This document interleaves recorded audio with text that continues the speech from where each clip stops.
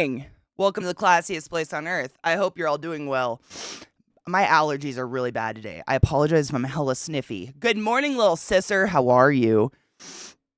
The pollen sperm is out and it has made me sniffy. Love it. Love it. Good morning. I hope you're all doing well. This is so hot and I want it so bad. Ah, yum. I know, the fucking plant orgy, dude. Like, I'm all about it. I want my plants to grow, but every time I see like a flower, I'm like, damn it, it's coming. The fucking snot is coming. Getting swamped by that tree cum, dude, for real though. Like, it doesn't feel bad, but it's just annoying. I hate being sniffy. I hope you're all doing well. Good morning, Curmudgeon, Revolticon, Kona, Bobo, Viata. Oh my god, Viata was first. Congratulations. Cocky, Crispy, Mathu, my little sister, Trouble, Solipsis. I think I already said Solipsis. Good morning. October music. Fucking good morning. I hope you're all doing fucking well. The sun is out and it's really nice out, but it means pollen sperm season. So we're here for it. Is my camera high? Yeah. How do you move every day? I don't move you piece of shit. Why is there a sexual caterpillar next to your face? Isn't this fucking cool? No shit. I found this. It's two different GIFs that I just lined up as best as I could to make it look like a congruent thing, but I thought it was cool with chat on it. Like chat goes up the caterpillar. I don't know. No shit, Sarah. So, my computer died. Like, died. I had to do a new build and everything. And all of the assets, basically, for my stream, like all the cool, like, layout stuff, like, none of it. Windows 11. That's all I have to say. It's a nightmare. So I had to make a layout from scratch. So it's a rough one for now, but it's here and I think it's cool. Right? It's mesmerizing. When I like open up OBS in the morning and just leave it up before I go live, I stare at it sometimes. I'm just like, look at those little feet. Look at them go. They never stop. I can watch it for quite some time. Yep, had to rebuild the whole thing, unfortunately. And like, Sarah, I can't even tell you, the Windows 11 is such a bitch. Like, it's not the worst thing in the world, and I understand for people that don't stream or don't like utilize a computer as deeply as streamers and content creators do, it's probably fine, but it's almost like they're Macifying it, like they're trying to hide files and shit. So like when you're coming from a PC and you're basically just wanting to clone that over because you work on your PC and you need all that shit, and suddenly you're on a new operating system that hates everything from your old operating system, it's a fucking nightmare. I hate it. Dude, Sarah, no shit. So get this. So Burning Man this year, the theme is Alice in Wonderland. I have been trying so hard to come up with some sort of cool costume idea to be the caterpillar, but it's so hard because it's 110 degrees.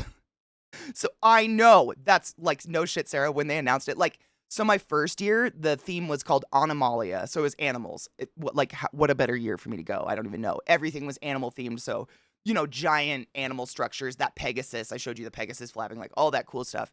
And this year it's going to be Alice in Wonderland. So I keep trying to think of cool costumes. But the caveat, it's like, it's borderline. You just got to skankify everything out because it's so fucking hot. You can't wear that much clothes out there. Like, you'll just die. Like, you'll literally just overheat. And so I keep trying to figure out a way to, like, translate this without, painting my body green or something. Windows 11 definitely takes getting used to. All the AI incorporated junk pisses me off. Yep, I hate the AI stuff. And it's like, curmudgeon, like, again, it's not the end of the world. It's just speed bumps that I'm not used to. But, like, for instance, GoXLR. We all know GoXLR, like, the company kind of went under, so there's no more support for it. So there's no, like, GoXLR does not, Windows 11 hates GoXLR. So if I restart or put to sleep my Windows 11 PC, it tries to reroute the entire GoXLR. And I don't, like, I mean, no shit, I was talking about this on stream the other day, like, kind of having a breakdown because I was so fucking frustrated with it. It is changing my settings on its own. Like, the computer literally is trying to be like, I know better than you. Even after I disable sources, like audio sources and shit, it's infuriating. And I was talking about it, and no shit, Genova's like, I'm not kidding, Katie. I just watched my volume sentiently drop 5% right before I typed, you sound kind of quiet. And he's stuck on it too. Like, I know it's not just me, which is comforting, but like, computers are a tool. Quit making them so hard to use. Fuck. Do what we did in college on Halloween. Just make it sexy and carry on a vape pen all day. Basically, that's it. I mean, that's what we do. But you have to have a backpack as well, because water. Except we had the real cigarettes. Yeah. Bad. Dark times. Dark times. My sister, I have to tell you guys, this it's just because Sarah's here. It's great. I'm going to grind up some weed. Um, I think we all, I mean, most of us probably dabbled with cigarettes and shit as kids, right? And, my sister would come visit me while I was in college, like come visit me and stay at my house. I lived in a townhouse with a couple other people, and she would, for good reason, good for you, Anubis. I was a dumb kid. I mean, I don't know. I still don't know why I did it. But my sister would come over, and I would try to hide it from her, and she would find my cigarettes and then hide them or crush them. She would literally fist all the cigarettes out of the pack and gush. Can you say better, little sister? Like, couldn't have asked for a better one. I know. Like, at the time, infuriating. At the time, infuriating. So upsetting. But, like, in hindsight, grateful that I have people around me that don't want me to do that, you know?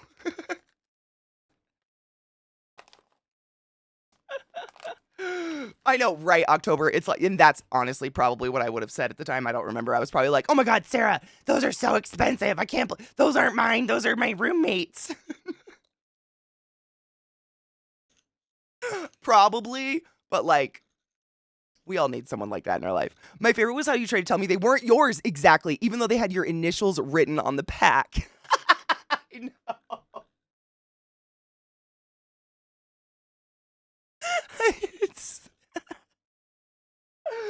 Oh man, we're such dumb kids though. Oh my God, Sarah, I told people the other day the story of you drinking my Diet Coke can with a joint in it.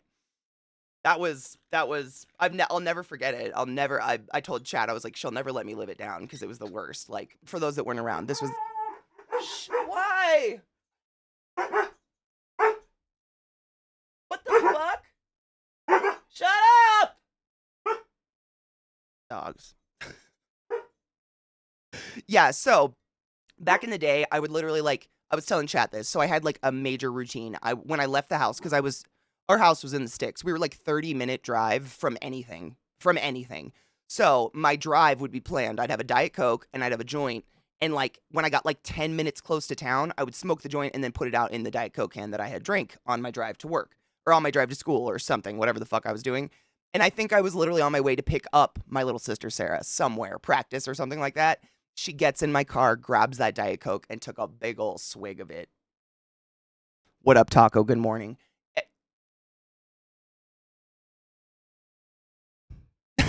I'm still so sorry. Like I've never done that. I have yet to accidentally drink a burn beverage, like a burnout beverage, like a beverage that is meant for the burns. I've never done it, and I can't even fathom. Like, I'm so sorry. As a kid, my friends' parents both smoked. My friends would dump the cigs in the toilet later in life. They're cig smokers now too. Are they really? You know what I've noticed is most people that had smoking parents don't smoke. As bad as my drinking someone's spitter at a party in high school because I thought it was my open.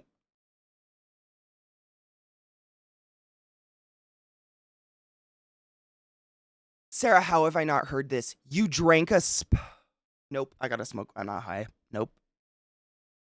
Like a spitter? Like a dip spitter? Oh, Oh, curmudgeon did it too. No, no, no. I'm gonna vomit. Oh, I would have. I would have died. I would have died. Oh my God.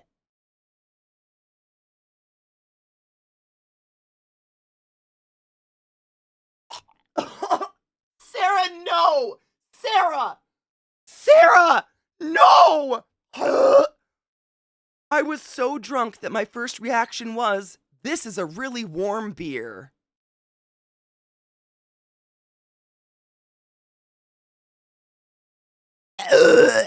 I'm Sarah. Man. It's fine. I'm fine. We have shared beverages since then, you little shit. And the fact that it was Doug's, that's hilarious. Sarah had a friend named Doug in school who was clinically obsessed with me, and I didn't know about it. I learned about it way later. Funny enough, that's the party where Trevor and I first sort of got together. Oh my God, Sarah, what if it was the spitter? What if you were just high on nicotine spit? Oh, I cannot believe you swallowed?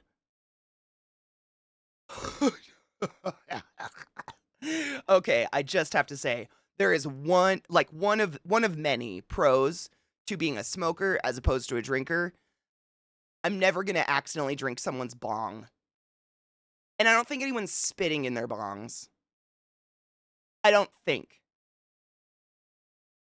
It's not fine. I'm fine. Music Man, no shit, 7 months, dude. I'm cheersing to you. Congrats. No shit, in my medical, where's my lighter? Experience, I've heard multitudes of times that quitting cigarettes is harder than quitting heroin. And it has nothing to do with the actual chemical addiction. It's the habit. It's replacing that getting up every couple of hours, going outside, doing like that habit of it. Seriously, it's one of the hardest things a human can do, I think. In my personal experience, just talking to people about it is one of the hardest things you can fucking do. Congrats. Cheers. Exactly, Matthew. It's the oral fixation. I know people that have quit by chewing on pens. Like they chew on a pen 24/7 to get rid of that oral fixation, but very much so, yeah. A lot of nicotine, a lot of the addiction to cigarettes is mostly the habit. And I know a lot of people that are like military and whatnot start smoking because if you don't smoke, you don't get a smoke break, you don't get a break. And I think that's really gross. Like I think that organization needs to look into their whatever. Cheers.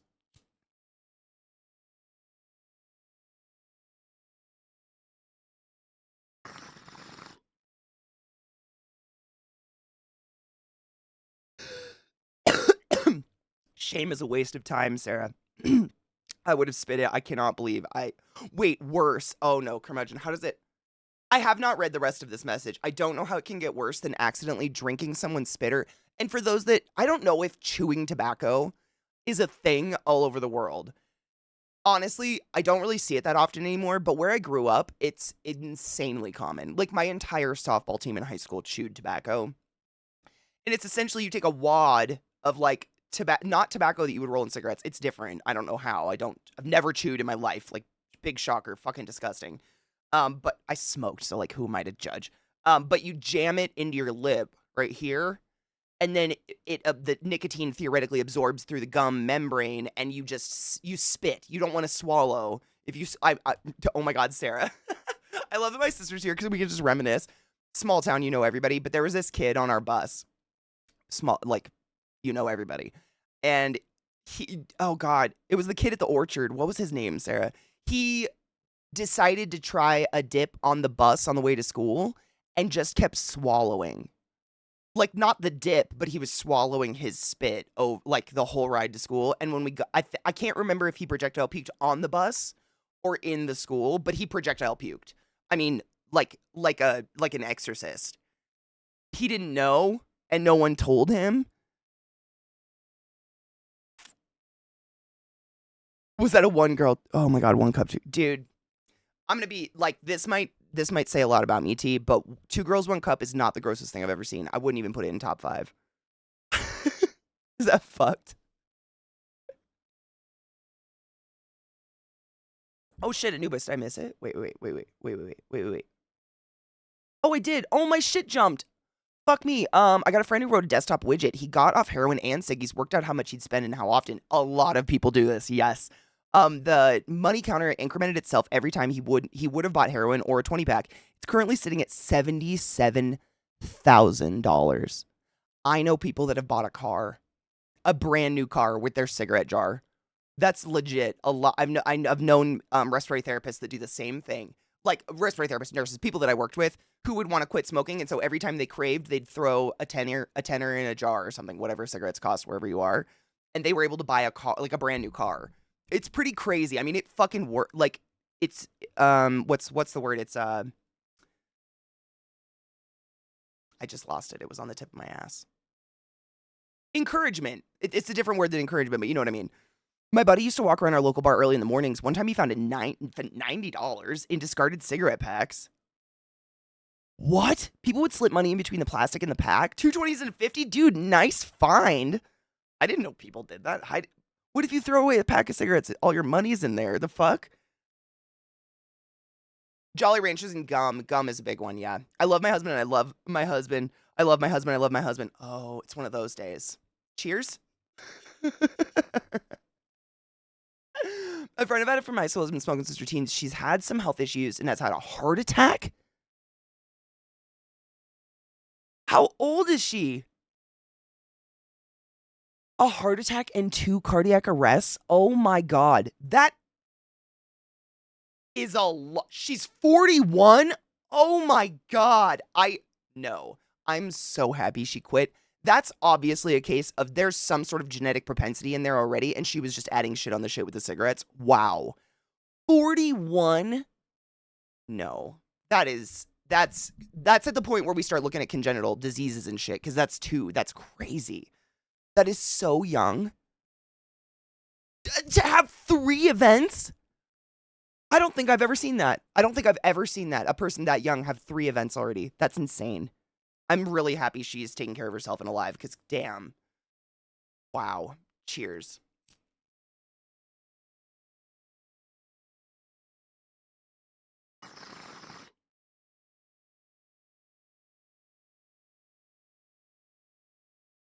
Chew is gross, dude.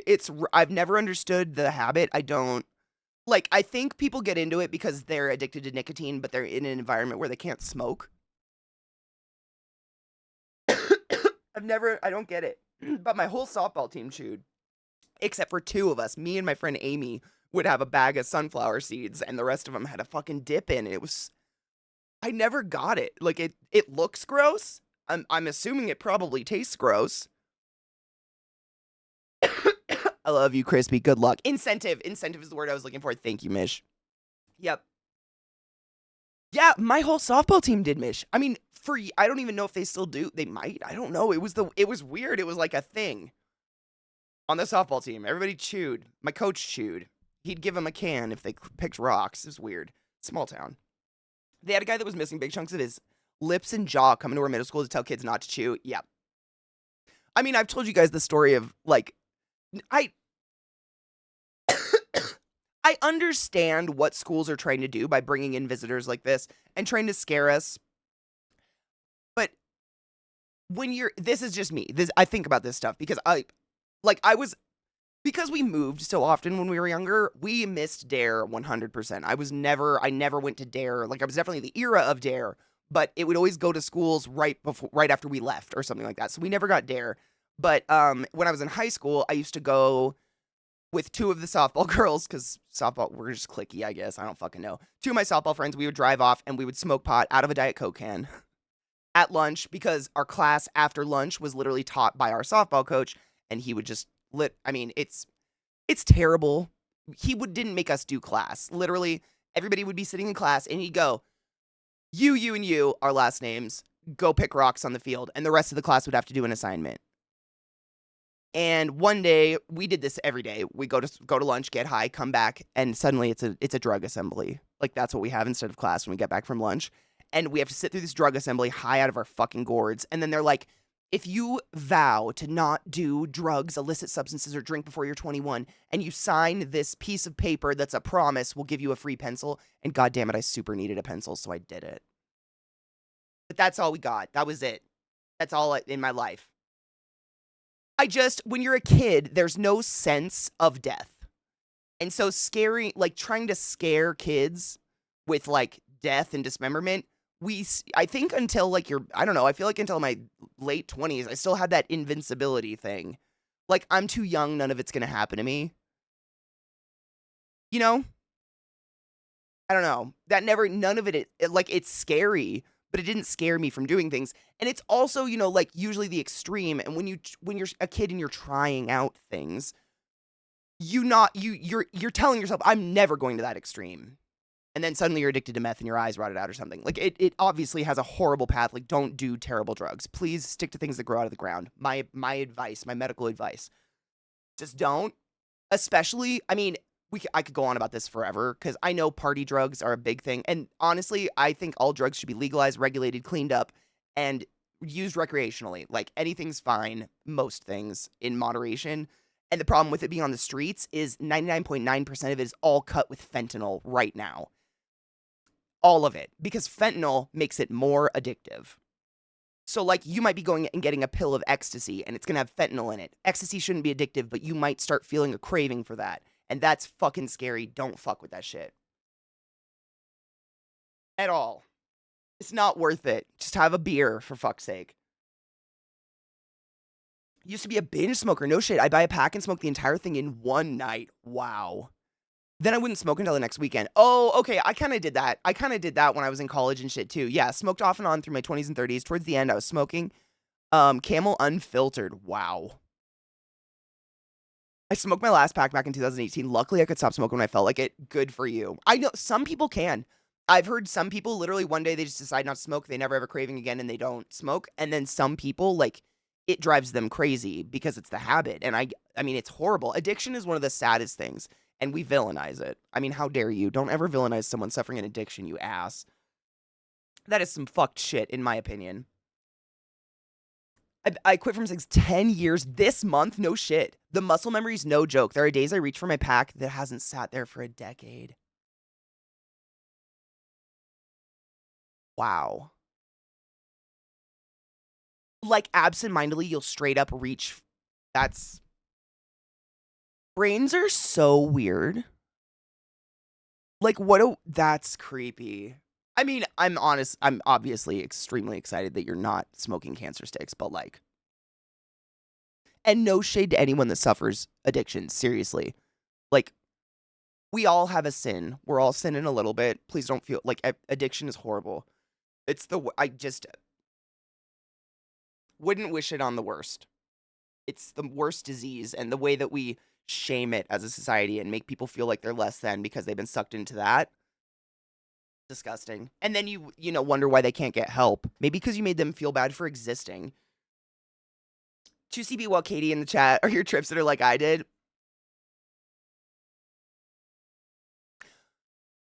So we all know that this is common. There are no drugs at Burning Man, right?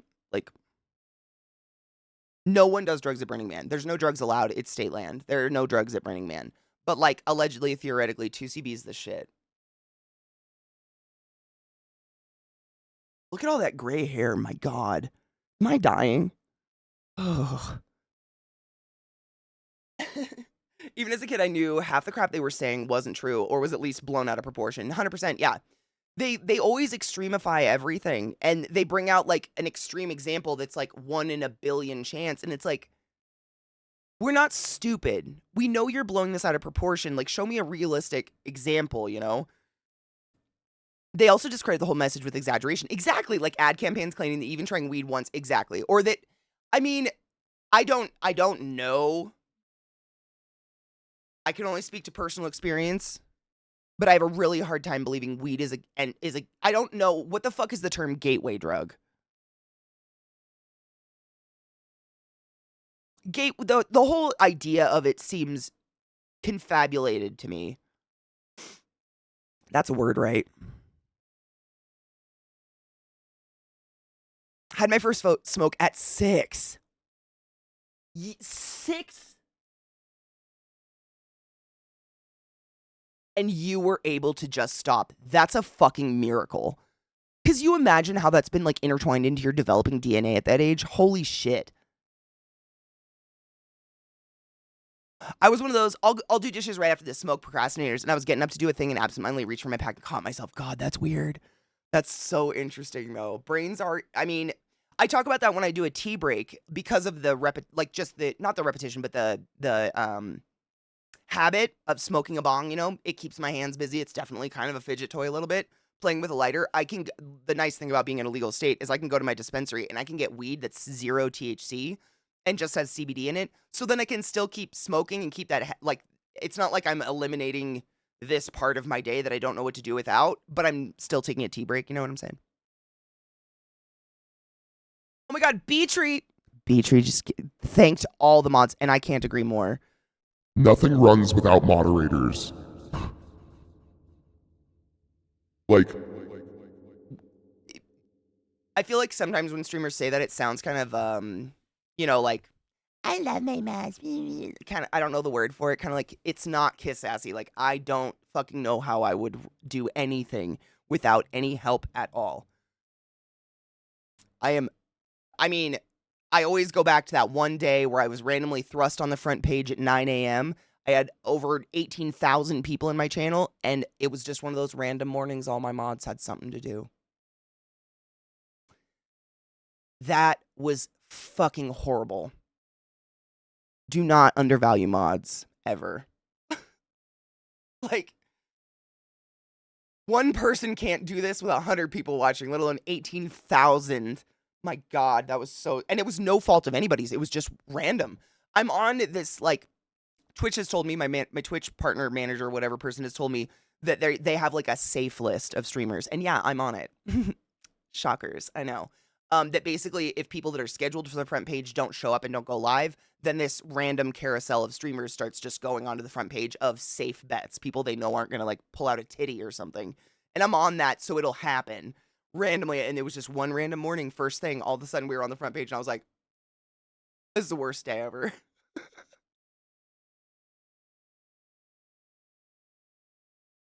I do. Curmudgeon. Oh my God. You want to know what's fun? So no shit. I live in a legal area, arguably one of the best because the weed is so stupid cheap, but I do grow my own just for funsies. I don't have to, but like every once in a while, really the only reason I did it is over the years, I've been just keeping the seeds that I find. So every once in a while, you get some weed with seeds in it. It happens. Shit happens. A male will get into the bunch and fertilize or whatever. And I just would, if they looked viable, they were dark and had the little lines on them, I'd save them. So, like, after 5 years, I had this little bundle of seeds, and I was like, fuck it, let's do this. And I ended up getting 5 viable plants. 3 of them turned boy, though.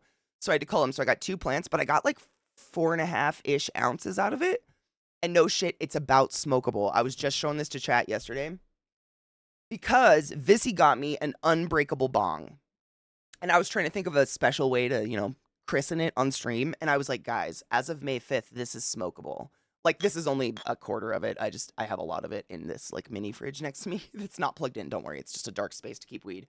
But, I grew my own, but it has, like, if you smoke weed or you've looked into it or listened to anyone talk about it, it's like a fucking process, man. You have to grow it for 10 weeks, and then you have to, you cut it, and you hang dry it, and then you have to trim it, and then you cure it for, like, 3 to 4 months. It has to sit in dark spaces and cure itself, blah, blah, blah. I don't know. Whatever. But I'm gonna smoke it on Friday, so I might die. I don't know. I'm nervous. I'm a little scared to smoke something out of my yard. Like, I've eaten vegetables out of my yard, but smoking something? The curing time, honestly, this mini fridge saved me because I couldn't see it, so I didn't think about it all the time. You know what I mean? Like, it was in this stupid little mini fridge, so I didn't. But the curing time was killing me. But yeah, there's actually rules across the U.S. as far as like what I've just heard from friends who smoke in legal states. Every state has like specific rules on how and how many you can grow at home. But as far as I know, most of the legal states, if not all of them, you can grow your own. But like, for instance, in Colorado, correct me if I'm wrong, it's 4 plants per adult person that you can grow in your house, but you have to grow them indoors. I don't. Please don't tattle on me. But I don't. You're supposed to grow them indoors. That I don't. I think it's just. This is just me conjecturing. I think it's they don't want kids to steal your weed out of your yard or something. Honestly, I have no idea why you can't grow it outside. I do. It was fine. But that's it. That's the stipulations on it. Like my dispensary that I go to all the time actually sells clones. Like when you go into, if you've ever been to a legal dispensary, it's like Charlie and the Chocolate Factory's like candy shop of weed. They're incredible. It's like a 100-foot wall of just everything, like all the edibles and then all the weed and then all the vapes and everything. And then there's one corner of the shop that's all lighted, like lit up, and it's a greenhouse. And you can go in and you can buy clones if you so choose. I might do that this year because I don't have any more seeds and I haven't had seeded weed in a really long time, so I don't have any. Imagine growing, dude. Can you imagine you know how they do those plant walls? A plant door.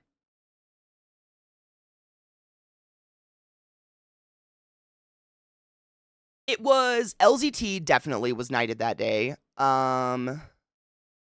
There was one other person that was like an emergency sword give, and I mean, honestly, all my mods, except maybe like 3, have all been given a sword in either a moment of desperation, like no one's here and I need help really, really bad, or they say something horrifically funny and kind of offensive, and I'm like, oh, yep, you get it.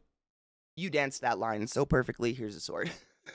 And it's worked out 100%. I've had no problems. It's great.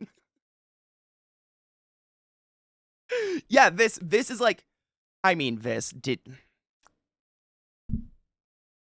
was that even necessary? Let's be honest. You can grow outside here, but it has to be fenced in and not visible from any public space. That makes sense. You can buy seeds in the US now. Apparently, seeds are okay to ship now because THC is below CBD levels. So no shit, curmudgeon. What I've like learned in states where it's decriminalized.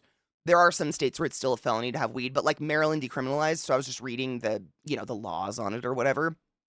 And what they stated was essentially the weed itself is not a problem until it is harvestable.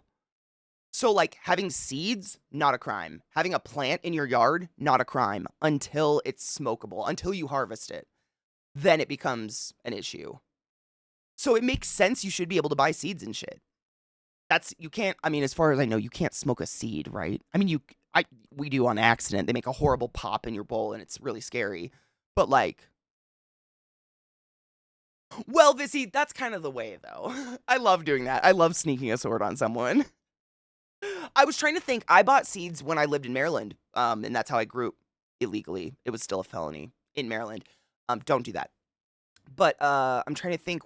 Oh God, it was a company in the Netherlands that I bought my seeds from, and it was a blueberry strain. Fuck. I'll have to look it up. Biden officially asked them to reclassify weed as Schedule. Whoa, as a Schedule 1? He asked them. Who's them? Sir Onlin, honestly, when we were studying like cigarettes and cancer-causing things and stuff in school, one of the most interesting things I learned was a cured tobacco leaf. Like everything burned that you inhale does have a level of carcinogen, like burning inhaled carcinogen, like it's there, but it's super minute. The vast majority of what is horrible for us in cigarettes, we add. Like, I don't know if this is true anymore, but when I was in school, Marlboro cigarettes, they actually had microscopic shards of fiberglass in the filters that when you inhaled, they would pierce the skin of the inside of your mouth, making you absorb more nicotine via that route as well as your lungs. And it was in chew as well, I believe. What up, witch, my love? How are you? Ooh, Royal Queen sounds super familiar. That might be it. Schedule 1 would be incredible. They do smell like hot ass. The pop scares me so much. If you look into tissue culturing, you could clone as many as you want for 250 to 300. Dude, no. Genetics, not my thing. Too much math. That's fucking sick. I mean, the cool thing about it getting out of Schedule 3, if you are unfamiliar with the stupid US, like, what the fuck music? US nonsense with classifying drugs or whatever. If a drug is classified as a what is it? I always forget the terminology. A Schedule 3, that means that we have deemed it too dangerous to even study. Weed. This right now that you guys have probably watched me smoke every single day for almost 10 years is currently a Schedule 3 drug with heroin. So we can't even, that's why when I read off all the numbers, I always say allegedly, and I make jokes, because we honestly don't know, because we're not even allowed to study it to get like, a good, it's just, that was the music did the beep. That was YouTube that time. Whatever that was. It was a song or something. I think the lower the schedule number, the better. Or a schedule, wait, why would he want it to get to be a Schedule 3 to a Schedule 1 then? Okay, so we're going from a Schedule 1 to a Schedule 3 then? Sorry, I mix them up all the time. I even forget the word schedule. It's really bad. It's reversed. Okay, it's backwards. Sorry. It's backwards. Same issues stand though. So if it's a schedule 1, all of the things I just said still apply. Sorry. I fucked it up. I flopped the numbers. LZT, my love. Thank you for the leather advice. I didn't want to bother you, but I did it.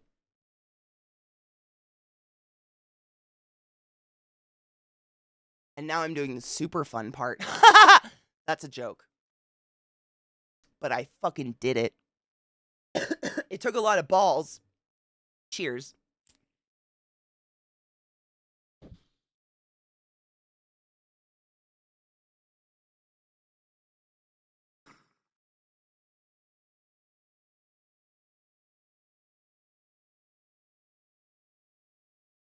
Oh my god, I just taught myself how to do an eyelet literally 2 days ago.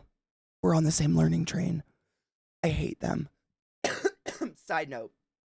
What up, Vex? How are you, love? Good morning. I don't.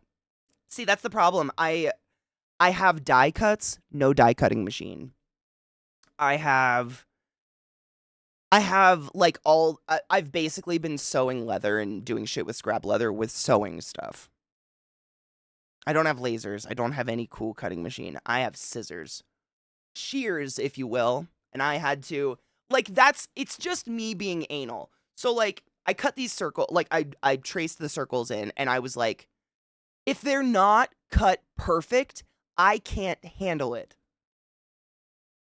It's just OCD. I know it is, but the amount of beautiful things I've thrown in the garbage because they're not perfect, it drives me nuts. And so I was looking at these traced circles like, no human can cut a perfect circle out of thick fucking, like, upholstery grade leather. It's impossible. That's not going to happen. So I was trying to think of, like, a cookie cutter way, like any fucking way. And I have a circle punch, but the holes are too deep into the leather to get the punch in there, so I couldn't do that. I have die cuts, like I said, no die cut presser, so I couldn't do that. It's too thick to do the rolling pin method. So I literally just had to get super fucking high balls up and use scissors, and I hate it. They're not perfect. But I did it, so whatever. We're here. Oh, man. Sewing leather sounds like an album title from the 90s. It's horrible. I've destroyed my fingertips trying to jam things through leather or just material. Robo, my love, how are you? What up, Reasonable, by the way? How are you?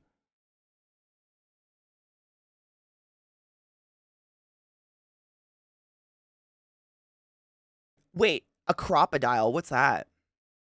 I hope to fuck to never do this again. No shit. On eBay? You know what? I didn't even think to look there. I was because I have die cuts and stuff, but this is, I mean, I don't know why I chose to use this, but it is dummy thick. I mean, it literally, I had to use like garden clippers to like get through the leather. It's stupid thick, but I'm making a Jinx outfit. It's not a game mask. It's going to be a Jinx thing, you know, because I'm obsessed. Anyways,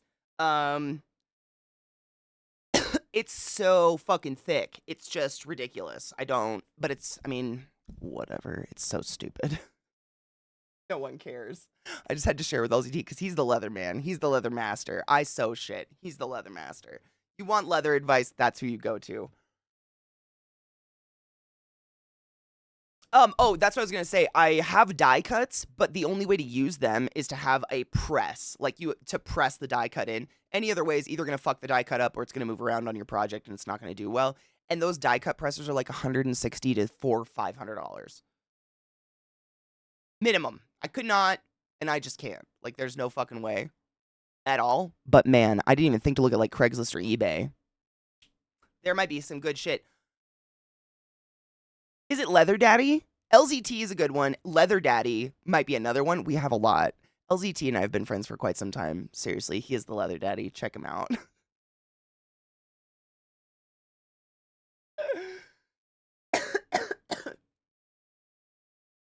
I need to burp.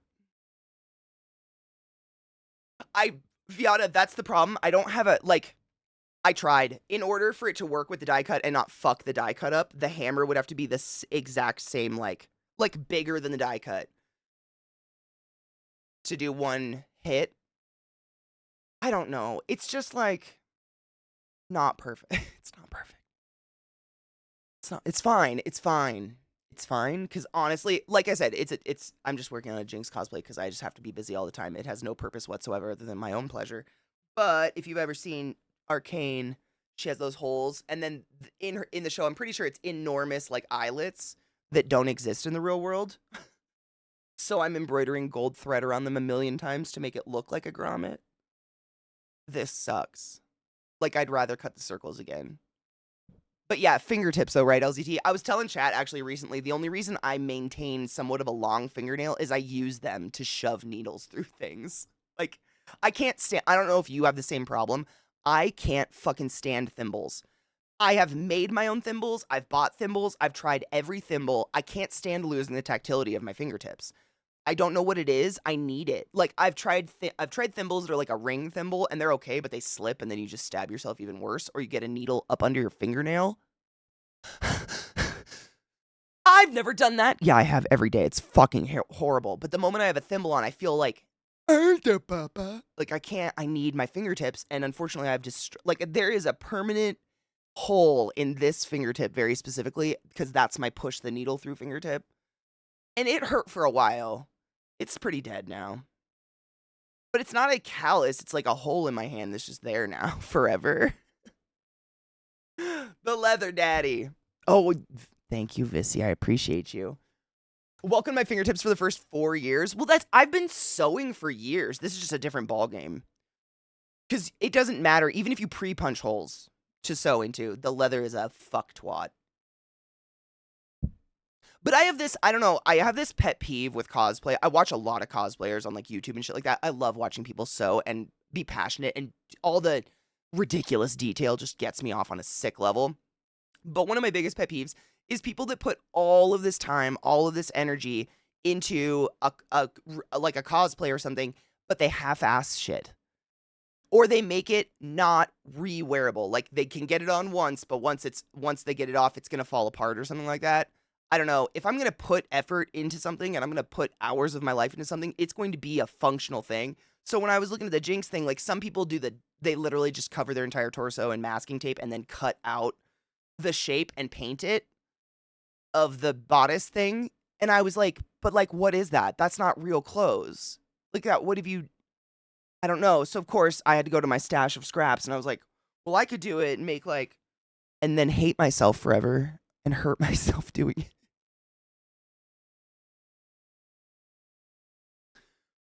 It keeps me busy. You gotta keep the invasive shit out, right? Yes, Anubis, one moment.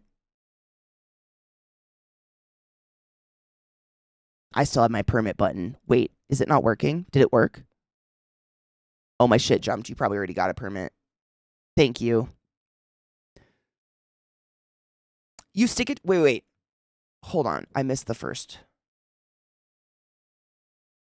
If you draw a circle on leather with a compass, you poke a hole through the middle with a needle. You can then use an X-Acto knife. Oh!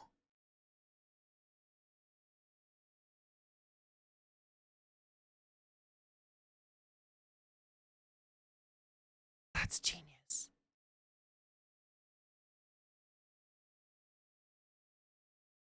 I'm gonna have to try that, curmudgeon. That's an idea I had not been. That's like the most sensical way someone has given me an idea yet. That sounds hot. I'm gonna try that.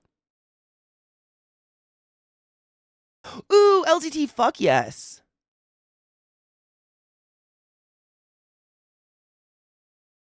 What's an arbor press? You detest thimbles. All right, it's not just me. I'm so happy. I feel stupid because I watch a lot of people and they're all using thimbles. And I'm like, what? How do you feel what you're doing? I'm like feeling, I don't know. I can't stand them. I've tried them all. I've tried all of them. I can't stand that. None of them, other than the ring ones, which they're kind of more dangerous. What up, Queens of Loznay? How are you, love? My grandma had a thimble collection too, though I never saw her use one ever. What the fuck is that? I'm not kidding. I made my own because I was so frustrated with how much my finger hurt. Where is it? I don't know where it is. And I still hate it. I don't know. I looked up a tutorial, made my own, and I'm still like there. I just need my finger. I need my finger. I need to feel it. Like shocker. It's like we want to feel our fingers. If you're going to ask something, the least you can do is full ass it. I'm saying it's probably a stupid nitpicky thing of mine, but I just if you're gonna put time and energy into something, it might as well be something that's worth a damn. You know, in my opinion, it's gonna for me. Like I don't make things that aren't gonna work. Like that pisses me off because that's fast fashion. That's what we have. I make my own clothes because I can't stand how fucking shitty the shit I can afford at a store is. Fuck. You know? Hold on, I gotta click this.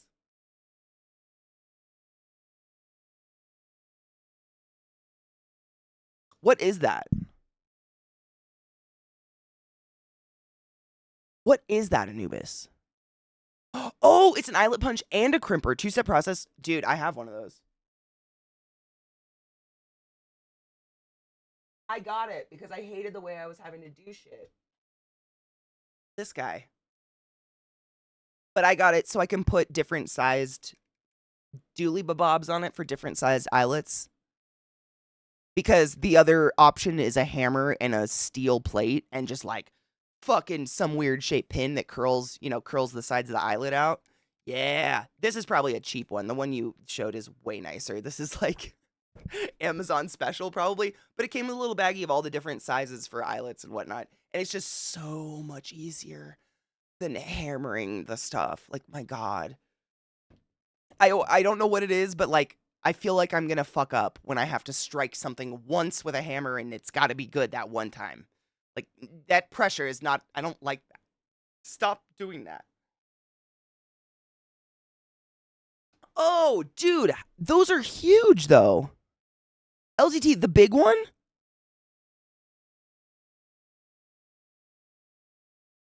Leather pads for fingertips. You stick it to your finger by. Oh, what? This, will you send me a link? Because that's essentially what I did, the little thimble I made recently. I tried doing that kind of concept. What did I do with it? I don't know. It's in my sewing scrappy pile over here. I don't know. I tried, essentially, like, it was a little leather, like, finger cap, but then it had a hardcore leather circle on the inside to protect my fingertip, and it was just not good. It was basically, like, the same problem with every other fucking thimble ever. Cutting around a glass or something else with an X-Acto knife wouldn't work. The problem, normally, yes. So, like, when I make these guys, for instance, my little, like, fisticuff things, this is made of, like, really soft, thin leathers. So, like, yes, these X-Acto knife, super easy. Maybe there's an X-Acto knife in the world that does this level of leather, but I don't have it. Like, this leather with an X-Acto knife is essentially a stab saw, like carving a pumpkin situation, in which case you end up with weird little chisel marks. Same reason I fucking hate carving pumpkins. You can't get it perfect without some sort of hydraulic tool I don't have. It's obsessed. No, Sarah, have you seen Arcane? The show on Netflix? It's Jinx. It's Jinx cosplay. It's her top. It's the middle of the top piece. Oh my God, Sarah, it is really fucking good. Holy shit. I've never played the game it's based on. I have no clue anything about it. It is fucking beyond. The animation style is some of the most beautiful animation I've ever seen in my entire life. I'm a little appalled you haven't watched it. It's literally about two sisters who get torn apart. Sarah. Get on it. You can't come in my house till you've started it. That's not appropriate.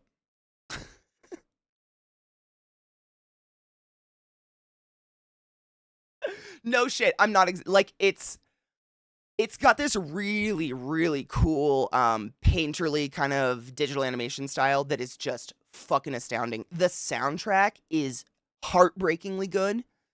The character development, and I don't know if you watched the Fallout show, Sarah, that's really good as well. You need to know fuck all about Fallout to enjoy it. The show is so well done. We're not talking about it, like, spoiler-wise, until May 23rd. That's the date we gave it. We gave everybody like what 6 weeks to watch it if you haven't, because some people don't like to binge it. I get it. Um, but the girl who plays Lucy in Fallout, the Fallout show, voices Jinx in Arcane. I might be obsessed. It's fine. Yeah. Her, and no shit, get this. Outside of these two shows, she's British. Would you have ever guessed? Because I wouldn't have. Her accent is so good. Her American accent is like, I don't know. I mean, it's not like I'm out there like, oh my God, that American accent's shitty. Hers, I would have never fucking guessed. No intonation at all. Me too. Yeah. I saw like an Instagram interview or something like that, and I was like, she's fucking British? What? Me neither, Trouble. I've never played, what is it, League of Legends? I play TFT, which is like a League of Legends auto chess. It's like League of Legends themed auto chess, but I don't know. Like, I know nothing about the characters from the game at all. The show. It's almost hard to watch because the two sister thing, like anything that has to do with sisters, obviously, is like, we're the sister. Like, it's a little hard, but oh God. I'm a little sad. Seriously, you'd love it. I know you will. The soundtrack's off the charts, and the animation style and the characters. Like, I think you'll really love V. That's my vote. I think you'll be obsessed with V. Let me grab this link from this. My chat's doing that weird like chunk load thing. I think I'm gonna reload my stuff. Hold on. I got the thimble pad. Good. I'm gonna keep that one. It's just, it won't load any chat, and then all of a sudden it's like 5 chats at a time. It might be because I have it open on 2 different computers. I'm going to... That's what I'm going to do. Thitherth.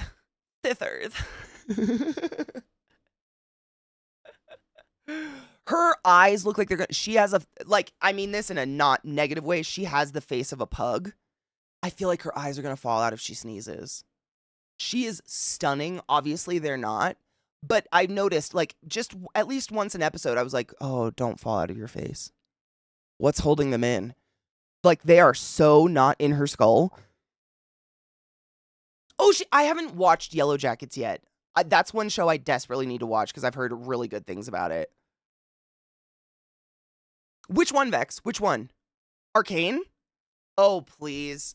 It's like, I feel like Arcane, the first episode, badass. Second episode, they do some character development with some of the more boring characters, like the political characters and shit, like Jax and whatever. And then it starts to get real fucking good. And the way that they left us off with that show, I'm so glad that there is absolutely a new season coming out. So no worries. It's not like I'm baiting you into a show that's been canceled.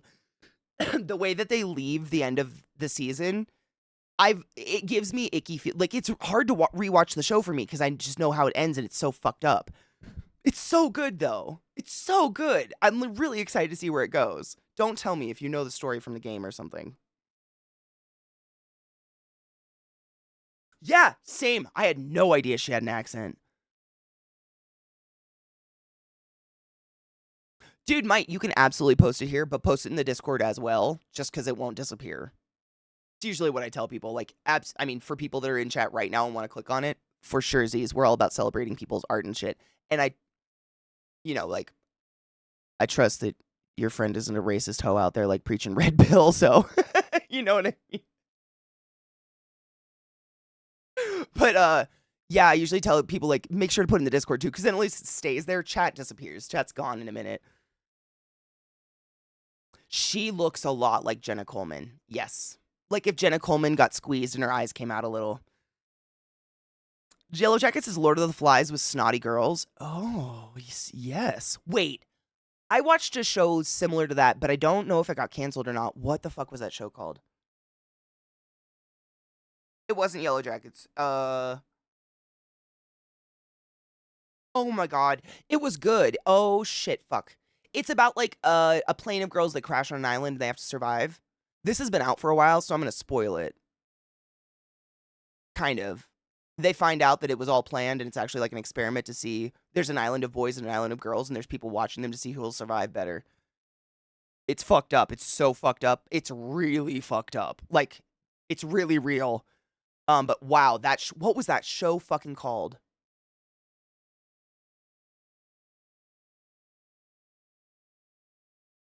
Oh, man. Oh, it's gone. I don't know. Grey's, but just to play. Wait, Grey's Anatomy. I've only seen one episode. The first episode, the main doctor chick literally puts the bell of her stethoscope on a person, wrong side down, and then like looks at the camera and is like, "I can't hear any breast sounds," and I fucking checked the fuck out of that. No, I can take a certain amount of medical fuckery in media because I understand you want a Hollywood shit. You love to shock a dead heart. You love doing that, which will never fucking make sense to me ever. But come the fuck on. It wasn't even a cardiac stethoscope. Like, if it's a cardiac stethoscope, you could use both sides of the bell. One's for cardiac and one's for breath sounds. Sure. No, it was not. Stop it. Stop it.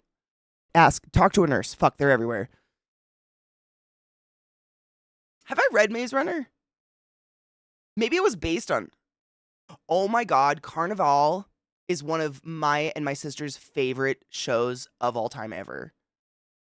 That show was so fucking beyond its time. It's still so good. I rewatched it last year. Oh my God, Oos. I rewatched it with Zach because he's a big fan of it too. Like, that was one of the things we bonded over when we first met, is I don't know what.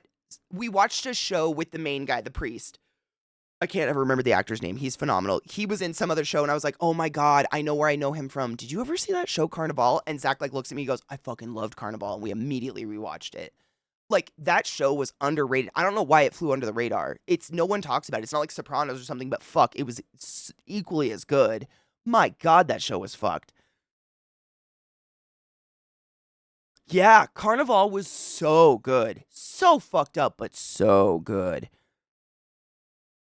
No shit, Cocky. So season 1 of this show I watched was only watching the girls, and at the very end, I can't remember exactly how it ended, but they find out there's an island of boys somehow, and like then you get like some backshot, some backstage footage of like the people that are watching or whatever. But it was all the girls, and it was really heart wrenching. It was serious shit. It was like not Mean Girls on an Island. You know what I mean? There was another big series they had a power supply from a computer. Instead, they pulled the hard drives and lifted the PSU up. I feel like I know what one you're talking about. There's too many shows. And then they either like when did Arcane come out? The show. It's been years, multiple years, but a sequel was confirmed and it's actually like coming out now. But man, so much time goes between these shows. I start to wonder, were they canceled? The Wilds! The Wilds! Yes, did you watch that, Sarah? It's fucked. It's good, but I don't know if I hope they come out with another season. Oh, dude. That's it. The Wilds. I think it's on Prime or something. Who the fuck knows? You guys know how to get things otherwise. The computer stuff is so bad, and it probably ages me, but a very common saying in our house when we're watching a piece of media where someone's being just ultra, the enhance. Zach and I, it's inside the computer. Every time, like, I can't tell you the last time I saw Zoolander, but do I quote that a lot? Yeah, because it feels really real. Watch it, Cocky. It's good. It's real it's like, it's young girls, but it feels very adult themes, death, like trigger warning, like, it's an actual plane crash. Like, it's legit, it's really fucking, it's like worst case scenario fears kind of shit, dealing with infection and stuff like that. It gives me creeps thinking about it, but really good show. Oh, so it only ran from 2020 to 2022, so it was canceled. Boo. Jade, my love, how are you? I'm actually out of beverage. We should probably take a break. I need to get my water. I left it in the kitchen, I think.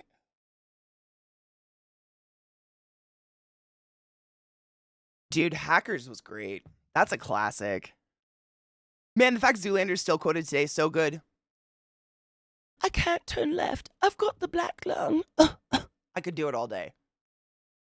Though there was like a precious time in media where there was good comedy. Just like stupid comedy coming out that made me laugh like a dumb bitch. And I don't know what happened. It's gone now. When a stranger calls, the call is coming from inside the house.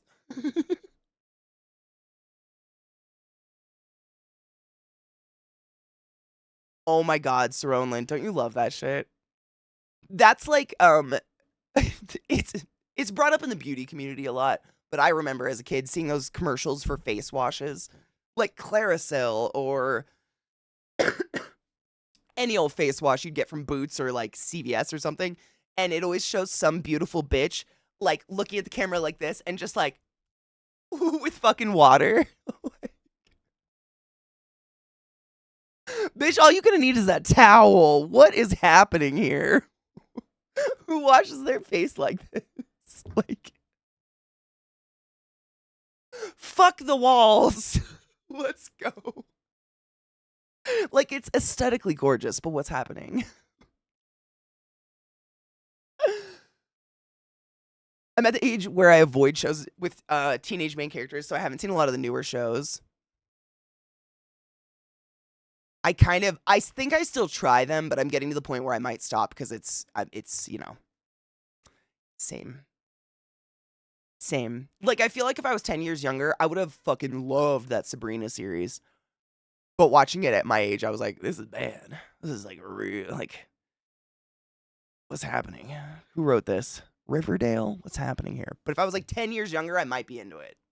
Maybe. The school for kids who can't read good. What is that? A school for ants? Anything small is a whatever it is for ants, right? I'm not the only person that does this. I'm not an ambi-turner. Yeah, anything. Like, what is that? A spoon for ants? What is that? A bong for ants? Is that a lighter for ants? Anything. Oh, yeah. Mike Myers, dude.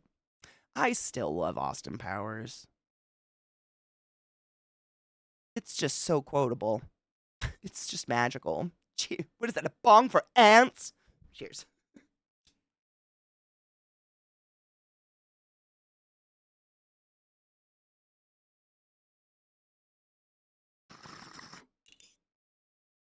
Headbutt your wave, your face is great.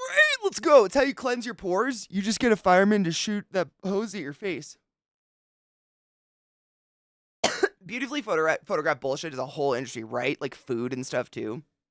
What up, C-Town? How are you, love? Heartstopper? What is that?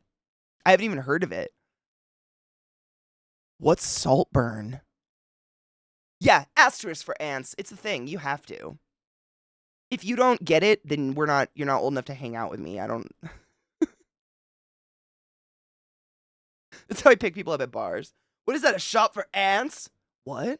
For ants? Oh, no, you're too young. Yeah, what is Saltburn? Oh, wow. Okay, so I need to watch.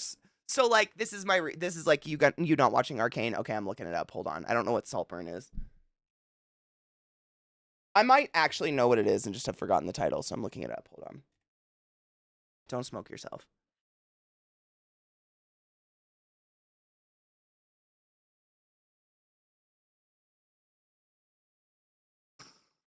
Nope. Oh, it's a movie. Nope. I have no clue what this is. Oh, it just came out. Come on, guys. Came out last year.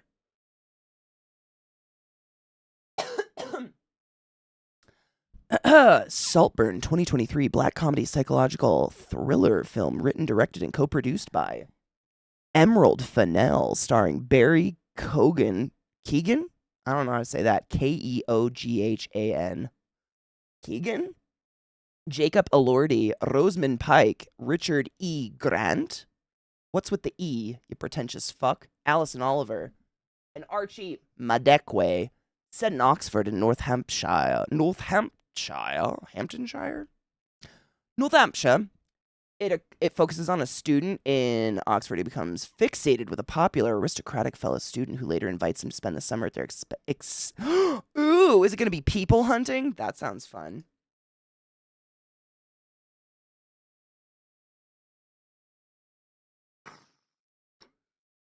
Right, Revoltcon. If I suddenly start singing the Gummy Bears song and you're like, oh my god, where'd you hear that? That's so catchy. You're too young. Oh, which I get that a lot. I have a really bad case of secondhand cringe for people. That's why I can't watch Riverdale or that. Like, I did watch the new Sabrina series up until a certain point. I didn't finish it. It got weird. But I just get this horrible, like, secondhand embarrassment, and then my butthole gets so small. I'm like, I'm never gonna shit again if I keep watching this. Like, I must stop. Same, Vissy, I can't do it. Like, my skin starts to viscerally crawl. I cannot fucking do it. He's Richard E. Grant because otherwise he'd be Richard Grant Esterhuizen?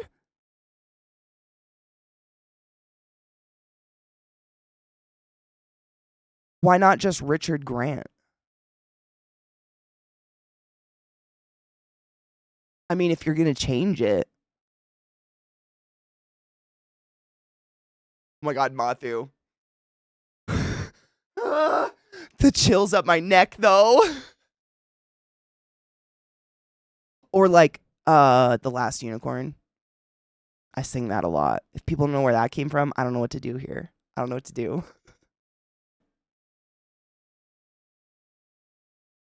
Shoo. I ain't got time. He's from Eswatini. Where is that? I'm going to Google it. Let's not be ignorant together. Eswatini. Africa, Eswatini, country in southern Africa. After the Second Boer War, the kingdom, under the name of Swaziland, was a British High Commission territory from blah, blah, blah, blah, blah. There's a whole lot there. Sick. Now we know. Thank you. It's so easy to not be ignorant. I'd much rather learn how to say someone's name. And just like, you know, oh yeah, it's because they're from a country where we don't speak the language. You know? I don't know. It feels so stupid when we have all these tools at our fingertips to not be ignorant chuds anymore. You know what I'm saying? Richard Eswatini Grant. I mean, yes, I know, break. I was just going to say I was going to put my bowl upside down. It's hot. Hot fire. I'm going to put my bowl in my ashtray. We'll take a break because I got to pee.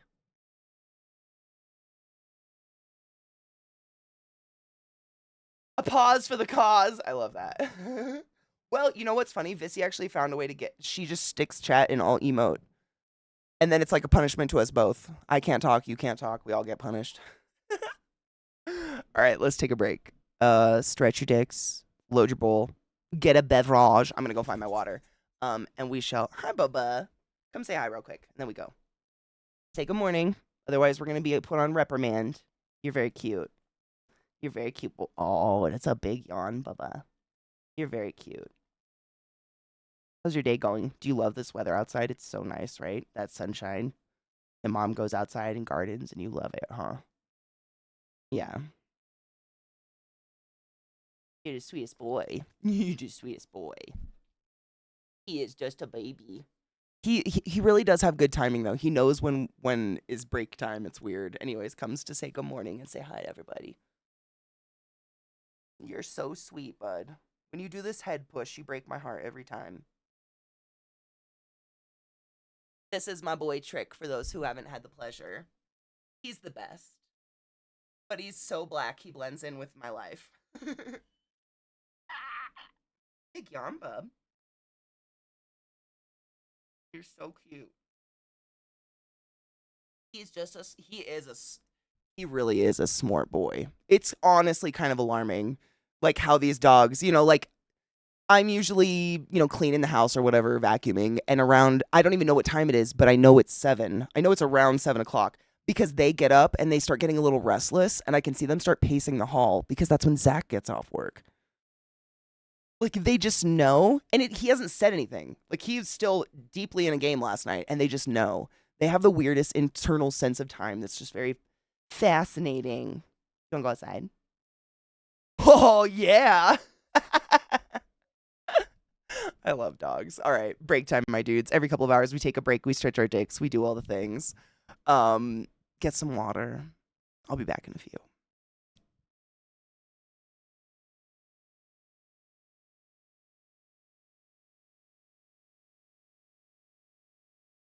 Welcome.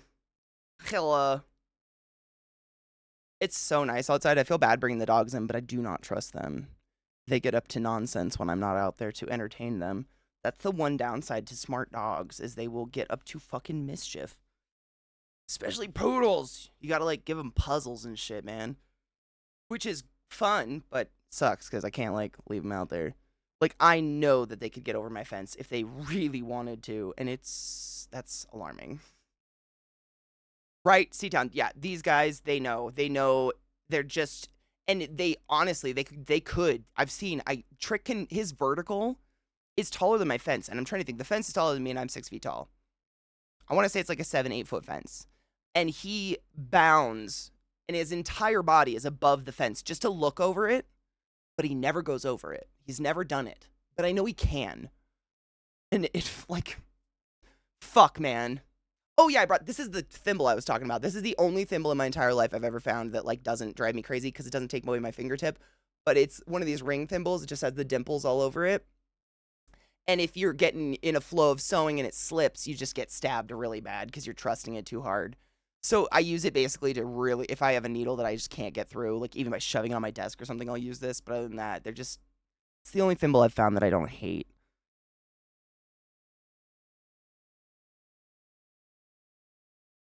I forgot my fucking water. Damn it. Oh well. I got caffeine at least. Great. Wait, what a theme song of a show that goes hard but has no right to do so. Oh my god. A lot of theme songs are great. I feel like every show that's come out since Game of Thrones though just uses the Game of Thrones like and looks over some digital map recreation of the map of the show. I don't know. They're all exactly the same nowadays. Oh god. A good opening that has that has no right to. Oh my god, what was that show? Oh fuck, hold on. I didn't really like the show, but the opening song was so addictive for some weird reason. Oh, hold on. It was an HBO show. Fuck. Hold on, I have to turn the music off. I have to think.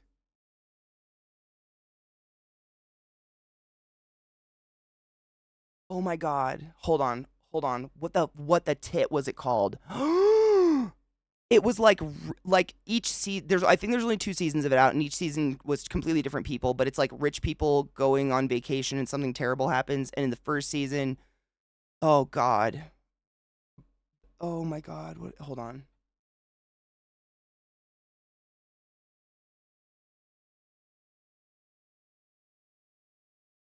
Not Westworld, although Westworld was great. I don't even know what the opening to Westworld was, to be honest.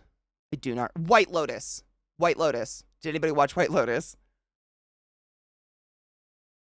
The White Lotus theme for some reason slaps.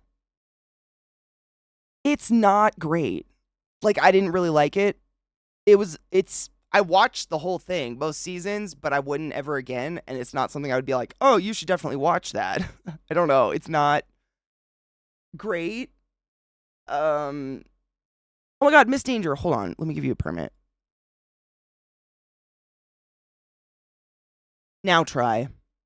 There we go. Have you used those? See, I was saying I've tried. That's one I haven't tried yet, but I haven't tried it simply because I can't stand losing my fingertip tactility.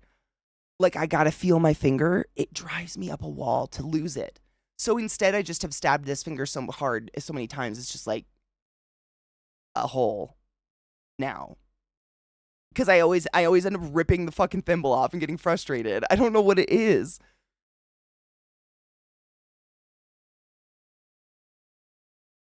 Death Note was pretty decent. I didn't hate that at all. Hold on, let me I literally my Google HBO show about people at resort. First thing that came up was fucking White Lotus, so but I often turn other songs into this song because it's got this part where it goes woo, woo, woo, woo, woo, and I can't not do that. Hold on, listen. I'm gonna play it because it's not bad. I mean, I think this is the only reason I watched the show. And it has I'll show you, right? It had no right to be as good as it was. White Lotus, yeah. It's one of those shows where each season is a completely different story, new cast, whatever, new everything. But I'm trying to it's not that good. Like I wouldn't waste your time hours on it. It's okay. It's like I think both seasons take place at some sort of resort where a bunch of rich people are just there, and something terrible happens in each season, and you kind of it's like a you're kind of getting slices of life of these different people and how they interact with the world and their rich snobbery in these resorts while this terrible thing is also going on in the background.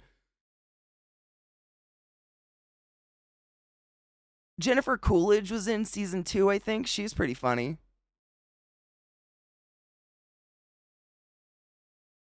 Yeah, it's one of those like I watched it all.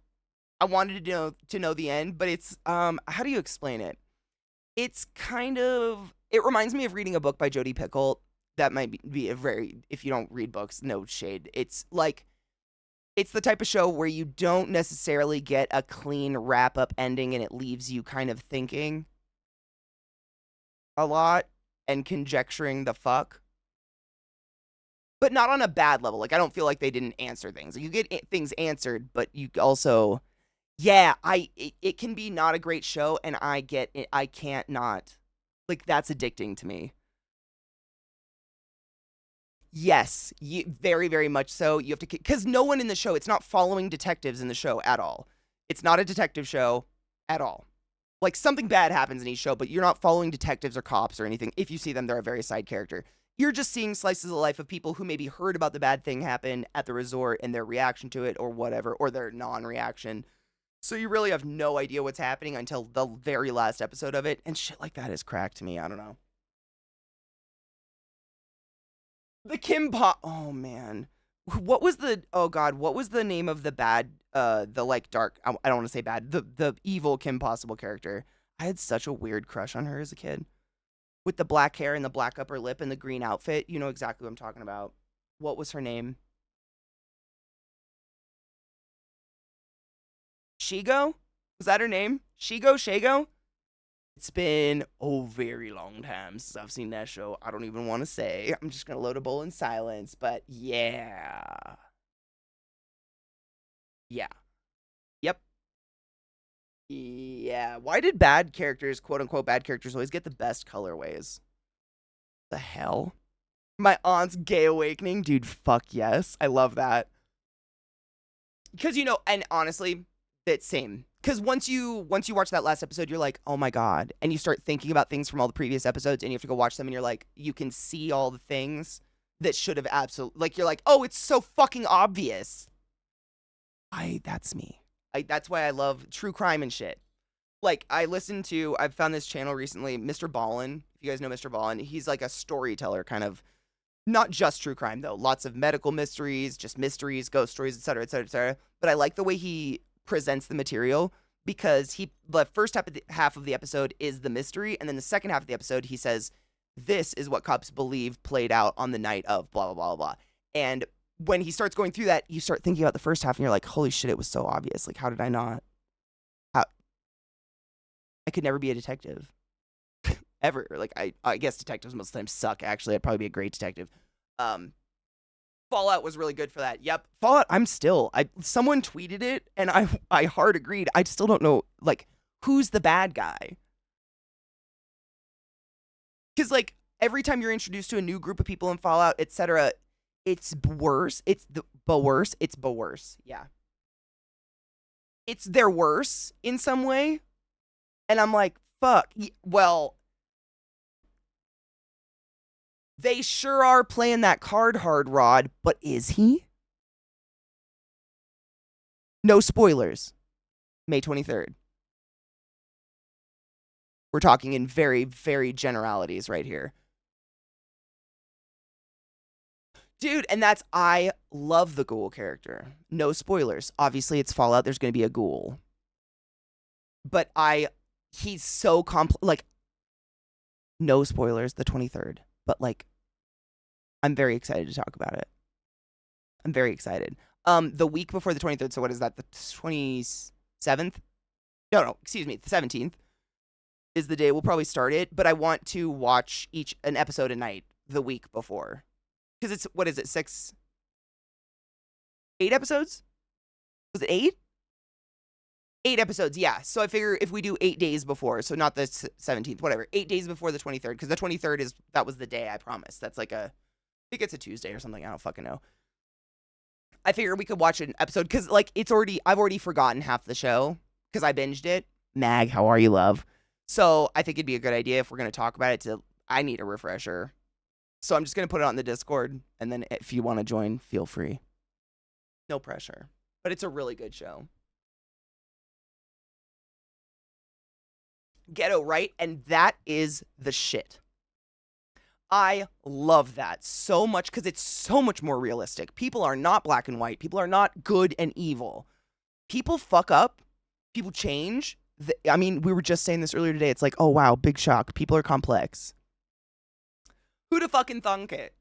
Who'da fucking thunk it? And I love that representation. I love it when it's not 100% clear who's, if there's even a bad guy. Like, what's a bad guy? Like, that's not really, Which games? Kel, the Witcher games? I heard they canceled the series, by the way, because they changed the actor. Which is crazy. Yeah. Well, that's kind of the, I mean, correct me if I'm wrong, because I've watched people play the game and I've watched some of the show, but Geralt is kind of an anti-hero-ish, right? Or the Witchers themselves are. Correct me again. I don't know it 100%. But that's them, kind of, right? Like Grey Jedi-esque kind of concept. What is a bad guy and a good guy? Exactly. And I don't think, like, when they make it super clear, they're starting to define shit that's not really defined. Oh, he is. He's a hero trope. I thought there was, because why did I think that? Why do people hate the Witchers? Isn't there something about the Witchers? Or do people revere them? I used to say rever before I, stopped reading and started talking. They're impartial. They're impartial who are supposed to take out monsters, and that's all, right? So, like, it could be someone's mom, but if it's a vampire or a witch, they're just going to kill it. There's something about them. Why do I think that? There's something, like, there's the controversy with the Witchers or something, right?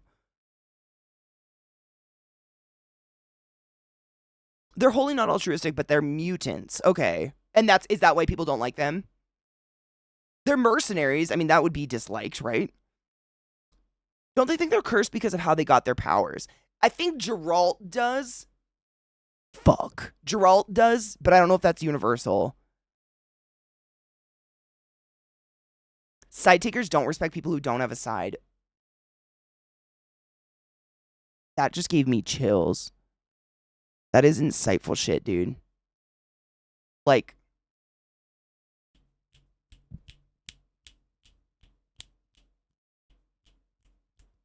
snaps. That was beautifully said. That was beautifully said. That literally gave me a chill. That was wonderfully said.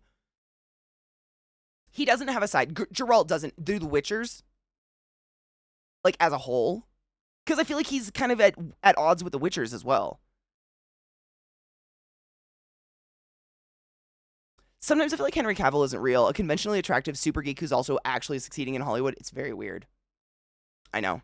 It's very, very odd. He's an alien. That's my personal opinion. They've been bred to be superhuman to be powerful to kill the monsters, right? So is it like a hate jealousy kind of thing? How do they choose someone to be? Well, I guess they don't. They're bred that way. What up, Bran? How are you, love? The treatment to make someone a Witcher gives them a huge libido. Some jealousy is probably in there too. I would imagine I would think it's a jealousy thing. But if they're bred that way, then you're born that way, I guess, right? I guess, if I'm understanding it right. I fucked my back up, man. I don't know what I did. Yeah, Witcher didn't give a fuck about anything. That's the gist I get, which kind of is, people don't necessarily love that. What up, Race? How are you, love? And they're powerful. People will resent them for that. I mean, and they don't pick a side, and therefore I don't really think they follow, like, any governing body, which is probably very I would assume people don't like them. Because they kind of override, right?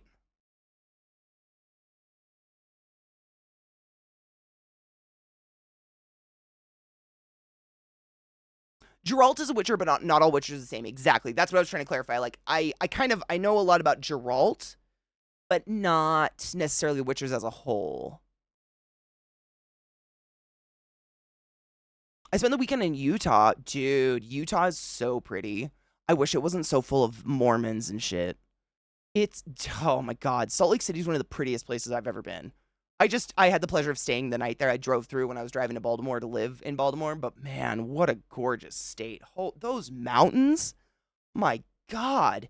It's like a fucking painting. And I've lived near mountains my whole life. Those mountains are stunning. Oh, so they do. They choose a child.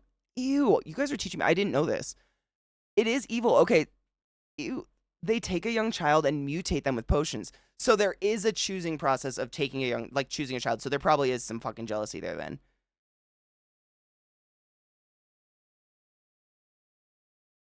The Witcher philosophy is supposed to be neutral, but we know that doesn't happen. There are many schools that are less moral and more mercenary. Okay. Witchers are mostly orphans? Dude, day off playing Diablo 2? Fuck yes. That's a beautiful day. Geralt has only ever teamed Syrian Yen. Yeah, he doesn't like have any allegiance. That's the word I was trying to think of. Any allegiances anywhere other than personal, right? That's the gist I got from it too. Many of the kings and lords are very hostile to him, which, yeah, I got the gist of that. Like, I didn't get the gist that people were like, oh my God, Witchers, and like worship them. It was more of a fear because Witchers will do whatever they deem the job, regardless of anybody else. I didn't get the hero thing, but again, I have not played the game, just watched it. I don't know. Raven's Watch. That sounds really familiar. Hold on.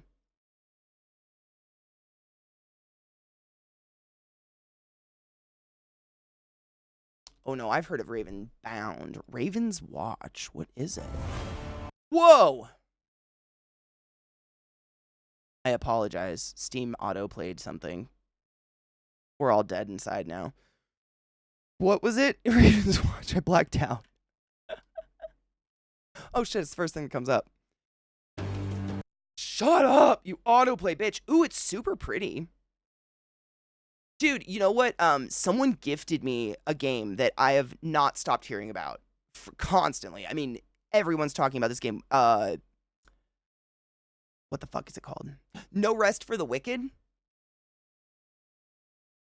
Has anybody played this?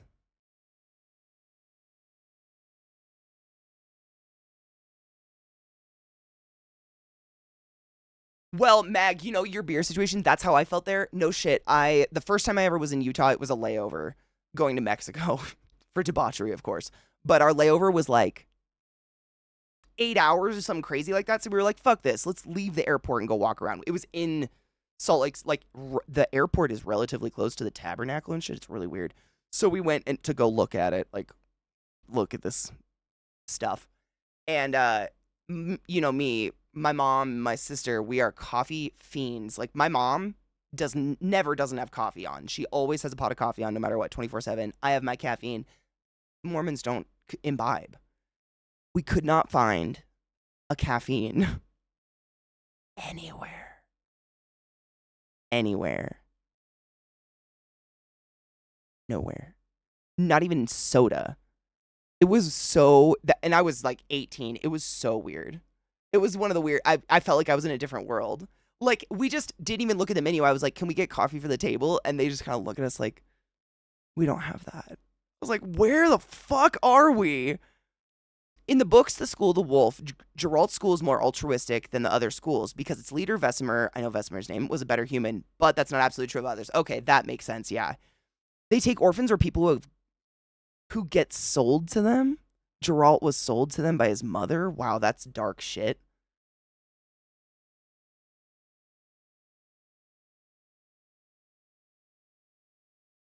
The fuck? Dead inside maybe, but sometimes when I make myself pretty, I look dead on the outside. I mean, same. The last season of the show goes into more of the history of the Witchers. I don't think I watched the second season because the first season was so much and I knew nothing about it. I got really overwhelmed. Dude, I've heard nothing but good things about this game, No Rest for the Wicked. And it's that kind of style, that like top down. But okay, I tried it. It's hard. Like, A lot of games love to throw Soulsy or Souls-like around in describing themselves and love to put it on their description. This one is. Like, damn. I only played it for a couple hours last night, and I was like, this is addictive. It's just hard enough to keep you going. It's whatever. It's Hades crack addictive. Like, I can tell if I hadn't have sat down at 9 p.m. to play, I would have been sucked in for quite some time. I don't know, because there's a, I bitch about this all the time. I hate repetitive gameplay, like gameplay where you die and you get thrown back and you just have to run the same. This game fixes that in a beautiful way, and it's just, I don't know what to say. It's really good. I've only played a few hours. But if you are looking for a game like that, I've not heard one bad thing about No Rest for the Wicked, and I myself am. How many hours? I want to say I played only a couple, but yeah, 3.8. It's 4 hours. I didn't get that far, but it feels like one of those games where it's not completely straightforward, and I like that. It doesn't. There's definitely a tutorial, but it doesn't hold your hand. Like, I'll just be like trudging around, run into some big bad guy, get killed, and it doesn't give me tips or hints or tricks or a new weapon or anything like that. I kind of have to sit and look through my inventory for a minute, and I'm like, oh, I could do that, and that works, and that, like, sense of accomplishment. You know what I'm saying? I don't know what that is. Souls games were like that, too. Just cracky. Oh, it's the same devs as Ori. You know what? The look of it 100% makes sense. That beautiful, soft, glowing look, but it still somehow looks intensely, highly detailed. Hard but pretty. I should likely give up on keyboard and mouse use. I've been using controller, and it works. It seems like it's going to be a controller game. It seems like it was built for controller. It feels really natural on controller. I'm not good, but it feels natural. It's like, as even no alcohol sales on Sunday except in a restaurant or bar. Yes, that's what it felt like. It's so bizarre. Yeah. Same. It was just like, where the fuck am I? It's very, very dark fantasy. Oh, and there's the voice acting. Everyone is voice acted. As far as I know, everything is voice acted, which like well, but short and sweet, which is just, I don't know. It's like they know us. It seems good. Second season got way better because they stopped with the 2-line time bullshit. That was it. They kept going between the chick who, was so ugly and then was pretty. Okay. What was that movie? She's All That. They did a very She's All That. What was that chick's name? I can't even remember. Yeah, She's All That. They did a very, like, pulled her ponytail out and we're like, oh my god, look at her eyes. Okay, sure. Whatever. But yeah, that flopping back and forth, I just didn't know enough about anything. It felt like you had to know something about something with the game. It burns! Help us! Help us! And I knew fuck all, and I just felt lost. Help us! We're melting!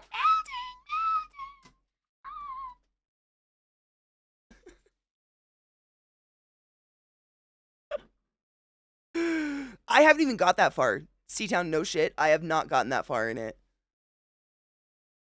Ooh, dude, Kel, nice. Kona, that's what, like, one of the first reviews on Steam, all the reviews were really good, but one of the first reviews was like, this game was already updated 4 times in 4 days. Like, they're fucking on it, which is, I like that. I like that.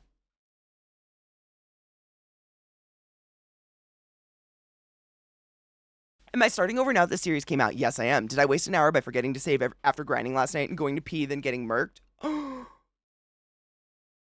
that's so sad. Yes, I did. Did I just log in and redo all that work because I'm a fucking junkie for this shit? Also, yes. Yeah. I get it. I just have to, like, log out and walk away for an hour, and then when I come back, I'm not mad about it anymore. Same.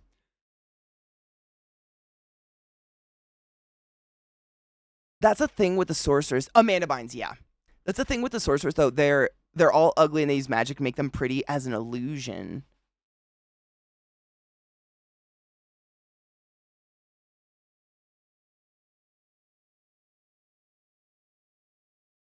I accept it.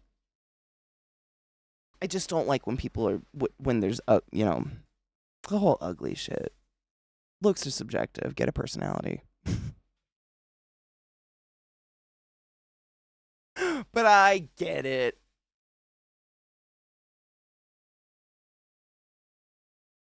Dude, Ark's the shit. I only played it when I had so many I had mods that oh bless.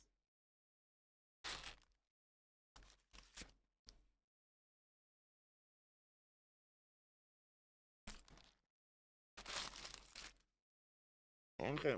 It's so good.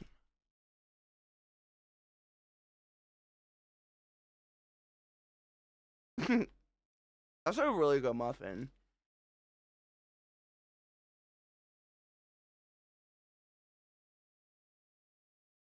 I think you might have got some paper, boo. Fiber. It does. That's a really good muffin. What is that? Oh, is it coffee cake or something? Dude, it's dense as fuck. Yum. Oh, dude. Zach gargles my muffin. We have to be careful. Good thing it's not dry.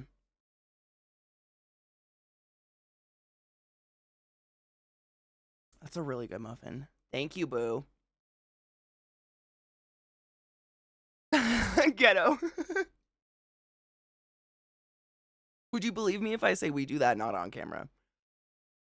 Good morning, Molly love. I hope you're doing well. That's a dense muffin. It's like in my teeth. It's good though. I don't want a dry light muffin to be honest.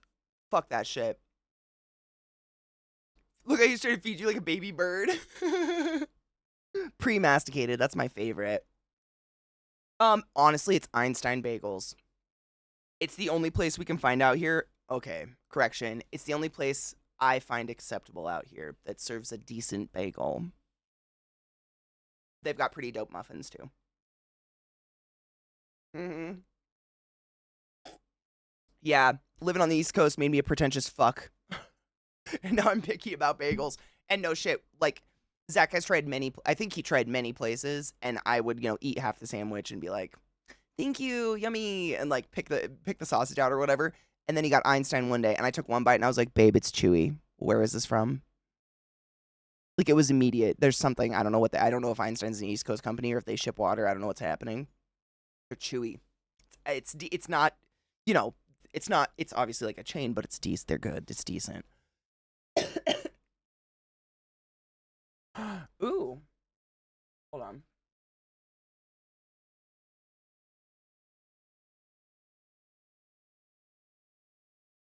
I didn't. Did I tell you guys I made homemade treats for the dogs?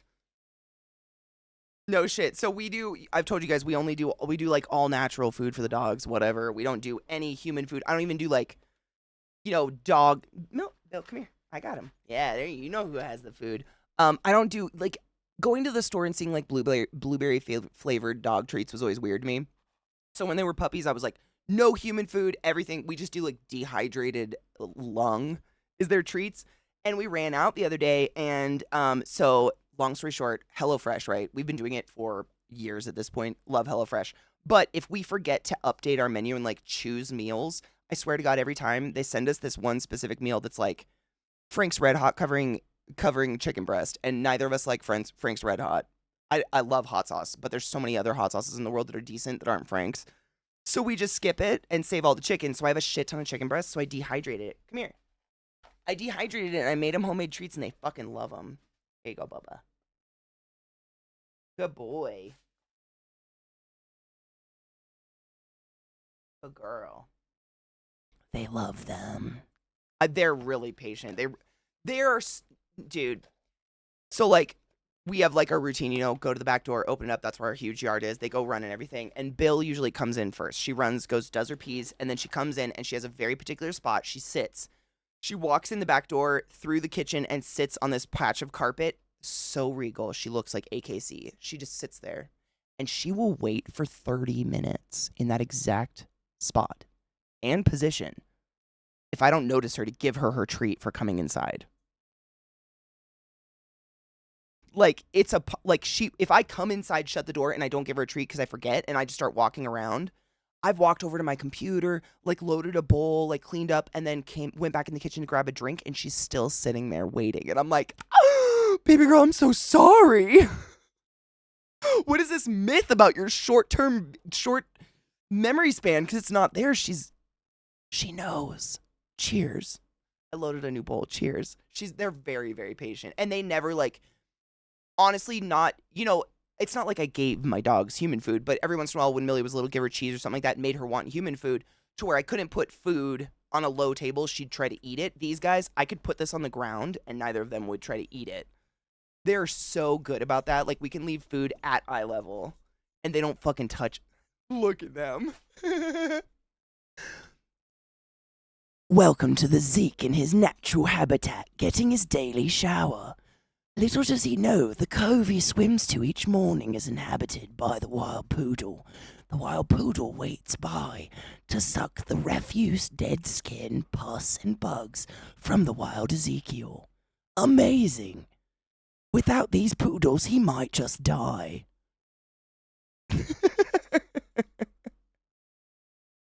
She just sits on him, Lilith, literally. Oh, bud. Dad, you have a pet me. Why do you touch me in my face places? We could do bad figs and mouth hug together. Look at her. I know. They got them. Miss Ma'am. Oh.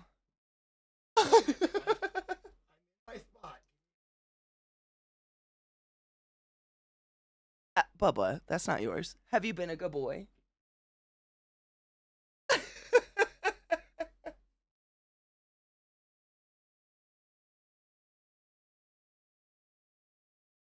So gentle. They're so gentle. You see how gentle they are?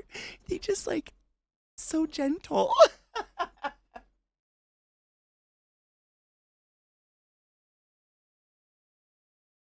See, that's the perk of having soft mouth dogs around. You know what I'm saying? You're never going to get bit.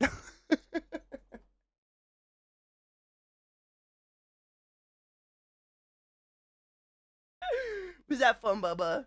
Did Dad act like it? Did he make fun of you? Did he make fun of you? You don't now they know the treats are at my desk and they're just going to stare at me. They're not you don't get any more. You had them. You had yours. That one's not for you. That has chocolate in it and you die probably. Nope. Sorry, bud. I love you. You're a good dog. Cheers now. Sorry. You can't just give treats to both the dogs. Also, I saw something on Reddit yesterday that said studies find dogs can count the amount of treats and they know when it's unfair. And it's haunting me. So that's that now. Did you hear that? I read a study on Reddit this morning that stated scientists conjecture dogs can count the amount of treats you give them and they know when it's unfair. That's going to haunt me for a bit now. Because sometimes, like, I don't know. I just grab some crumbles. And, like, chickens. Well, I mean, maybe they can count and know how many they're getting, but some dogs don't need more than the others. Well, yeah, like, Bill will only take one, and then she'll just kind of, like, look at you preciously. Yeah. Like, I don't want to get fat. Are they closed? Yeah, yes, clean. Thank you. Everybody says hi. Hi. Did we just get a view into CKC's bedroom play? No food in the bedroom play. That's a strict rule of mine. Like, we can picnic on the bed and watch movies, but like, there's no fucking food involved when there's penis time. No, that's weird. I can't. To each their own. Not for me. There's enough sausage in the room.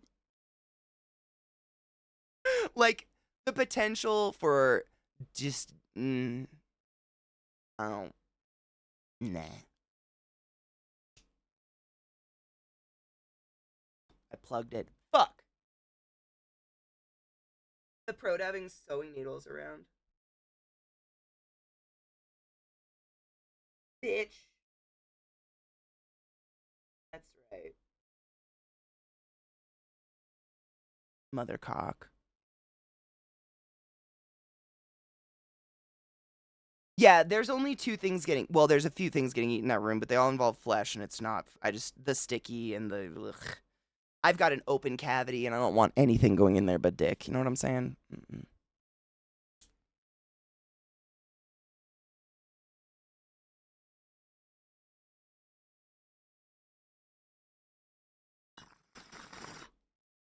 See, at the same time, isn't it weird? Sometimes I see clips that Scott will take and put up on Zach's TikTok or something, and it'll be like I walk in and bring him a tea or something in the shot, and I forget. Like I forget that I live with a streamer because it's just his office. I forget I'm on camera sometimes. You're lucky I don't have my titties out. Shit can get weird.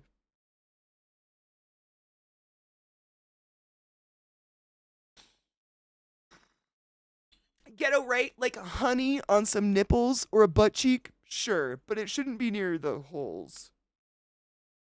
Honey, I think arguably, and again, please correct me, might be the safest.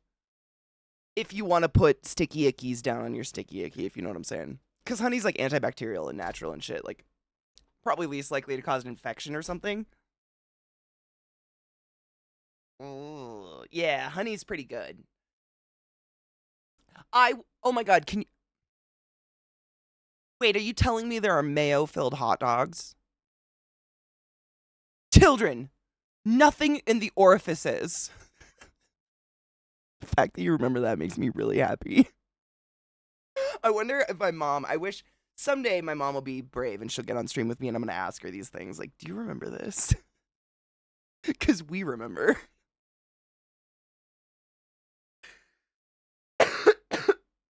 Oh my god, Kona, same. I'm almost out of my second jar and I'm like, I gotta comment, like only one tea gets honey in the morning now. Like, it's so expensive. Fuck, but it's truly tastes exponentially better. It tastes like the most honey I've ever honeyed. I don't know how to explain that. It's so honey. It's like really honey. Honey. Honey. You know what I'm saying? Excuse me. I mean, yeet, you're not. Is anyone, like, okay. Is anyone eating belladonna? I was saying food products. Come the fuck on. Get it. That being said, that's a really good argument for, like, clean beauty and shit, which I know you know about. Like, that shit is such bullshit. I hate it. And, oh my god, I know a lot of you don't care. But for those that do, hold on, my bong is full of smoke. The government, FDA, someone is finally coming down on this clean beauty bullshit. If you don't know what clean beauty is, it's a marketing scam very similar to gluten-free or whatever, where they just slap it on any old thing, charge extra for it, and claim it's better than you. And they start brainwashing people into believing certain ingredients because they're not quote-unquote natural. Guess what else is natural? Fucking arsenic. They're bad for you, but these ingredients are like preservatives that keep your lotion from molding. So now these fucking people are smearing mold on their face, getting horrific infections, going blind. That's one that's actually happened from a fungus that developed in a product they were using that was natural but had no preservative in it. Therefore, it molded, and they were putting it all around their eye, and it got in their tear duct and caused their eye to go blind. Like, it grew a fungal film over their eyeball. And it's just that no regulation. This is the problem. It's not regulated. Any old person can just say, it's clean, and just put it on there, and people are buying into it, and it's disgusting, and they're finally coming down on it. I've been listening to news on it, because it's really dangerous. I mean, you guys know in America, the amount of over-the-counter shit we can get here is pretty alarming, and I'm sure you've seen news about kids, little kids, like kids that are my generation's children, so like middle school to elementary school kids, going into the mall and putting high-end, like, facial peels on their face, like, of testers, and they don't have any skin to peel. Like, they're babies, so they just burn. They're just getting third-degree chemical burns on their face from shit that's over the counter that's meant for people in, like, their 40s and 50s when our skin isn't turning over anymore. It's crazy, and no one was doing fuck all about it, and it's finally happening. I don't know, like, there's no conclusion or anything, but they're, like, I want to say it's not the FDA. SC some government body that actually cracks down on this stuff is finally paying attention to it. Thank fuck, because it's scary. Matthew, have a good day, love. Be safe. Drink water. Honey never goes off. It is such a huge sugar content that no bacteria will colonize it. Fun fact, Alexander the Great was embalmed in honey. That's amazing. I want to be embalmed in honey. No, I don't want to be embalmed. Please don't do that. Ranch flavored ice cream? Absolutely not. I would do that for charity, and that's about fuck all it. The other day, I was having a conversation about sex with someone with radiation poisoning, joking combos about Fallout, of course. I actually, no shit, have had the same conversation. Like, do your parts slough off? And someone had said, well, fluorescent condoms do exist.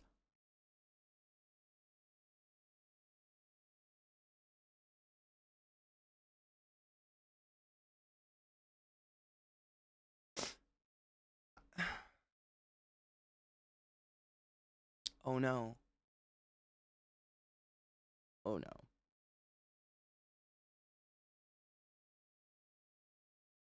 Oh no.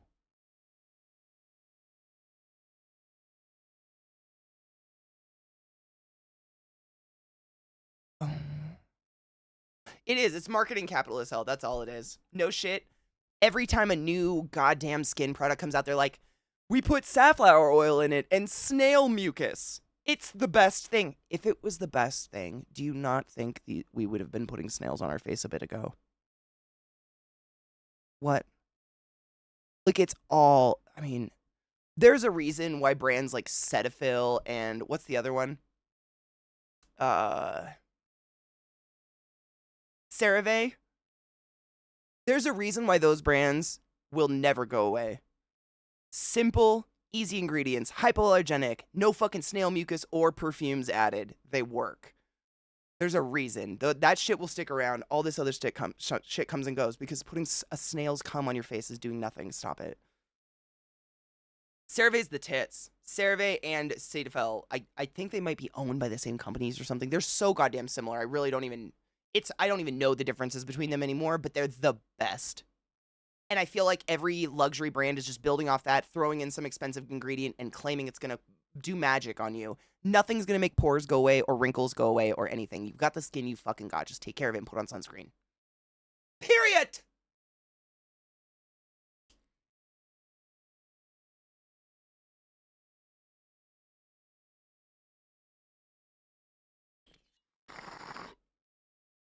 Florence is one of those goddesses up there with like Lana Del Rey and shit. They're effervescent. Yeah, snake oil, that's the term. It's all just snake oil shit. I mean, I would have showed you guys this on stream months back, but there's a brand that's kind of notorious in the beauty community. It's like skincare or whatever. I'm trying to think of what their name is. But I'm not kidding you when I say you would get a pot of eye cream this big and it's like $800. It's insane. A regular lotion that you would get, that size, I mean, God knows, $1,200. And when I tell you why it costs that much, I'm not exaggerating. This is legitimately what the company has informed people. The ingredients are, they're saying to.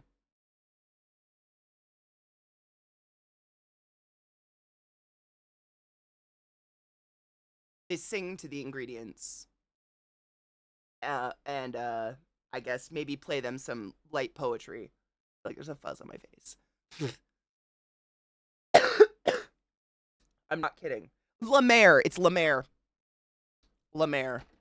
You can, if you want to waste life hours, you can look it up. La Mer.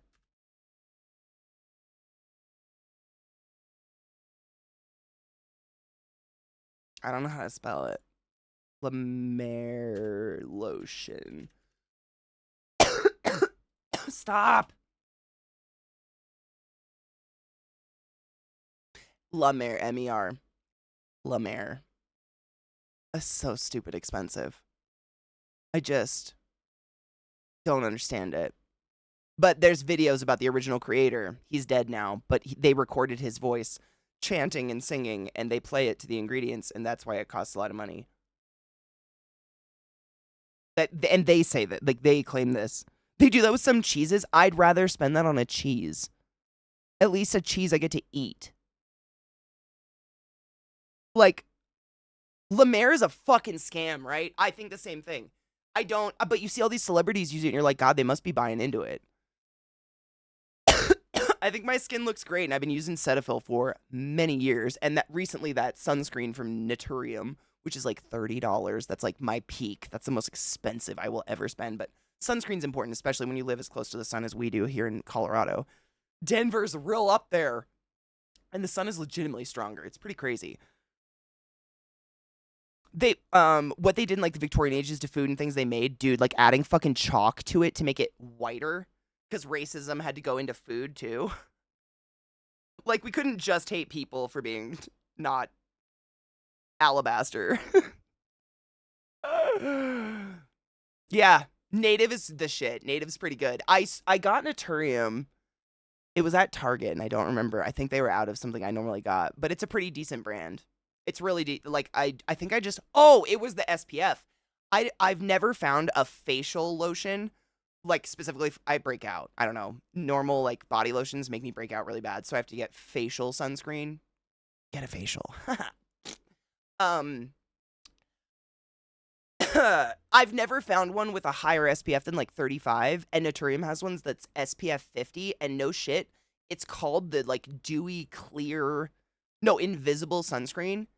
And I put it on stream and showed everybody because I'm fairly like strangely olive toned, and normal sunscreen makes me look really gray cast. It was invisible. 2 of my friends who are black tried it, and it is actually invisible with an SPF of 50. Incredible. Not a sponsor. Just want you guys to take care of your skin. Skin cancer is terrible. Don't do that. But both Vissy and Knives tried it and confirmed it is invisible. No blue cast. And it looks just like sunscreen when it comes out. It is white. It is thick white shit. And it just goes away. I mean, it's pretty fucking cool. So if you're looking for a sunscreen and you don't like having that weird blue-gray cast on your face, try it. It's pretty miraculous. I don't know, man. SPF 50 is rare to come by for your face.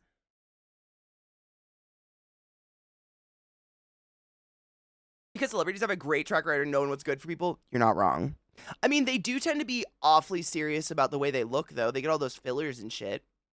I would assume they would put good stuff on their face, but I don't know. A couple celebrities also bought into that. No, you're right. Nexium shit. Nexium, that was what it was called, right? Yeah, you're right. Looks like cum like most sunscreen. Okay.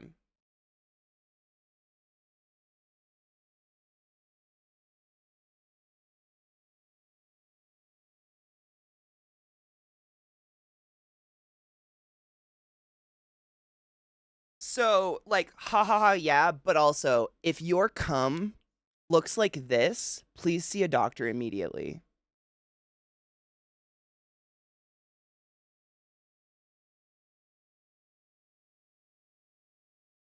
I mean this so quite seriously. I just don't want anyone out there like, yeah, okay, cool. You're the first person to confirm that's what cum should look like. And like, Kills, be right back. Now you get to see what I mean, though. This is it. It looks just like normal sunscreen, but I swear to you, it actually disappears. It's pretty cool. Because I don't like having that weird gray, like that gray blue. But I also do not want fucking skin cancer, especially on my face. Well, really anywhere. I don't want skin cancer.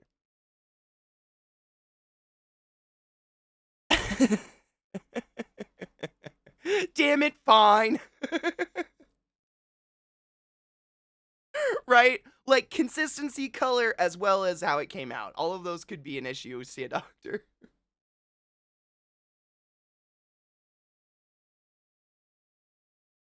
I ain't judging. I just want you to be safe. Like, you might be dehydrated or something. No blue cast. Isn't that crazy? I don't want it to fuck up my eye makeup, but it really does disappear. It's pretty cool. And it's made by a person who has fairly fucking tan skin. Naturium Dew Glow Moisturizer, SPF 50. Raresies. They'll also endorse a product they don't actually use to pay that, and that's what I think it is. Because if you think about it, how many people need to buy into the La Mer bullshit before La Mer has enough money to pay like the Goop which Lemaire is on Goop. That should be our first sign, right? Before they have the money to pay Goop to advertise for them, and then it doesn't matter anymore because people will buy into any of the jade egg bullshit.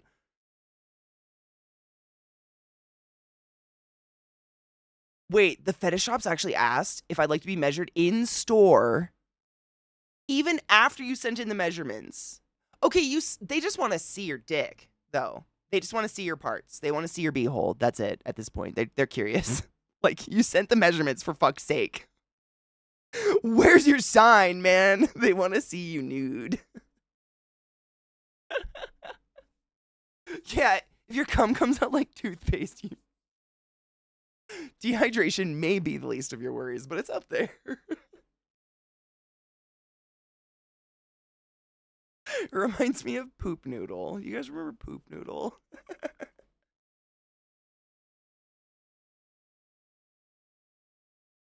Dude, Kel, the amount, I mean, you gotta wonder what her obsession is with getting women to squat over things. Because she has the candle, the jade eggs, which I guess you don't squat over, you kind of squat onto. She has the vaginal steamer. Like, she is constantly, like, I'm gonna get real. Hey, Gwyneth, what's wrong with your pussy? Does it stink? What's happening? What is wrong with your vagina? Stop it. Is it all the fucking jade eggs? You know, you gotta wonder at a certain point. What's wrong? Stop sitting on that fucking tea kettle. I have yet to ever shove a jade egg in my pussy, steam it, sit on a candle, and bitch smells fine. What's happening? Yeah, pH balance, fucked.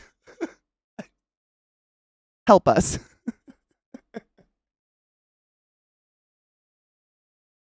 Oh, you weren't happy with your measurements. Oh, my bad. That's why. I mean, they're professionals. Go get it. Get your shit. Whip it out at the plaza parking, walk in. Did you ask if they had a yardstick? A meter stick, if you will. That'd be fucking sick, though. Just like flop it like a fucking summer sausage on the counter. Whap. You've got a tailoring measuring tape, right? Girth is important.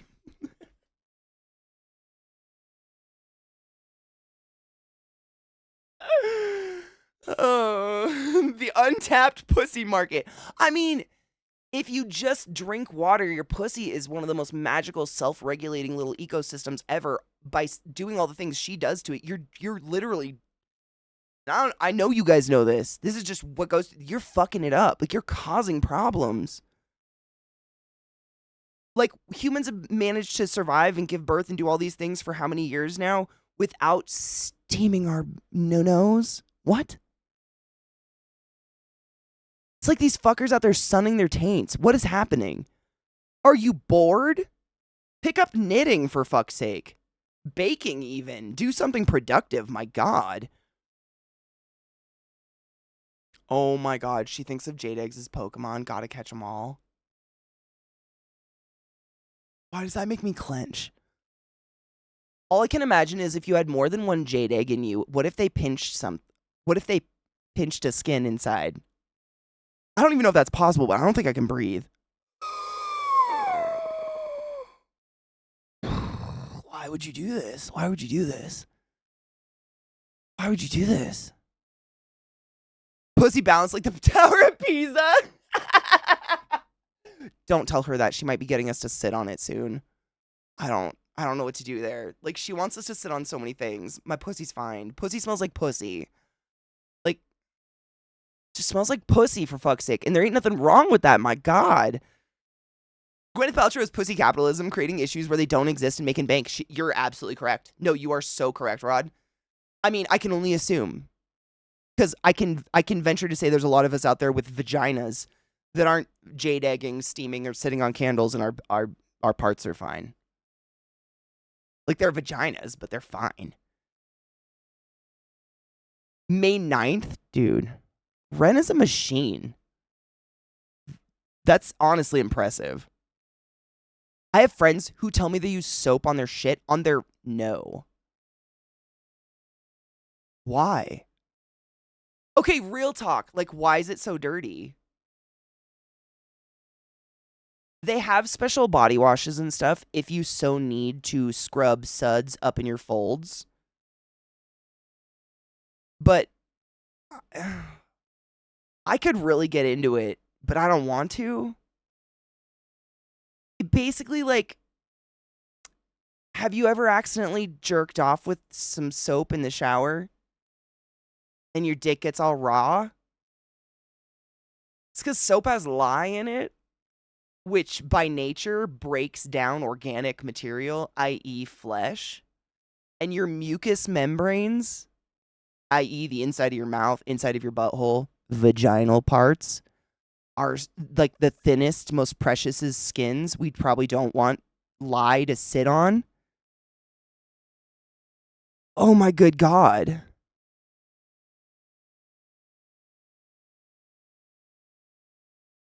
Oh. Also, wouldn't that sting? Fuck.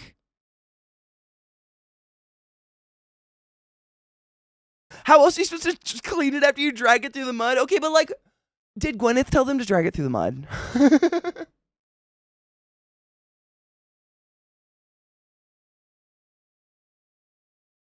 Whole body deodorant? What do you mean? What do you mean by a whole body deodorant? Like perfume?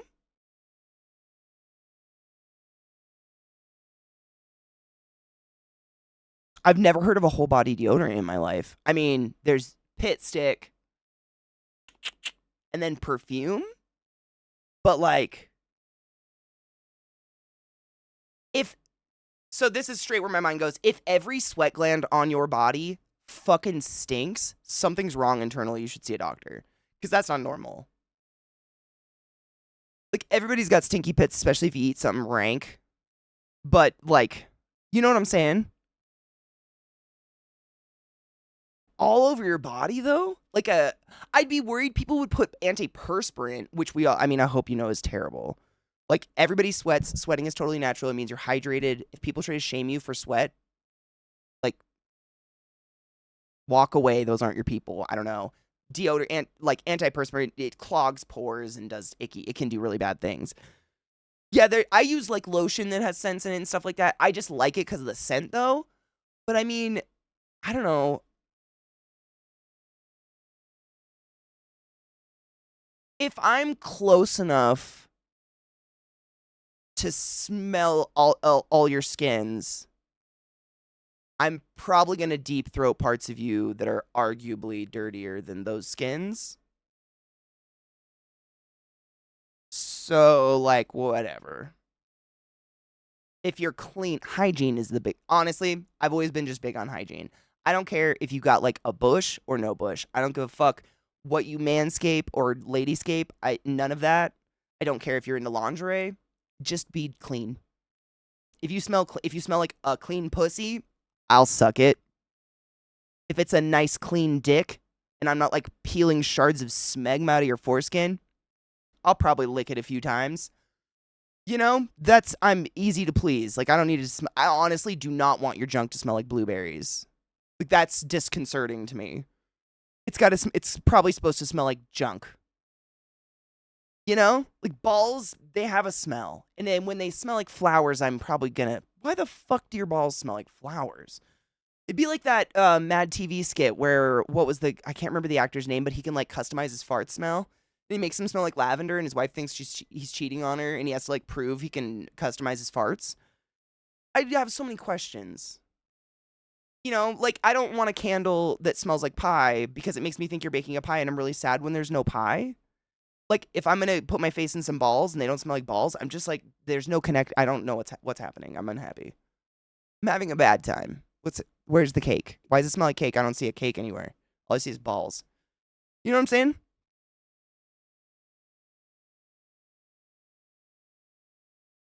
But that's just me. I don't know. I don't like If I'm gonna eat a cake, I'll eat a cake. I don't want my dick to smell like cake or flowers or whatever. People get obsessed with killing bacteria, not realizing that if you kill off the symbiotic beneficial bacteria, something else will colonize it, something that ain't supposed to be there, i.e. thrush, yeast infections, etc., which, of course, I don't think I need to tell any of you, you don't want.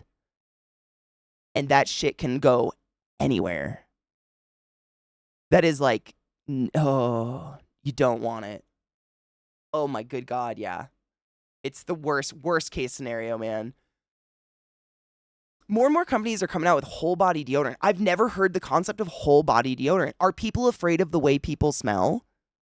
I say this as a very broad, very broad statement. Obviously, it has a lot of nuance to it, but like, what's wrong with the way just a skin, just like some clean skin smells?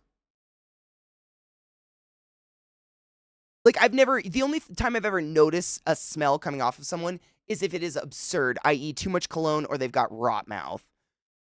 But if I'm close enough to smell like your skins, I'm probably going to suck parts of it and I don't want it to smell like flowers. It's weird. Yeah, like, do you like that my cock smells like my Nana's rose bathroom oil? Nostalgia, right, bitch? How many licks does it take to call Nana's spirit from the dead? I don't fucking know. I don't want that. I like how the dick was this, though. Like, I made it a fucking hog.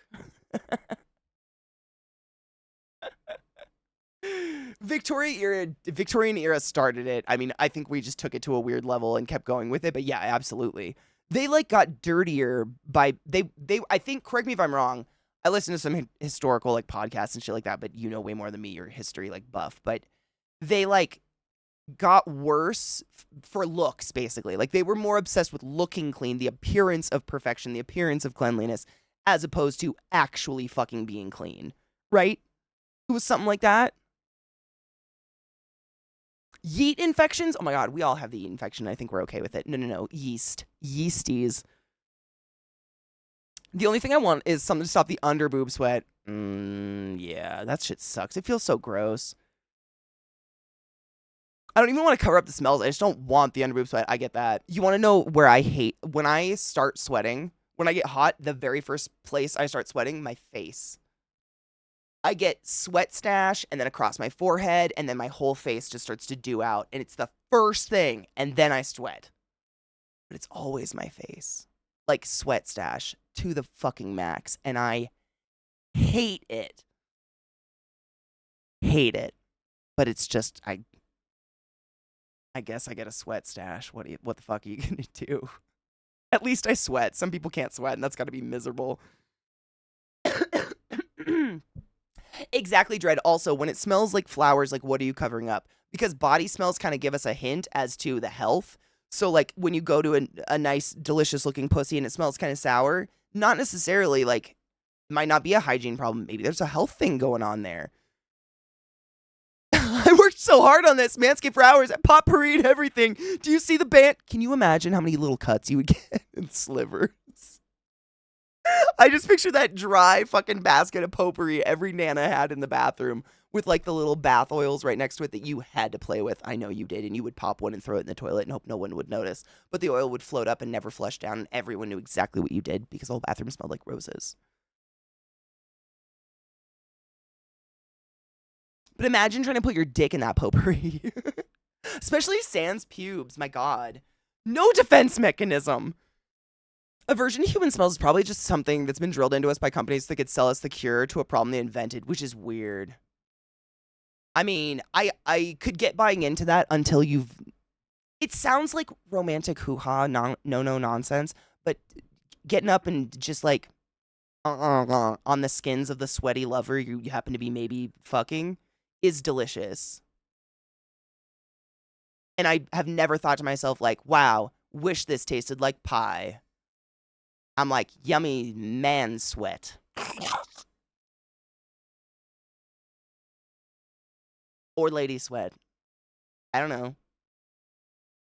Maybe it's just me. Like, I buy into it until I fucked somebody, and then I'm like, no, the skin is fine. As long as it's clean, it's fine. I'm very pro the skin. Hi, Lizzie, my love. I hope you're doing well. Give me that yeast infection, BB.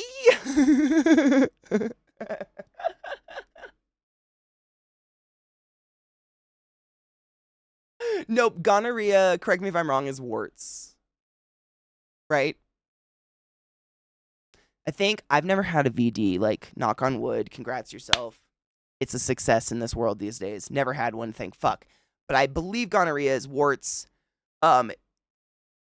Yeast infections usually occur when you're just not, cleaning, and I mean just rinsing after you work out or something like that. But the bacteria, like the shit that causes yeast infections, lives on our skin all the time, and it's just looking for a wet crevice to thrive enough before someone can wash it out. So by regularly rinsing with some waters and some soaps, then we're rinsing it out of the crevices and the folds of our body, and we're not getting yeast infections. But what can happen is if you overwash yourself, then the natural bacterias, the natural flora, if you will, that lives on our skin at all times, that fights those yeasty nasties, then the yeasty nasties come back with a fucking fury. Which I chant this too much, but like if you're ever on antibiotics, highly encourage you to eat like a pickle a day or a yogurt a day or something like that, because unfortunately antibiotics kill everything. Therefore, all the nasties have a really opportune moment to come in the moment you're no longer on those antibiotics. And a lot of people, especially people with vaginas, tend to get yeast infections when they're on, or thrush, which is basically a yeast infection in your mouth. It's an infection of the yeast in a mucous membrane. They get it when they're on antibiotics because the antibiotics kill all that natural flora that's constantly 24/7 fighting to keep you alive. It's crazy. Just eat a fucking yogurt. Eat some pickles. Some fermented stuff, basically. You're smarter than that. You know better. It's the gonorrhea persiflades, otherwise known as the HIV. It's like taking tasty food and going, I wish this tasted a lot like a condiment with a texture inside. Exactly. Why? Yeah. I don't want that. All this yeast talk is giving me war flashbacks when my dad would tell me how they made yeast wine. Oh, absolutely not. I mean, beer is yeast. No shit. I'm pretty sure. I want to say it was the Goop, the Gwyneth Goop.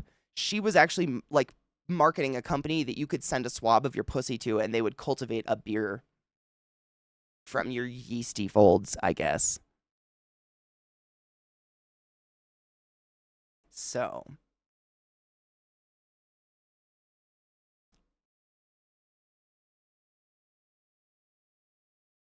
some people can't afford to not live on the streets. And then some people are like, would you like pussy wine?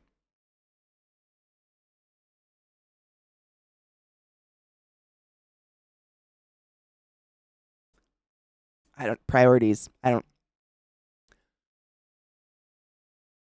Wide backed vagina, Camilla. I think that explains a lot of the world these days. I just don't know what's happening. It's so weird. No shit, Lizzie. Zach's been watching The Crown, and anytime anyone says Camilla, wide backed vagina, Camilla. I can't not do it now. That's all she is. Sorry, Cammy. You got a big old pussy.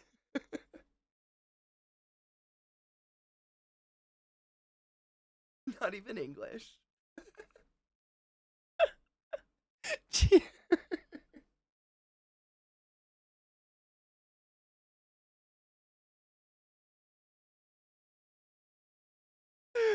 That was one of the best things that's ever happened in the history of time. But I mean, oh God, Pope.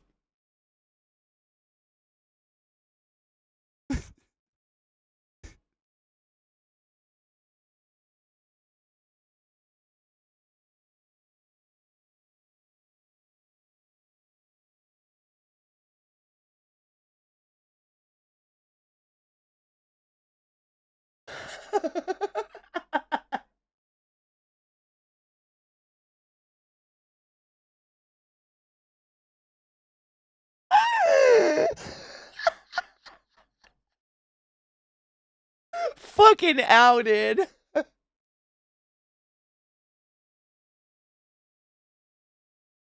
You know the ones.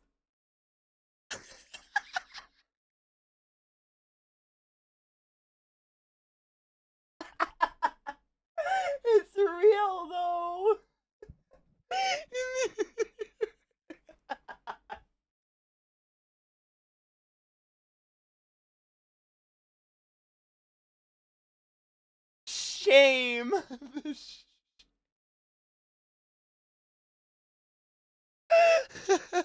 I'm crying.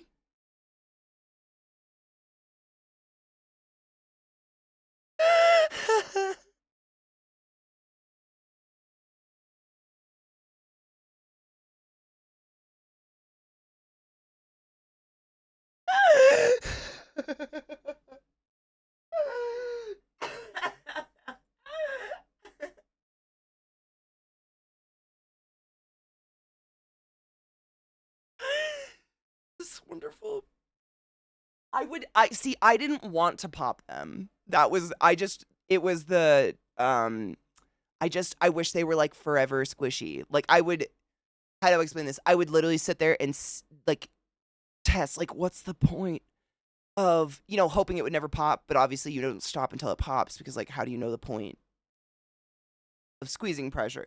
And so you'd be like, you'd piss or shit or whatever, go wash your hands, and then you'd see that little, like, dish of those little fucking magical balls, and the texture, and there was, like, a starfish-shaped one, and I can't be the only person that tried to poke the stars back into the circle, which inevitably never worked, right? Like, I was like, that one's differently shaped, and I would try to pop all the corners back in. Like, they were the original fidget toys. I don't fucking know. I would look, and there'd be, like, seashells, and then there was the perfectly round ones. And those ones just had this perfect, like, squish. I don't know. It was perfect wherever the fuck it was. It was amazing. I wanted it. And you would just sit there, and then, suddenly 2 hours would go by, and your mom would be like, either Katie died, or she's taking the worst shit of her life, and she'd come knock on the door, and you'd be like, pop! Oh, fuck. But you've got that solid skin, which my dad's a plumber, so if that got clogged in the sink, I was outed, so I would toss it in the toilet, but the oil would, like, literally float on the top, and it would smell like Nana's pussy for the rest of your life. And everybody would be like, you know what you've done? Those were family heirlooms from the Victorian era. Or whatever. God knows. Where do people even get those? They were always dusty. No one used one. What are those?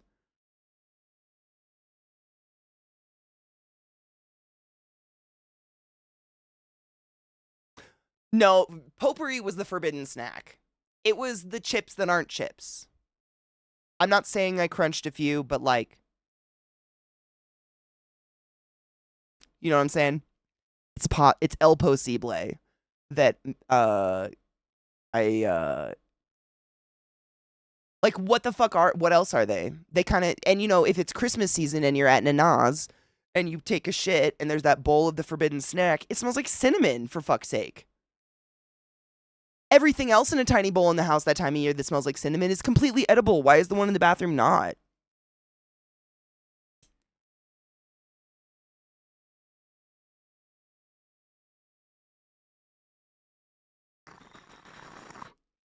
Oh my god, didn't Pier 1 go out of business?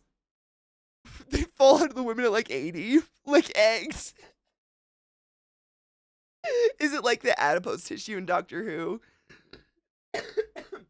They're like, oh man, I gotta get that checked. I think that's a lump. Bloop.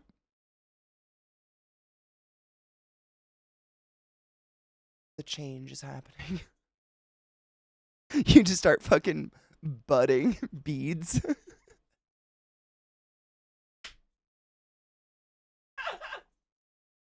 I wish that was real. That'd be so much more fun getting old.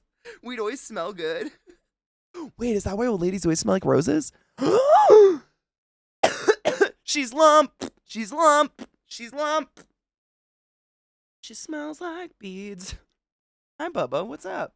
Didn't we just hang out? You just want to come hang? Come on. I feel like we just hung out, but we can hang out. It's fine. You have to come hang out here, though. I'm not coming down there. You just harvest them behind the collect them behind the toilet, like in the tank.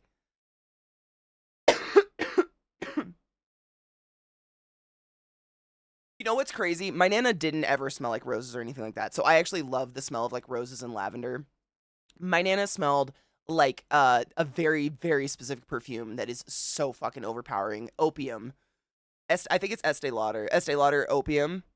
It doesn't smell like drugs, unfortunately, but it is the cloud. Like, if you've ever walked past Nordstrom's during Christmas in a mall, that was what my Nana smelled like. But like 20 feet away from her, you could taste it.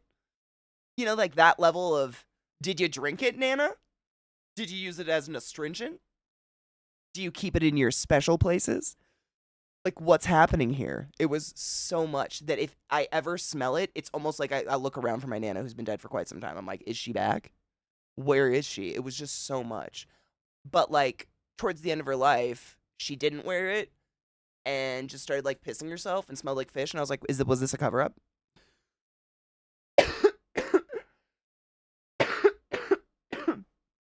Yeah, you learn at a young age not to eat the bathroom snacks. But then you unlearn it and you try again. Because, like, what if you were wrong that first time? They're mostly out of business, got fucked by those vulture capital firms. I mean, to be fair, they were kind of a pointless store. Like, they were just overpriced, fancy, like, home goods. Right? Like, candles and pillows and trinkets and baubles, if you will. Trinkets and baubles. I can't do it like him. He does such a better job. Dude, wasn't it fun watching Zeke play fucking Darkest Dungeon yesterday? That is so weirdly nostalgic and warm heart feelings for me. I don't know. The moment I saw him playing Darkest Dungeon, I was like, wow, what a weird, this is bizarre, but man, it gave me good feels. It was great. The anger, the fury. But he's legitimately good at the game. Which is, I've been playing the game as long as I've never beat an entire playthrough. Like, I always get angry and restart. I get so fucking mad. No, I don't want to taste like it, Luna. No, not at all. Especially, like, I've always thought the most pleasant, if you're going to add, like, some sort of scent to your body, the most pleasant way for it to be is only if someone gets so close they're probably giving you a hug. If they're the people that can smell it. And me, who's wearing it. But beyond that, I don't want to be assaulted by your fucking weird shit.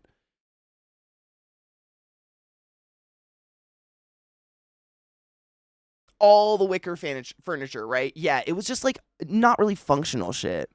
I had a blast watching YouTube clip. Dude, I really hope we finish it. It was so much fun. That game is bomb. Lizzie, why is your internet being weird? Wait, which guy? One of the few games he's good at? Dude, you know what's, outing myself here. If you play Darkest Dungeon, there's little parts of it that, until I met Zach, I didn't know that at the bottom of the screen, you could click your little resources and trade them.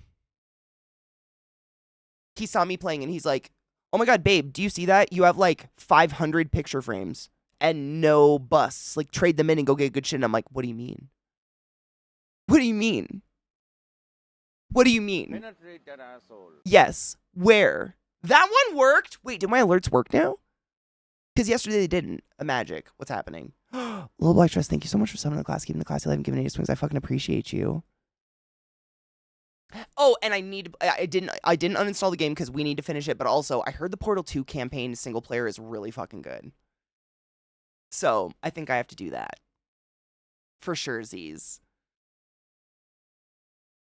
31st, dude. The Vagina Dentata anniversary. Oh my God, what does that mean though? Does that mean we just have the most dangerous game of scissoring ever in the history of ever?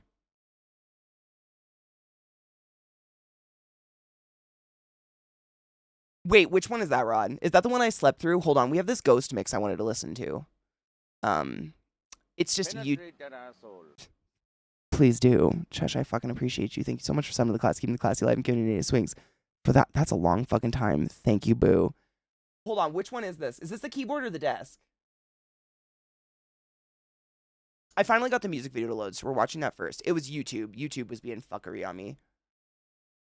Because when he broke his glass desk, I was quite literally maybe 5 feet away from the incident, dead asleep in our bed, and didn't hear a thing. Like, he got to surprise me with the evidence. It was fucking hilarious, but I don't know what this one is. Hold on. Where's the music coming from? I must stop it. Where is it? I've only played the first one. Lizzie, no shit. I've only played the first one. I know. But I have the second one now, so why not?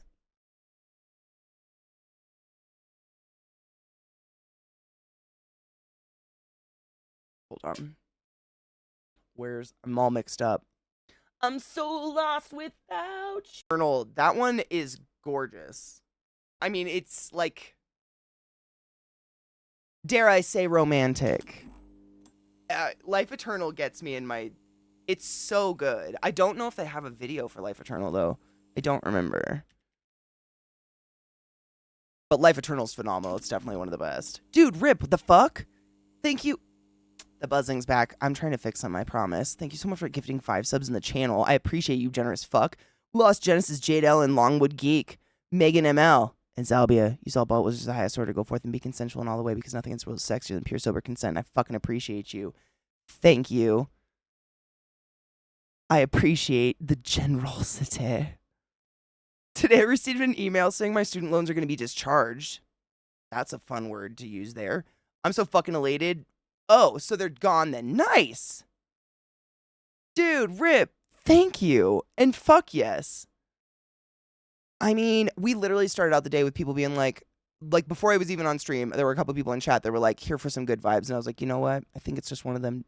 Just one of those days when you don't want to wake up.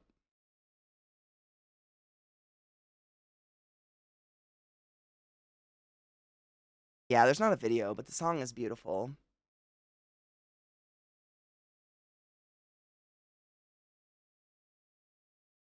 Dude, she has so many new ones that have come out since I don't know where to start or how to choose the first. She's covered deeply dear songs to me since we've last watched Charismatic, and I'm tormented. Like, I want to say there's like 5 or 6 new ones.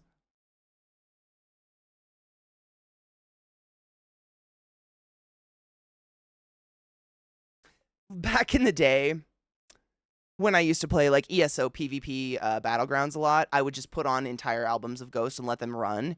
And every once in a while, someone would come into stream when He Is or this song was playing, and they would be like, wow, Katie, I had no idea you were into gospel, but this is gorgeous. And I love that. That the music is so beautiful, you can't tell that it's about Satan.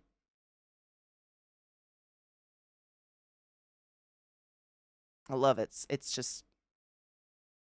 It sounds like it, really. I mean, it's beautiful. His voice is beautiful. It's believable.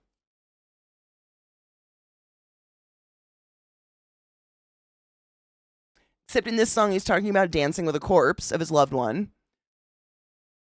You know, like, it's just a different... It's kind of like, you know, growing up, I listened to a lot of metal, and my mom would try to get me not to because she thought it was about, like, death, dismemberment, and murder.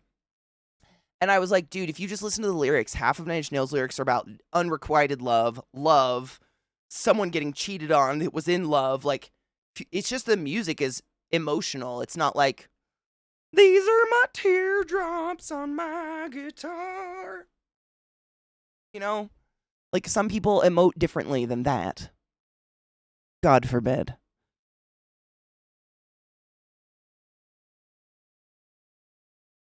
I mean, Little Black Dress, people hate hearing that one.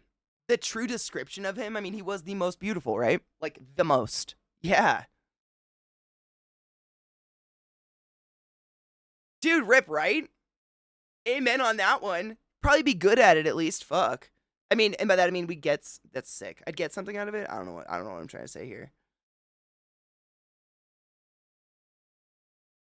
Dude, no shit, Revoltcon. Yeah, there's a lot. Like, I was trying to think. There's another really pretty one by them. I haven't listened to a full album of Ghost in a very long time. But there's another. He is pretty, but it's not like a, you know.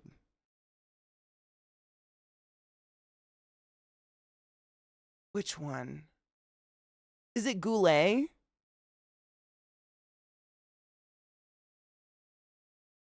Is that what I'm thinking of?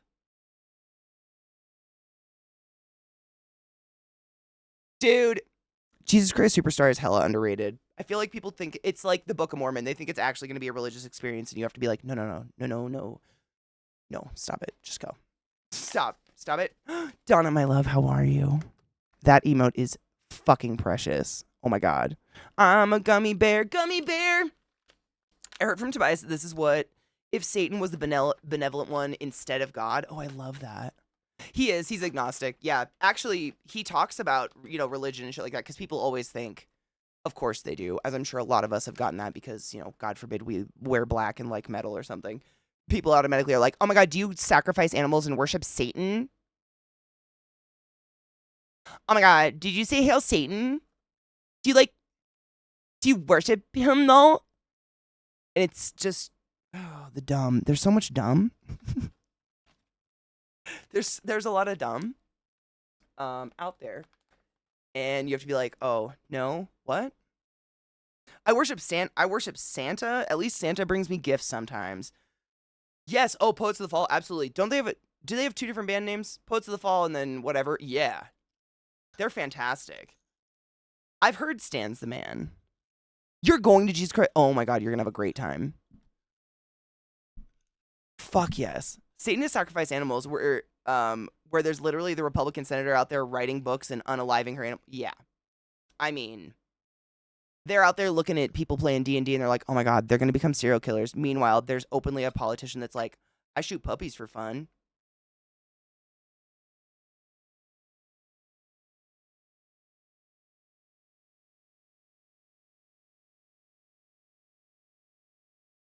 Nothing? No one's like, okay, that's where we're at. We're there now. That's where we've gotten. Or we've been, I guess. We've been? Is that where we've just been?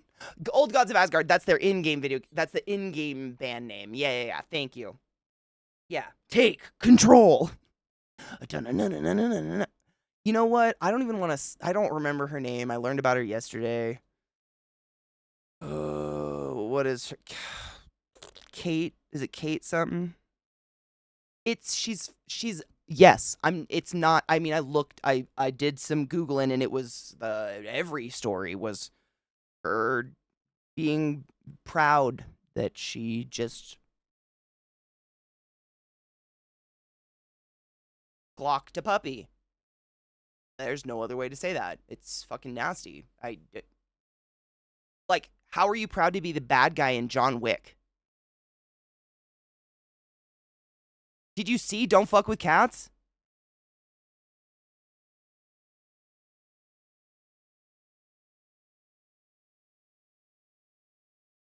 Yeah, I agree. It should be a lock up in an institution. Right? No shit. Nothing about guns or otherwise. Nothing. Like, you guys, I am not anti-guns. I'm anti-crazy people. They ruin guns for everybody. Like, you guys know my stance on that shit. She needs to be locked up. Guns or having a hobby of guns does not make you shoot puppies. But you want to know what serial killers have in fucking common? Almost across the goddamn board? Killing little animals. Baby ones. And liking to talk about it. She's a fucking serial killer. It's just... Yeah, the cruelty is the point. It's like, it's almost at this point like a game to them, like, how bad can I get? Please play.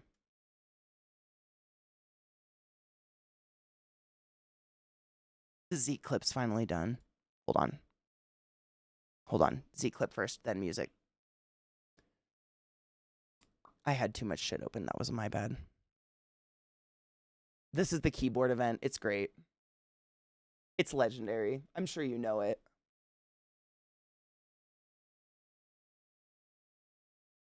It's our own celebration of his 10 years.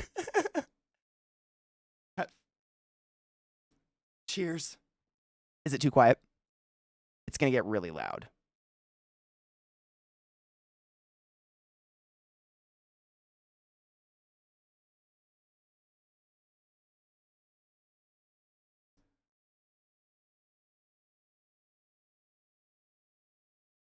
Nope, I was off.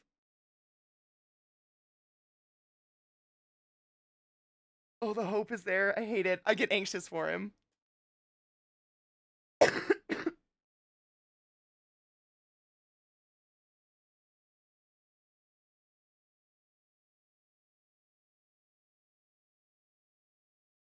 I'm so nervous. I know it's gonna happen.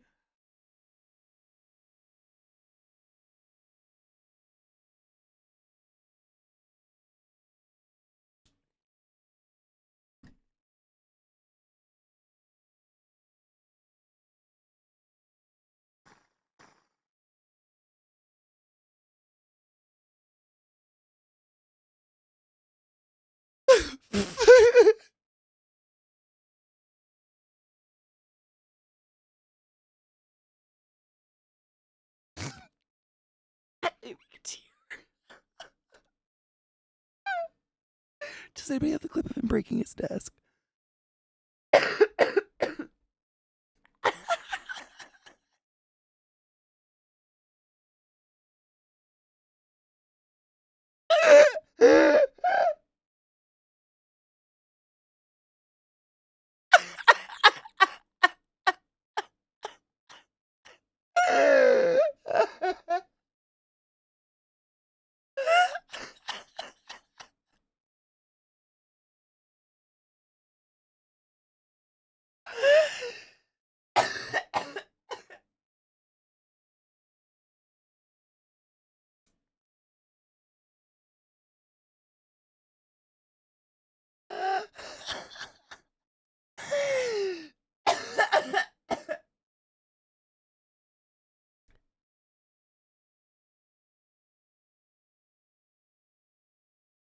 Oh, dude.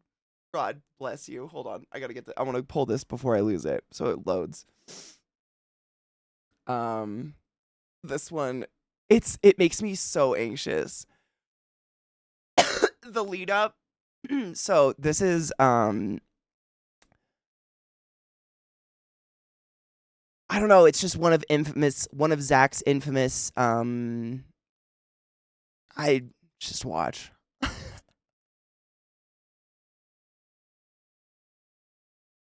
This was before my time.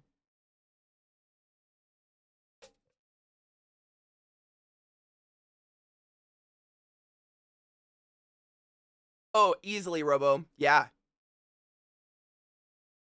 I get so sweaty. This game makes me so anxious.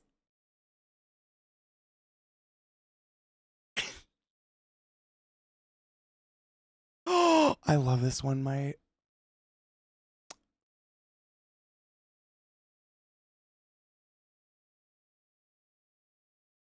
I know he starts to get so red. I'm just like, oh, fuck. Oh, fuck. Oh, fuck.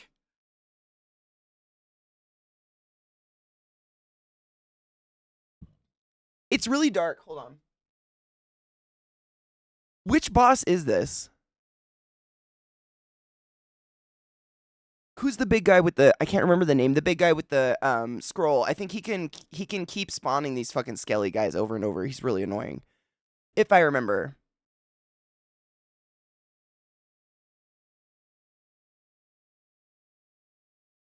And now he's fucking good at it.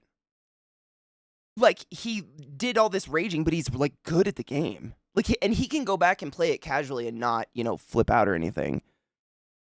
Is it? Thank you, Boulder. I couldn't remember.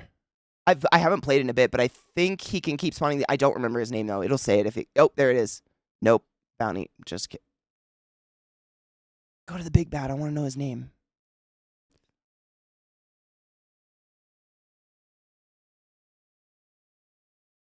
I'm so anxious. I hate it. I'm so sweaty.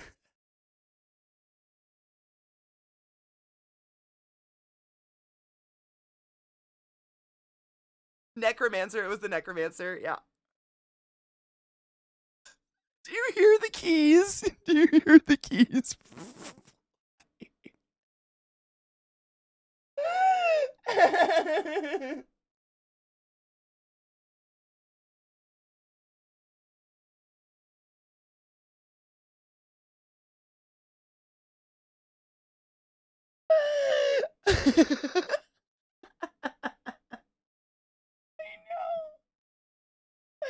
You influenced the influencer? I did. Oh, I calmed him down. Did I? Not on purpose.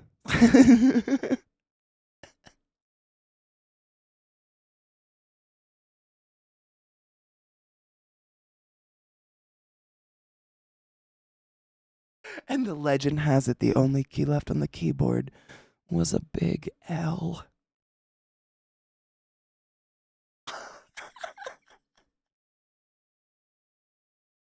Right, Rod? I just milk him regularly.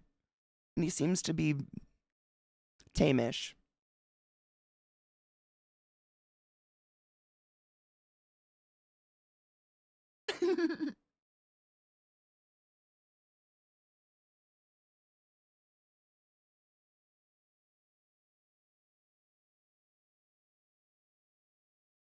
I know that rage. Like, I fucking know that feels so goddamn hard. It is infuriating. I have to walk away. I couldn't keep going. I would have to walk away. I'm the sensible friend. You know what's funny, Lizzie? At the hospital, they used to call me Human Haldol. My nurses did. I don't know. I had a knack at calming my patients down. I do this. This is what I do. Silent. I get silent, scary. I guess it's scary, but I get silent and just like inner fury. Massive inner fury. Massively. Get the poison out sometimes through our penis, though. I mean, it's facts. And I think it's just more convenient when someone else does it for you. You know what I'm saying?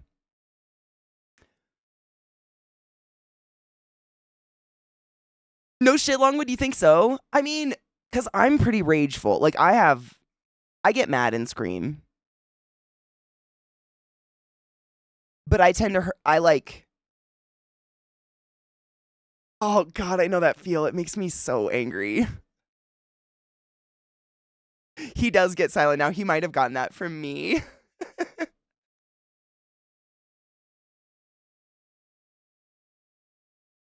My heart. I know this feels so hard and it's the worst. See, I get mad, but I don't break things on my desk. I slam my head into my desk or I hit my desk really hard, and I have a big wood table from IKEA, so she's good. I don't think I've ever broken anything out of rage. I wear things out, giggity.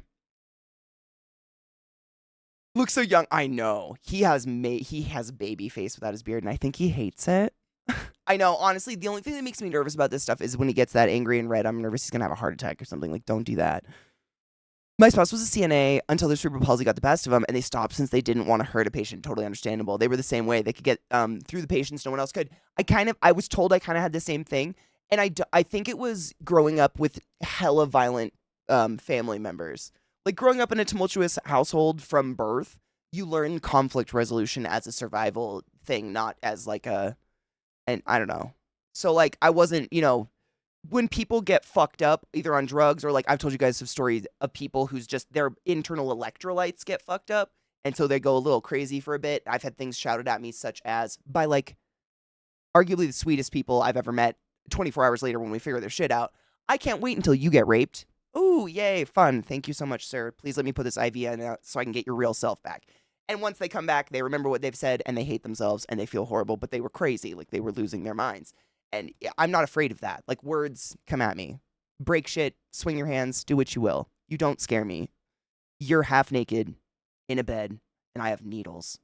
And I have Klaus back here, who's 6'5" and 380. Let's fucking go, little old man. I don't fear you. Whereas a lot of people I don't think grow up with, maybe that stuff.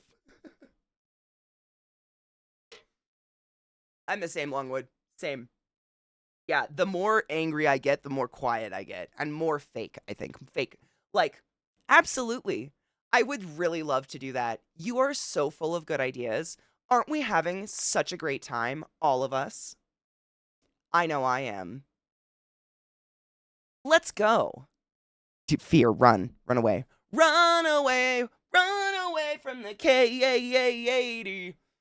Just run. Just go. It's not a good time. I probably have a weapon. I've planned. This is premeditated. Oh my God, random. You're totally right, though. Kind of. With a kidnap. I watched this like 20-minute interview with a kidnap hostage negotiator. And that was super interesting. When it comes to conflict resolution in day-to-day, it's wild. Watching stuff like that, I watch a lot of it just in terms of the true crime and stuff. It's fascinating. No shit. Oh, you're poor. Well, you know what's crazy? So hold on, let me read this. You and my wife must have come from similar families. I had to show up armed to rescue them in 2017 when their bio bitch and bio donor threw them out. I'm saying this in not a bad light. I'm saying this as a cohort. Are we a little white trash? Because same. Like, how many broken down cars are in the driveway? Because 5. How many siblings and how many daddies? Because 8 and 4. very similar. But what I wanted to say real quick before I finish this, I've noticed a lot of people who go into healthcare have backgrounds like that. When you grow up in not maybe you don't know it at the time, but you grow up and you realize like, oh, that was a bad environment. You kind of like, you really go into some sort of thing most of the time. I think a lot of the time, I don't want to say most of the time, I don't want to generalize, but a lot of the time I think people with childhoods or histories like that go into some sort of career field where they can maybe prevent that.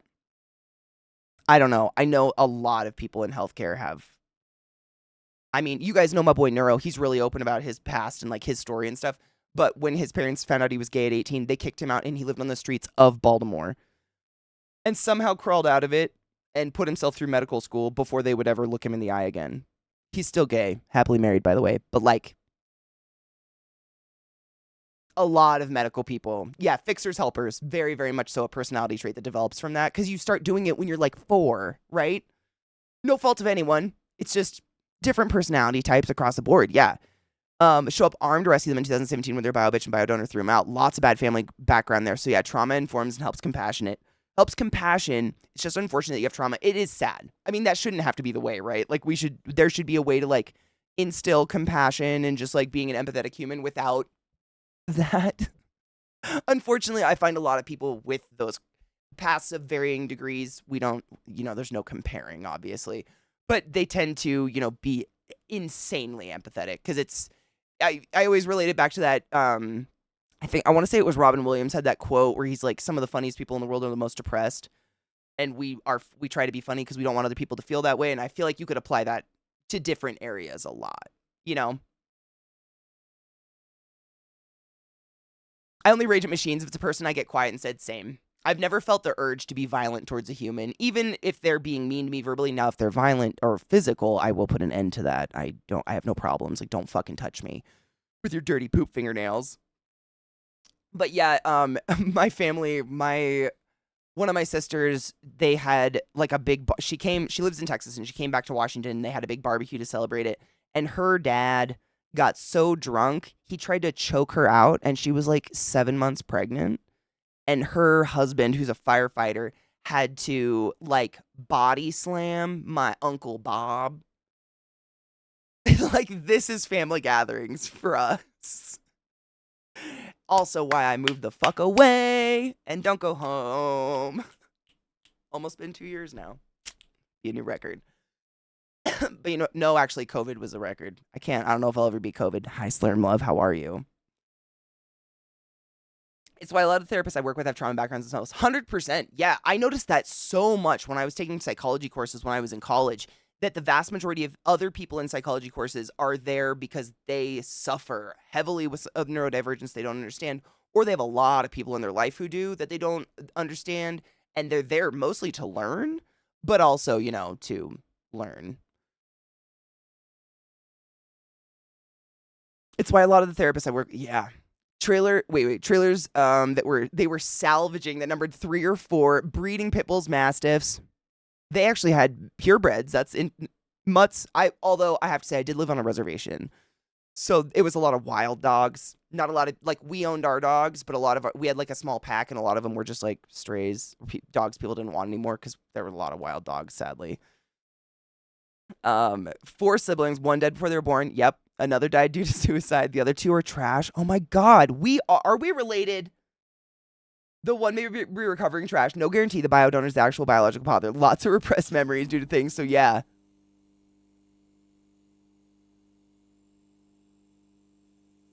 Like wild. No shit. Off the charts things in common right there. That's some fucking freaky shit. Hug her. Hug them. Yeah, you directly know the pain and are more sympathetic due to the direct feeling. 100%. Yes. Like, you've been there, and therefore you like, I don't know. I don't want to say people that haven't been there judge it, but I don't think you can help it sometimes.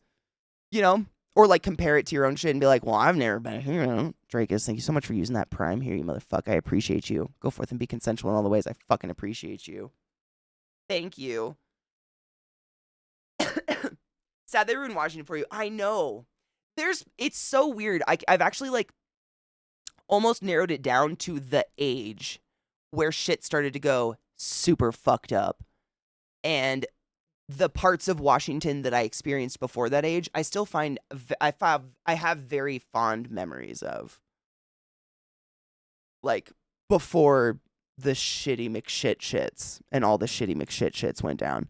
But yeah, it's super. I don't know if I can't be the only one that does that, but I can't help it but associate places. Places get burned with events for me hard, and I can't shake them. Especially if it's like, horrible traumatic events, whatever the fuck you want to call them. They get burned that way, and there was just so, like, no matter what corner of Washington I moved to, shit followed. Like, it follows me across the fucking U.S. Let's be real. Like, every 6 months I get my bi-yearly call from my mom. Someone's died. Okay, good. Like, it just never stops. And it's like drowning in it. You kind of feel like you're drowning in it at a certain point. And I definitely have those kind of parents that, like, anytime I broke up with a person, they wouldn't stop talking about them for like 2 years. Like, I really miss insert name here. And that I needed to get away from heavily. That I can't have my mom falling in love with every fucking dick I suck or titty I flick. You know what I'm saying? I just can't. I can't handle everybody's breakup. I'm handling my own. For fuck's sake, it's a lot. Super busy work, coping well, good. Busy's kind of nice sometimes. It makes the shit go by fast as long as no one's on your ass.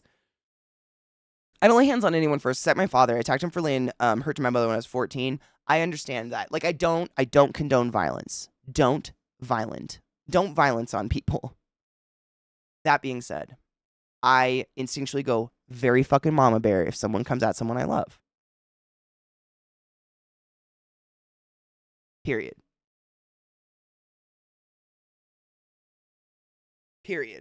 Like, I know it. I go very fierce. I don't handle that well. Queens, my family, they're really weird about it. They mostly just ignore it and pretend it's not real. Like, if I'm with a woman, that's my friend.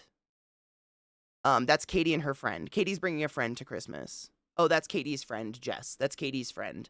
If I'm with a man, I'm straight, and that's probably my fiance. With zero communication from me. These are all just titles I get that I just hear in the fucking conversations. That's just how it is.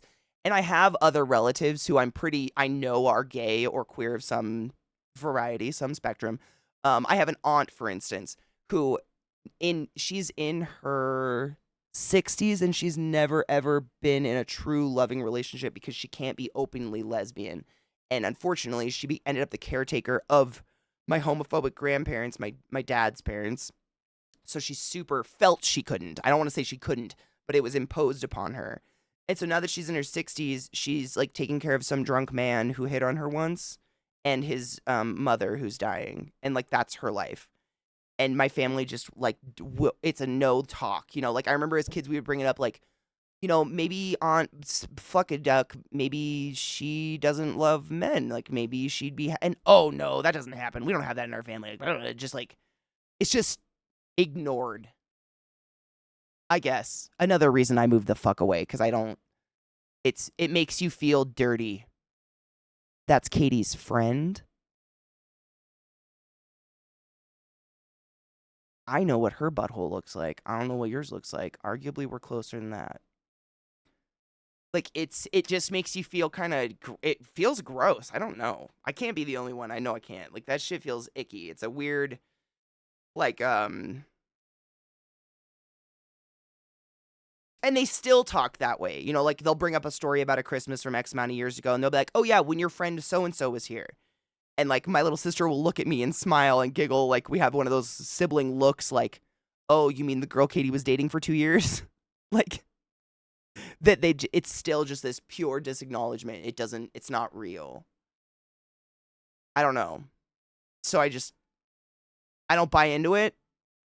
I've seen these memes go around lately that I highly identify with, and I don't know if it's a good sign, but it's these memes that usually say something along the lines of, like, now that you're an adult, you understand that cousin that never came around for holiday parties that everyone talked shit about. Like, when you're a kid, you're like, oh yeah, that cousin's fucked up, blah, blah. But when you grow up, you're like,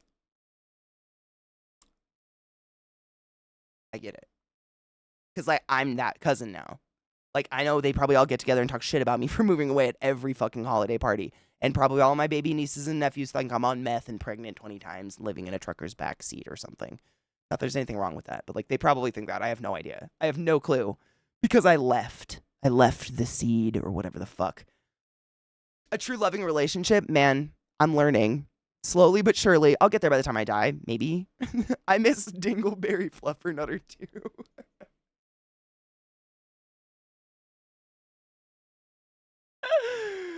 Oh, everybody's strange in their own right, Trouble. Honestly, I think just some people like wear it on the outside better or more or are allowed to, you know? I don't know. I think everybody's a little weird. And that's what makes us fun and interesting. Like, I mean, weird in a good way, you know? Like, I don't want to hang out with someone who's identical to me. Like, how fucking boring. What are we going to talk about? There's only so many spiders you can talk about. You know what I mean? It isn't you, yeah. My hubby's aunt called me his little friend shortly after we married, and I was tired of her attitude and said, "You mean my husband?" I love that. Yeah. Hello, time and love. How are you? Come on, Bill. You can come up and say hi. Just suck on her titty as they're saying she's just your friend. I know. I mean, borderline, dude. It's a complete disacknowledgement of it. And they just believe if they disacknowledge it hard enough, it'll go away. It's a weird, I mean, I'm sure it's a mix of like this weird Irish Catholic traditionalism, pride, bullshit, religious guilt. Also, I've been told by people actually who are Irish, like live in Ireland, that it's still a thing there and they carry it over into the culture here. Like, you can't be proud of anything. And if you're doing well, people must shit on you. Because that's the only way you'll do better. It's so fucked up. I don't know. It's a very weird mentality. We don't have reality in this family. No shit. My family is queen of secrets. Like, out loud and proud secrets. It's so weird. Like, I've told you guys about my one of my aunts who has had all the plastic surgery. Bless her heart. She absolutely has some sort of, like, you know, the dysmorphia thing. Because she's been peeled and prodded and poked and filled to the point of unrecognizable, shiny, like, her best cosplay would be Annabelle. You know what I'm saying? Dog hair. The doll. And she's in her 70s. And it's sad, but, like, you know, it was kind of a thing. No shit, for about 10 years, every Christmas, my aunt would come to Christmas morning with, like, either sunglasses on or a big puffy jacket or sweatpants, something totally out of character, because normally she would show up in skin-tight everything and possibly something way too see-through, and we'd all have to be like, you have to put a jacket on, we can see your nipples. And it was always some new procedure. Like, every single Christmas, she had something, like, her eyes peeled off. One year, no shit, sunglasses, and we finally got her to take them off, and she just had these big black bruised stitches all the way around her eye socket because she had fat pads taken out of her eyes. And then she got these big fake boobies. But, like, no one will be like, "Hey, Aunt Flufferfuck, you want to talk? Like, would you like to sit and talk?" They just keep letting her do it until the point where her skin's so thin because it's been lasered off the fucker body. It's like paper now and just breaks. It's a weird, like, they'll just let someone go down a hill because talking about it is inappropriate or something. It's just, there's so many things. And I think it all stems back to that weird Catholic guilt thing. Look good. Look shiny. Look clean, but maybe you could be rotting on the inside or something. You know what I mean? I don't know. They won't talk about it, so I don't know. Like, they won't acknowledge that, so I don't know. But it's very much a don't ask, don't tell. Like, I know I've told you guys my Nana she, like, absolutely was fucking cognizant that I was a shit. I got expelled in 8th grade for going to school drunk as fuck, and I had some drugs in my locker. Like, I was not a good kid. And literally, my mom never told my Nana any of this. She would keep all this shit from my Nana, all these secrets and shit, but my Nana would eventually find out because they're Irish Catholics and they blabber. And my Nana would, in front of my mom would, you know, give me, like, a side eye, like, you know, you can't trust all kids, look at me, and my Nana would straight up look my mom in the eye and go, "I can trust my perfect angel, Katie." And just burn her alive with the Catholic, what I say is law. And it would kill my mother, and they just do this, like, passive-aggressive, like, or shit, fuck. But my Nana, that was her nickname, Perfect Angel. Because I was the worst, and she knew it, and she loved pointing out that she didn't give a fuck to my mom, and it drove her crazy. But they all do that. All the women are so fucking, like, picky. They like a monkey picking bugs, but they ran out of bugs, so now they're just gonna eat the flesh off your skin. That's what it feels like being around all these women. It's too much. I can't.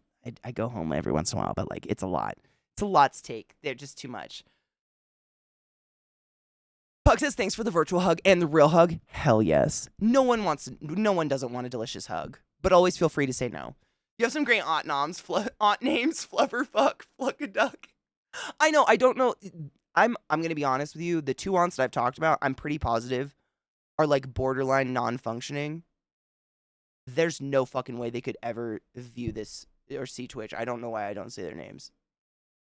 But Fluffer Fuck's way more interesting than their names are, to be honest. I told you I have an Aunt Ethel. She was not any of those aunts. She's my cool aunt. Southern households aren't generally like that. Trust me on that, dude.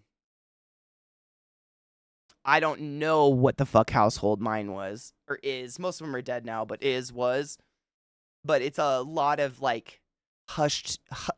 It was weird because it's like everybody's screaming across the room and doing that crosstalk bullshit, but then there's the hushed tones underneath every holiday of like, oh, did you see Randy had another drink? Oh my God, did you see Elaine? Her lips are huge. Like, it's just, but all at the same time. But none of it's good. It's all just like negative, picking apart at each other. You know, you can't be fucking proud of anything or like, it's weird. And you'll only get a compliment if you're like skinny. I got the question to analyze everything type of autism, and that pretty much seems to have prevented things like religion and bigotry from fully taking root. Also, you can't say analyze without anal. Anal eyes. Can you imagine? What if we just... Sorry, guys, I gotta take a shit. Just like oozed out of my tear ducts. Sorry if that haunts you. That might haunt me as well. I don't know if I have any of that, but I feel like I was the same as Crayon. Like, I was the kind of kid that I was definitely a Y kid. Like, annoyingly so. I needed the... You couldn't just tell me, like, don't go in that part of the garden. Why? Because I said so. No, I'm going to go in that part of the garden when you're not looking. I got to figure out why. Like, I wasn't actually going to go in that part of the garden until you said don't go there, but now I'm really curious and you won't tell me why, so I'm going to go figure it out. But if you say, oh, I put a bunch of fertilizer in there and it's disgusting and smells bad, I'll be like, okay, gross. Bugs won't be there, so I'm not going to go there because bugs don't like that chemical fertilizer. I'll be elsewhere flipping rocks that you don't want me to touch, probably. But I won't be there now. Like, it's... And thankfully, both my parents were, like, of scientific mind, so they didn't treat us like fucking little idiots, and they actually gave us the why if we needed it. One of them was a raging alcoholic, and the other a narcissist, but we got the whys when we could, and it's there, you know? So I felt like I was mildly educated. Like, I knew patella at a very young age. I did puzzles. My mom chewed my grandma out once because she used to say, oh, Jerry, you're so fat, you need to lose weight. Gross. Followed by, you haven't had a second plate. You get some more, right? You need to eat, which really used to upset me. Are they Irish? What is that? My mom let her know in no uncertain terms that was not appreciated. Dude, I used to get that from all the family, though.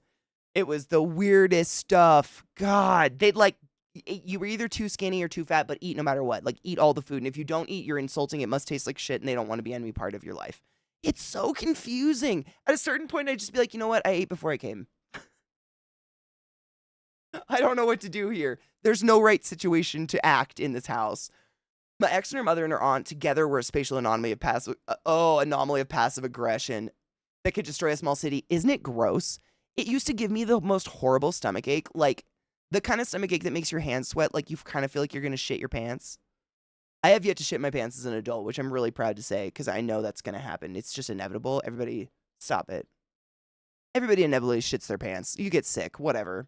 It hasn't happened yet. But you know that stomach ache? That one. Nebraska is the motherland. I mean, same. Washington State isn't 100% ruined for me, but I simply couldn't live in Washington State because the vast majority of my family that's still alive is the type of people that feel it's appropriate to drop by your front door at any time of the day if they see your car in the driveway and expect to be entertained with a few cups of coffee and good conversation for at least 3 to 4 hours. And fuck that shit. So I have to be out of driving distance to save my own head and house and self. Unfortunate. My sister wouldn't do that, but anybody else would. And I don't answer my fucking front door. No. Exactly, you're fat but clean your plate. There's starving kids in Africa. Oh yeah, Mom, you ever been to Africa? Get out. I bet they waste less food than you.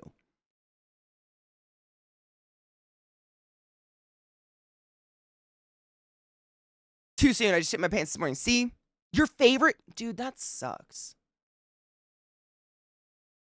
The fact that it was your favorite pants, that's just fucked up. I did not mean to bring up a sore subject. That was on me. I think, honestly, like, there's no shame. Everybody gets sick and shits their pants. I think it's just inevitable. That's why I say I haven't done it yet. I'm not going to be a prideful fuck that's like, I'm never going to shit my pants. I've got a superior sphincter. Penetrate that asshole. Exactly.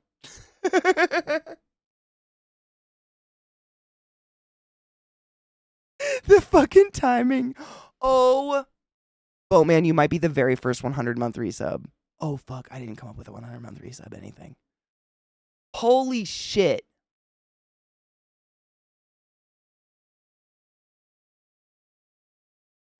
Boat. What?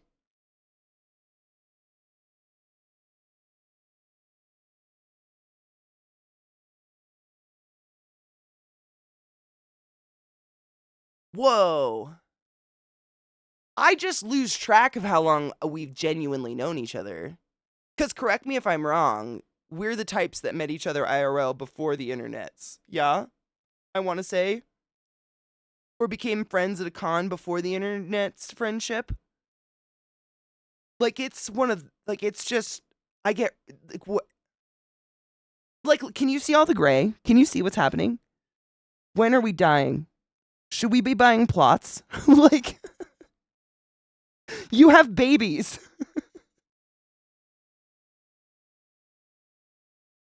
Thank you so much for subscribing to the channel, keeping the classy alive, genuinely giving it ace swings for 100 months. Damn.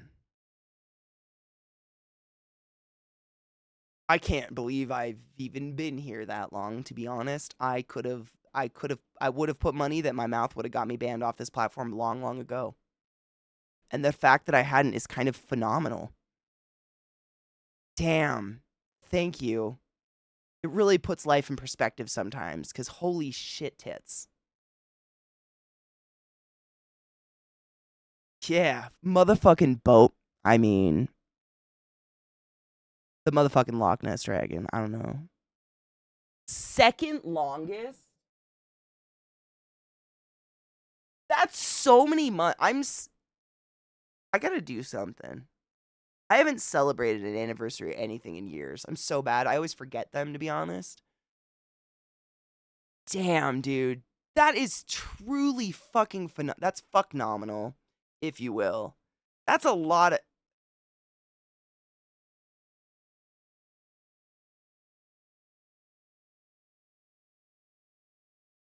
We're gonna die soon.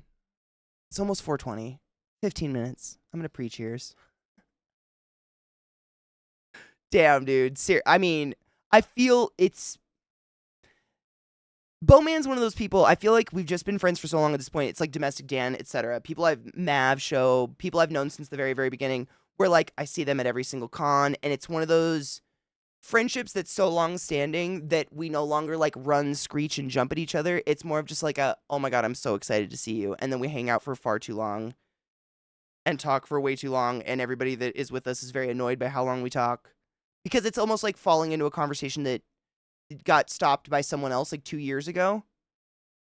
And it's been so, what's happening? Time. Like, I've watched his children grow. Like, from fetus, from pregnancy. Like, it's just, what's happening?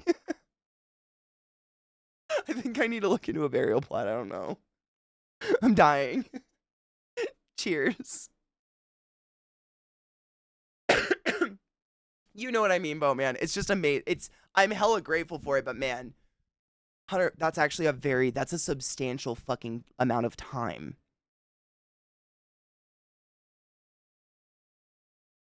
God damn. I'm grateful for our friendship, but also thank you. But like, damn.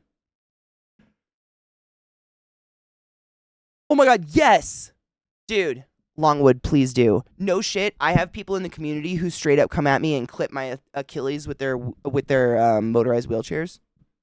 Penetrate that asshole. Everybody has a different way of saying hello, and I love all of them.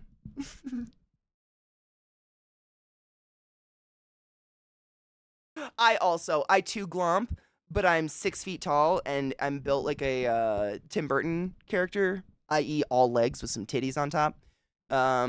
Therefore, the glumping more looks like a weird spider creature out of Dead Space, like, I'm so excited! You know, most people run and scream, but sometimes I get them.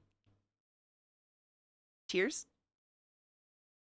Emerald, you silly fuck, I appreciate you. Thank you so much for summoning the class, keeping the classy alive, and giving it his swings. That's a long time, B.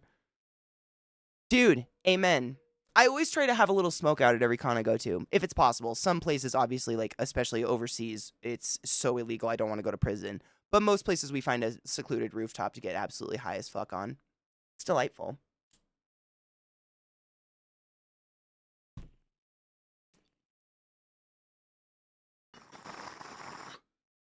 I don't know if you guys heard that crack, but I think I just got a seed. Which is funny because we were talking about it this morning. I heard it.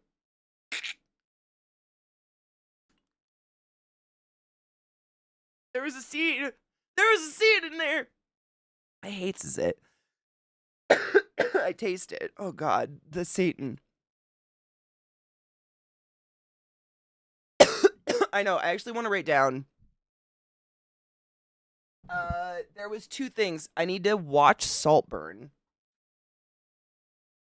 But then I need to fix the sub alert. It's really random sub alerts are still the weird sound, and then some of them are totally fine. But I swear I went through and I individually set every single one.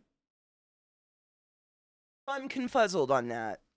I don't know what's going on. Dude, Music Man. I mean, Zach and I try to go to Twitch EU every year if it's feasible. They've just like, you know, they sometimes a lot of the time they choose somewhere that's just dummy expensive.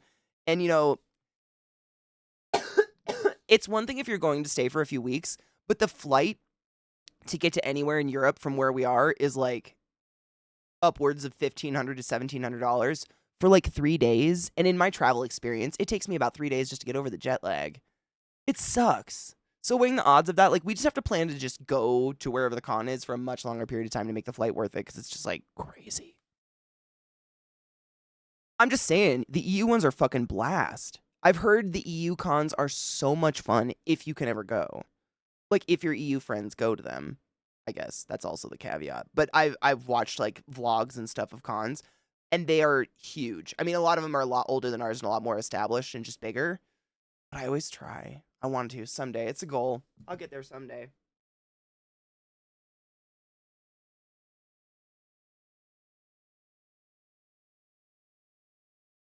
That was the other thing. Notes for fixings. Always a work in progress, I swear. Dude, Cinemus, that would be the dude, I'm not kidding. I was thinking of what it would be like to get to hang out with Dis at a con or something lately, simply because I've been just binging cosplay con VODs. Probably because I'm currently sewing a cosplay for no reason, just because I need something to do and I was bored and I figured why not? I have the stuff to do it. But like putting the videos in the background, it like keeps your brain going and thinking about stuff like that and helps me like sit and sew for hours when I don't want to sit and sew for hours. And I was just, I mean, she's one of my favorites. So, of course, like, I would probably fangirl the fuck and faint and pee myself. That might be the day I shit myself and trust that fart. Even if I don't fart. So, Crayon, I've heard it's really fun. Simply, like, I've heard TwitchCon EU is fun because it's better run, unfortunately, sadly. I don't know why. But also, they always choose, like, a smaller venue. And it tends to be, I think, relatively the same amount of attendees. Like, in my experience in the US, the TwitchCons, they always pick some huge fucking venue that, like, we're just not going to fill up. So it always feels like everything's really spaced out and everyone is really spaced out. And it's harder than usual to, like, run into people if you're trying to find them. Or even if you're not trying to find them, just to run into people. You know? Oh my God, Music Man, do it. It's so much fun. I've been to Europe a few times. It's just a blast to experience. You know, everybody's human. Everybody's the same everywhere. My pure experience across the globe. But the little things, you know, just like going to a grocery store I love finding a normal grocery store in a strange country probably that doesn't speak English and just walking through the aisles.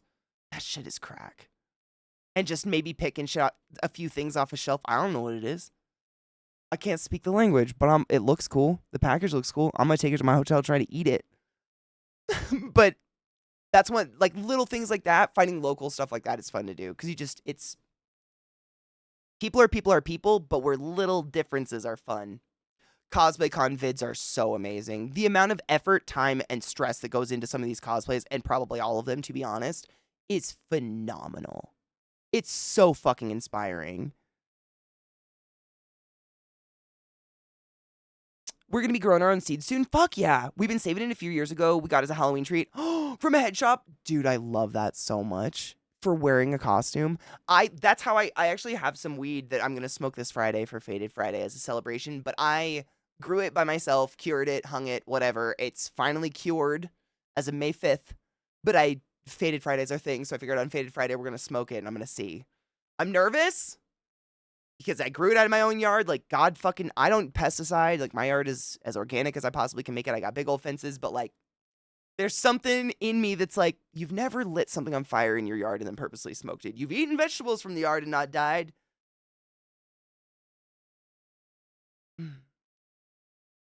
I just have a little, we're just gonna do it. It looks like good weed, it smells like good weed, like, where's my jars? Like, it looks really good. This is just some of it. But it looks like weed. It smells like cat piss. Stemmy goodness of cat piss. Like, it looks, it smells, it tastes the marijuana, but for some reason my body's like, you grew it. Something's wrong with it. So why not celebrate Faded Friday with it? I know. I don't know the strength. I don't know the strain. I know nothing. It kind of sucks. I really don't know. The nugs are they're honestly pretty good. I didn't do the best job of trimming them. Let me see if I can get a good one out. I did a decent job, but I didn't have, like, tiny, tiny little snips. So there's, like, some leaves and shit in there. Little, the little guys. I have 2 huge jars on the other side of the room. I need to grab those because these are the small jars, but I'll show you. It's my first time ever growing and doing the curing and everything. I've grown before, but I tended to just fucking smoke it. Like, dry it and smoke it. I never did the curing process. But they're not bad, but it's leafy as fuck. Don't judge my leafies. Honestly, I've gotten weed from a shop like this, so I don't feel that bad. It is kind of weed roulette. It's seeds that I gathered out of weed I smoked. But it grew in my yard, and, like, I know a lot of you know I've told you that fucking hoarders lived here before Scott. And Scott's who we bought the house from, and weird random toys, trash, maybe a body, comes out of my yard every time it rains. And so part of me is like, what if there's, like, the slime down there and I'm going to smoke this and die?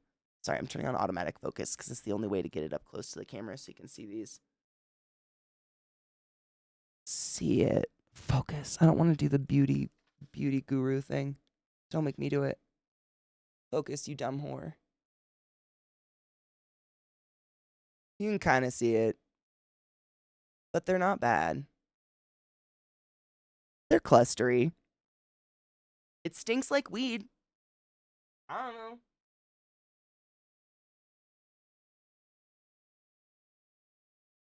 I don't see any seeds. I don't think they got fucked, which is crazy because y'all know 3 of my plants turned boy. But, like, you can see all this shake in here from me cracking the jars and, I don't know what it's called anymore. You aerate them basically so they don't mold.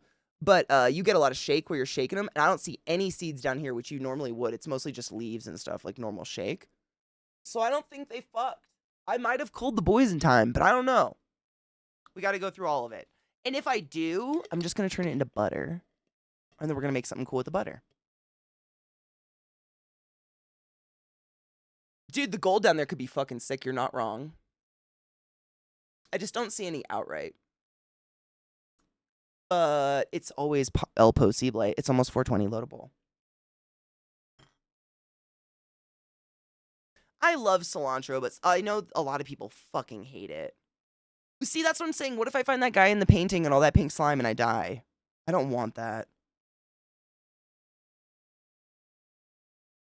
Curmudgeon, isn't there like, there's some weird joy in growing your own? I just hope it gets me high and doesn't kill me. Like, there's not. I did everything right. It's sterile. I think worst case scenario, I just don't get high. Friday. We'll see. It's 2 minutes. I love this song. I had that other video up and it was YouTube's. It's just YouTube. It's not my computer. I know it's YouTube, but it's being a cockfucker. Someday. Not that there's anything wrong with being a cockfucker, but like, YouTube. Get over yourself. Oh my god, Kinger, is that just a fat chipmunk or a bear? Because it's fucking precious. And that hype is adorable and I like it. There's my grinder. It's the same color as my desk. No shit, Longwood? Okay, so get this. So the people that hoarded in this house, they lied to insurance collectors to get some insurance money, and they like half Z finished. We have like a cellar basement, you know? You can only access it via a cellar door outside. But they strung it with so much electricity downstairs and mirrors and tinfoil and insulation and shit. Pretty sure my cellar was a grow house. Like, almost 1,000% sure they were growing weed down there. I don't know what else the fuck you need a bunch of light strips and power strips on the ceiling for. And if it is something else, I kind of don't want to know. I watch too much true crime. Don't haunt me like that. I've never been in the cellar. It scares me. I mean, I've looked, but I've not, like, I'm on top of it. The witch could be right there, like, clung to the ceiling of the cellar, scratching lightly at the boards, like, like, eating my soul slowly every single day while I stream here. And I don't know. I'm not going to go down and say hi.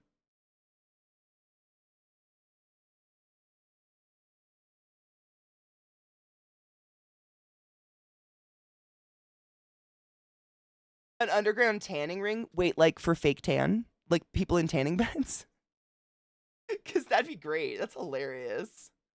Right, Bowman? I'm saying, fuck it. This is the thing. If I can't escape the basement, cellar, etc., faster than the demon, I'm not going to go into it. And the only way to get into my massive cellar basement is like via this wrought iron ladder that's like this big, and then two enormous, if you aren't as tall as me and don't have legs like me, they're a climb down using your hands, two huge like cement steps.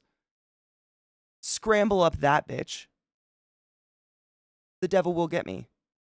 I'm not ready to die. That won't be the way.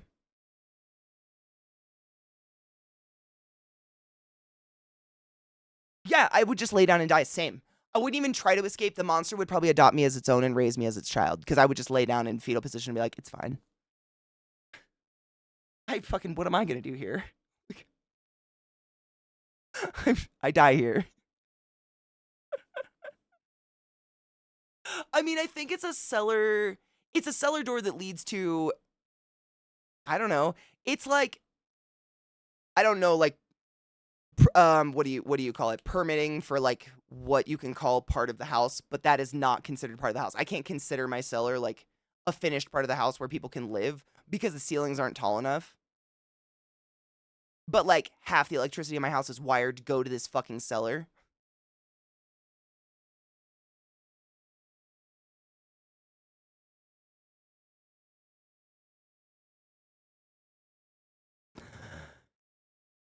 Donna, I'm saying. Like, yeah. Yes. Also, the fact that it's just used for storage and I live in Black Widow heaven, can you even, and this is coming from your queen of tarantulas, can you even fucking conceptualize how many spiders are down there? And the sheer cobweb fuckery, happy 420, the sheer cobweb fuckery that is down there amidst the nonsense. Exactly, Boatman. Like, you bring a priest, a virgin, something blue, and a gun. An obsidian crystal mounted on a staff to stab with. I don't know. It's just not where I'm going to go, but my Christmas tree lives down there. So, cheers.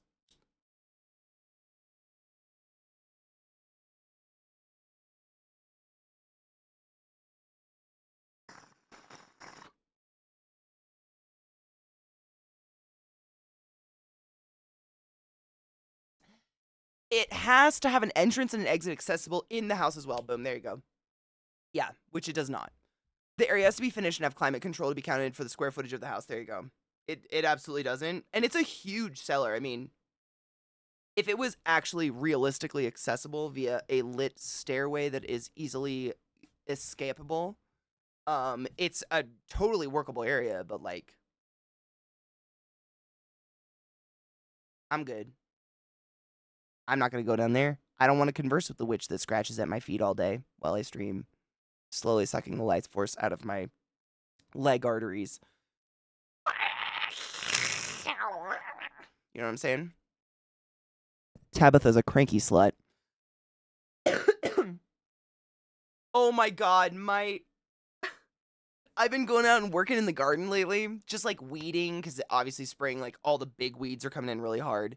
And I was out there gardening, and like there was like a piece of wood or something like that was fairly good size that had like a really thin, I don't know, it looked like a piece of roofing, honestly, but it had blown in to my yard from somewhere else. And I went to pick it up, and I'm not kidding you, I've never seen a centipede this big here in person, but it was easily like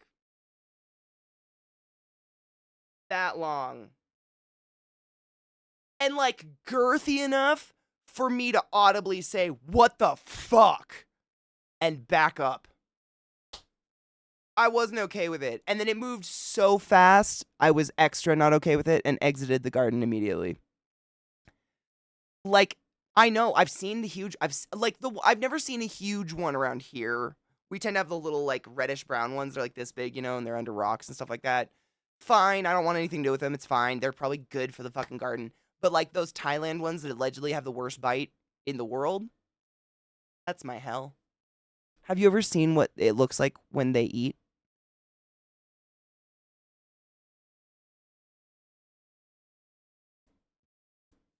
Like, at least spiders incapacitate you with venom, for fuck's sake. These guys just start to work on your ass while you're still alive.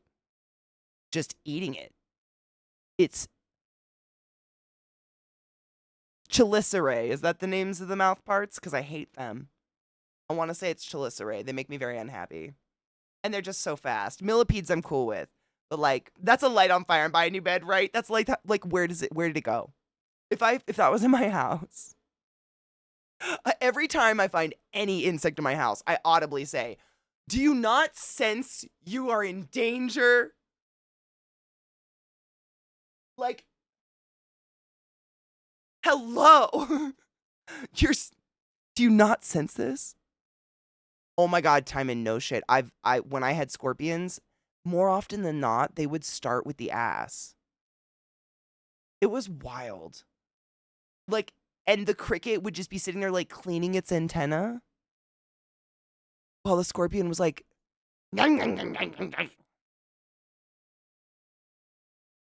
with what looks like thresher teeth or something.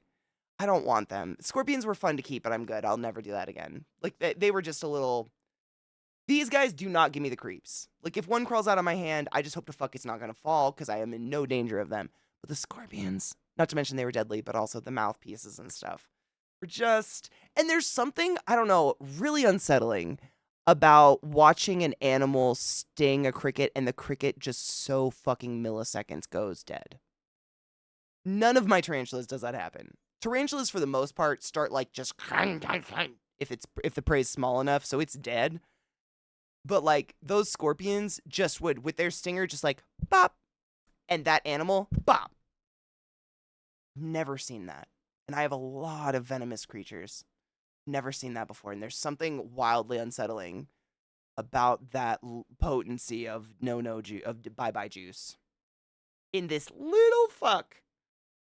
Remember when they had babies? That was a very nerve-wracking time. I still have nightmares about like cleaning up my house and picking up a book and just finding 4 million little baby deadly scorpions under that book. Because, you know, what if one got out? Like, now what do I do?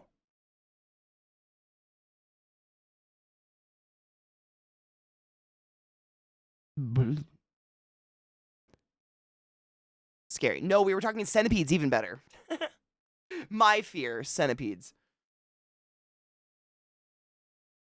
So, are outside bugs safe to feed your babies? So that's a really good question. In general, I would, as like a piece, like if as a general answer, I would say no. Now, if you live in an area where you know you're safe of pesticides, i.e., you're safe that those bugs and stuff aren't going into other people's yards and eating things that have pesticides and things that are going to kill your animals, then yes.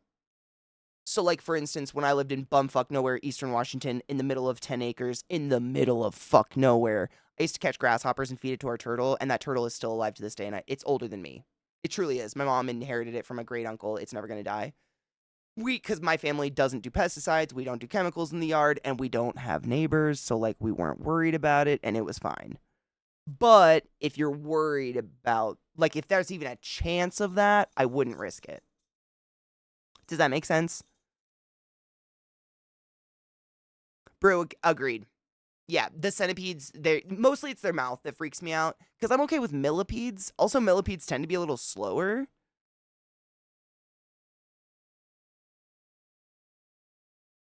Yeah. So that would be like, it really depends on how well you know your neighbors. For instance, I know my neighbors really well. Like, I don't know them really well, but these guys work at a garden center and are dirty hippies who grow weed, and they do not use pesticides. They have signs that say no pesticides. And these guys, it's a halfway house, and the owner has told us no pesticides, no spraying, no fertilizer, no nothing. So like get a good idea of what's going on. But if I don't have to, I tend to not risk it because I just am worried. Like, what if my laziness ended up in one of my big beauties dying? That would make me sad. I don't know. Can't say I haven't done it in a pinch, but I wouldn't risk it unless I was in a pinch, I guess.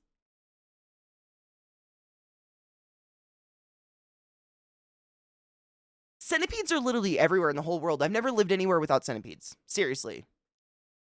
Never. They're everywhere. I think they're a universal creature that just lives in the world.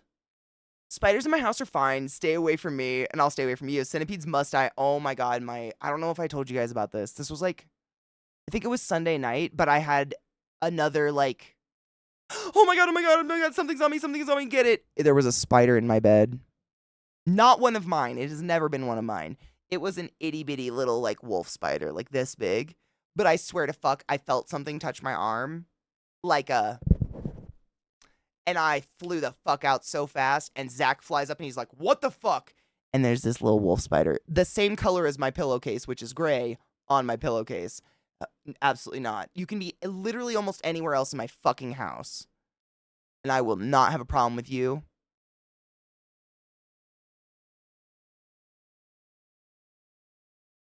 Not my bed. Rod, right? Never in my room, but that guy, that was was that Gizmo? I want to say that was Gizmo, actually. Gizmo's a little fuck. Gizmo is actually behind me. You can't see him. He's behind the thing. But Gizmo has designed his enclosure to be 2 layers. So instead of being 1 layer, he's webbed it so it's like a second layer of tunnel so he can be up on the lid. Hopefully she, so they live longer. I don't care what kind of genitals they have, but boys only live 2 years, you know. She's got to be a girl because she's still alive, honestly. By this point, I've had her for quite some time.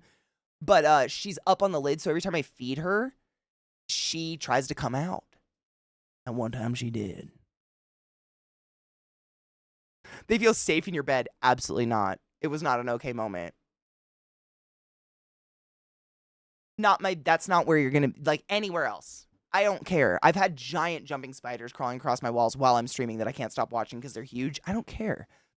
They're all harmless, to be honest, but you cannot crawl across my nude body while I'm in bed. Absolutely not. That is, nope. Oh, God, not okay. No. Worst thing spiders have to put up with my house is some weirdo sticking a camera lens in their face and the camera. I save spiders a lot. Like, I find them, like, they'll be stuck in a puddle of water or something, and I'll scoop them up. Did I tell you the other day I found? I mean, we've had ever since I moved here. I've had encounters with the jumping spider here. I think it's called the Phidippus apachianus, the Apache jumping spider, something like that. But I'm not fucking with you, and I say they're as big as a nickel. Biggest jumping spider I've ever seen in my life. And the other day I was outside, just working in the yard, and all of a sudden I see this jump. It wasn't as big as the biggest one I've seen, but he was easily like probably this big, like as big as a dime, just sitting on a piece of like black sheeting in my yard, and looks up at me with their weird like jumping spider look. And I was by myself and audibly said, "Oh, hello," and turned to do something else and didn't see it scamper away. I fucking heard as it scampered down the plastic sheeting. Like, that's how big jumping spiders are in Colorado. You don't have to see them, you just fucking hear them. They're that heavy. It's wild. I've lived a lot of places, never experienced spiders that big. Like jumping spiders. And jumping spiders are the best because they're like, they want nothing to do with us. They're super intelligent, totally harmless. Like, I love them. And the fact that they're big, you can really see what they look like.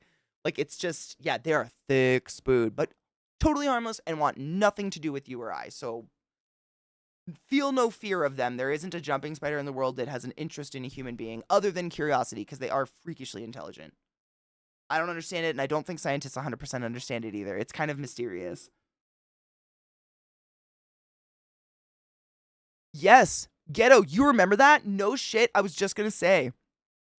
I had one of those giant jumping spiders a while back, and I had like this rack right behind my PC cases, and one of those jumping spiders, I don't know how, ended up pregnant. And I didn't know. I didn't see an egg sac, but one day I was literally live on stream, and I look up, and I remember, I think I said something along the lines of, "Oh my God, guys." And I tried to turn the camera towards it because suddenly I just saw what looked like 5 billion little microscopic black dots dropping from my spider tanks on their little webs. And I was like, oh fuck. Again, totally harmless. And I want those kind of spiders in my garden, in my yard, maybe one in my house, take care of mosquitoes, not 5 billion babies. That was very freaky. But it was, I want to say someone in stream like Googled it or something, because I was like, I don't know what to do. This is so many baby spiders like dropping on my PC while I'm streaming. Like, so many. I realistically do not know the number of babies these spiders have, but it looked like millions. And someone said all you have to do is put some sort of container on top of wherever they're exiting, and their natural intuition is to climb to the highest point in the room, because jumping spiders are the type that do the balloon out their ass. So I put a tank on top of it, and they just filled it, and then I took it outside. What are you handing me? What's happening? Oh, the treats. Great. I just put like a tank on top of where they were getting out, and they filled it, and I just took them outside. I mean, probably like one of the millions got into my house somewhere. But like 3 million I got outside, or whatever the realistic number is. I think I got the most of them. But yeah, it was just kind of like this weird trick. It had to be a see-through, like a clear container. Like I think I used a peanut butter jar or something, but they fill it trying to go to the highest point, and then I just took them outside and they were fine.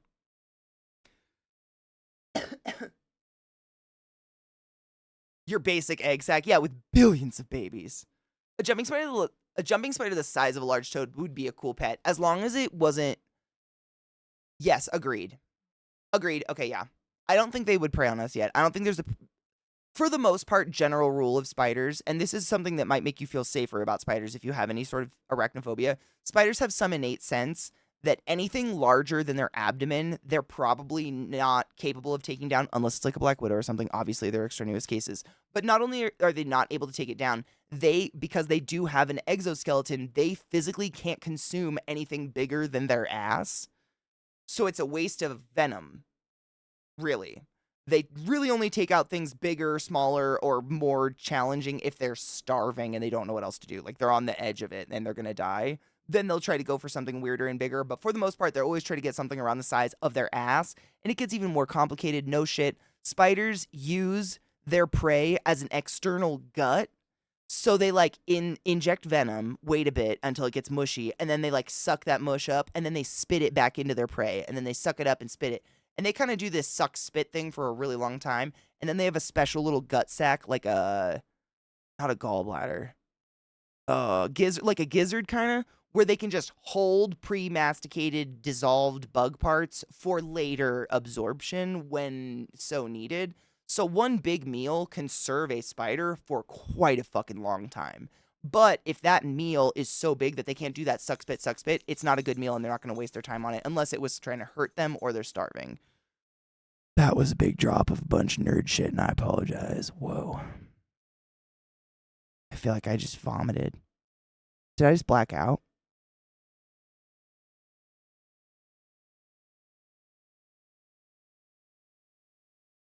I might have just blacked out. They ferment it. Yeah. It's fucking fascinating. It's like Jaws, people. I was scared of same. I mean, movies, Eight-Legged Freaks, Arachnophobia, all of those, they make anything scary. You can make anything scary, really. Okay, I get real nerdy. I mean, for me, because again, it all stems back to being a Y person. If I was like, oh yeah, they use a bug as an external gut, my brain would be like, what do you mean? So then I'm like, someone thinks that, so I'll just explain what I mean by an external gut. So, one person knows. But like, if you think about it, spiders are never there's no spider that we know of big enough to use us as an external gut. Therefore, if we get bit, we probably sat on them, hurt them, did something, cornered them, whatever. Spiders don't, unless they're crazy and something weird is happening, they don't go out and try to hunt people, and they have no interest in us whatsoever. At all. Dude, thank you. I love Nerd Speak too. Dude, and it doesn't even have to be a topic I'm interested in. Just hearing someone get on that weird, not weird, but that like train of thought where you can tell they're super passionate about something. It's like crap. It gets you hyped. I totally get that. It's almost infectious. It's like contagious, I think, a little bit. Even if you, I mean, just to like, it gives you oomph in what you're interested in. It's not necessarily like, I am 100% understanding that not everyone's going to want to have a wall of spiders. Like, that's a weird thing. But everybody has a weird thing, right? A zombie mushroom spider? I don't want that. Those are scary. That fungus that takes over bugs' minds? No, thank you. That shit scares me so much. The ones that, like, take over ants and stuff. That's some real-life Last of Us shit right there. Yeah, that, like, it's a spore, I think, right? Cordyceps, yeah. That is, that's one of those things I like to pretend's not real. Passionate, exactly, yeah. Oh, you found something that makes you, like, fucked up world just a little. Exactly. It's all about putting seasoning on the shit, I find. It's corny. That's like a Tyler Durden thing. Like, is it Fight Club? Was it Fight Club that's like, life is a bunch of shit with brief commercial breaks of like cool? But I don't think it's brief commercial breaks. I think it's like just more seasoning. Like someone hands you a plate of mush and you gotta put some salt on it. And maybe spiders is your salt. Or weed. Or music. Or masturbation. I don't know. Be safe. Wash your hands. Was that fungus, was The Last of Us, did they really base it on that fungus? Because I believe it 1000%. It's creepishly similar. I want to say, was it Zefrank that did a video all about that fungus? Not The Last of Us. I mean, he might have dropped some, funnies about The Last of Us, but I want to say we watched it on stream, but I really don't remember. But there was some sort of infographic or something we looked at where it talked about that zombie fungus that like takes over the brains of bugs, and it's very creepy. It's not an okay thing. Like, please no, wash yourself. Shit is so creepy. It is based on the cordyceps. I had no idea. See, I've never played the game, watched the show, and it's legendary, and it's the best thing I've ever seen. Please don't get me wrong. It's incredible. And people actually bought me The Last of Us, and I am going to play it. It's on my list. Now that my computer's fixed, and like this is day 2 of... should I even say it? What time is it? It's 20 minutes till the end. Day 2 of nothing going wrong. Like, at all. Did anything go wrong? Other than YouTube, but that's not me. I know. I hit the wood. It's 20 minutes till the end, so I figure it's not like I'm sacrificing hours if, the demons come out and Smite me. But like, we've watched some videos, we've listened to some music. I still haven't been able to get Spotify for some fucking reason. It's fighting me on Windows 11. I'm trying because YouTube gets me stuck in a loop of the same music over and over and over. And I know it drives you crazy. It drives me crazy. So I'd like my Spotify back, and I'm trying to get that back on my PC. My alerts I need to fix. But other than that,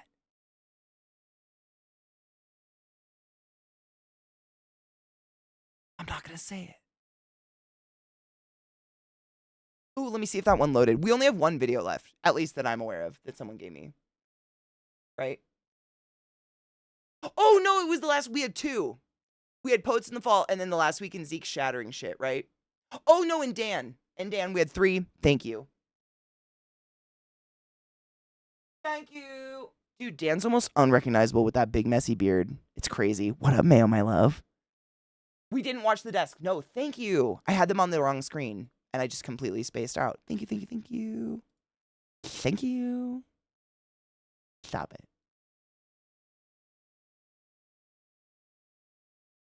YouTube's just being a... Okay. It was. Word, it's, a self-bias, you know, like, the opposite of rose. It's like shit-colored glasses on the situation. Like, why does that grown adult man want to paint his face and hang out with kids all day? Like, what happened to make that a goal? Why are you like this? Can you please shut the fuck up? Blessed be the fruit.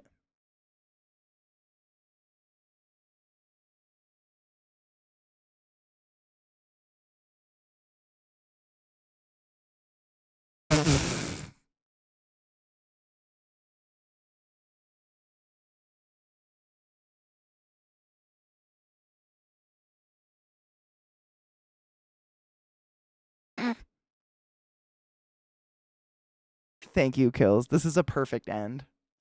I slept through this. No shit, 5 feet away. Crazy I didn't wake up. I don't know how.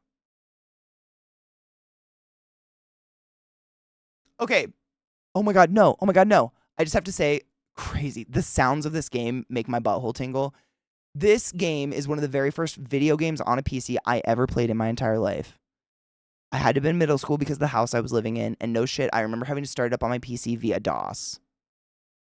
Oh my god, I'm blocking Zeke. Thank you. I'm glad I paused it. I don't know where to go. I'll be secretive. I could do it all day. Get the fuck out. This is one of the first games I ever played, and wow. The sounds of it are so fucking nostalgic. This and Rayman. Anyways. It's odd. It's a Abe's Odd World, by the way. I believe the first one. I don't know.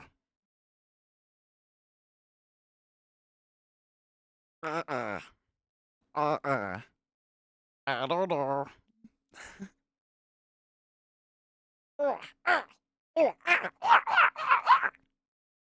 Those guys, that red shovel face, oh, they're the devil. Fuck, I remember them. They sucked so hard.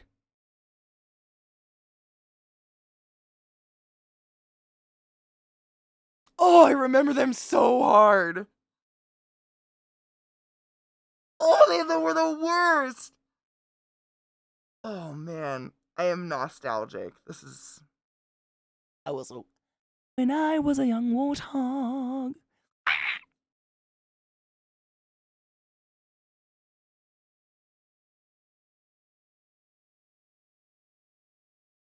Abe's Odyssey. Abe's Oddworld. I believe it's the very first in the series. It's a pretty fucking extensive series at this point, to be honest, but I believe this is the first one. Correct me if I'm wrong. Oddworld, Abe's Odyssey. Thank you, Logwood. I fucking appreciate you. That's it. And it came out early 90s, I want to say. Because I was absolutely running this DOS like on a PC. We had some fucking janky ass shit. But man, it brings back good memories. Because this game was so hard, and I played this one before I had my period. I was able to beat this game before I ever menstruated. And in this day and age, do I have the patience for this? Probably not. How did I do this as a kid?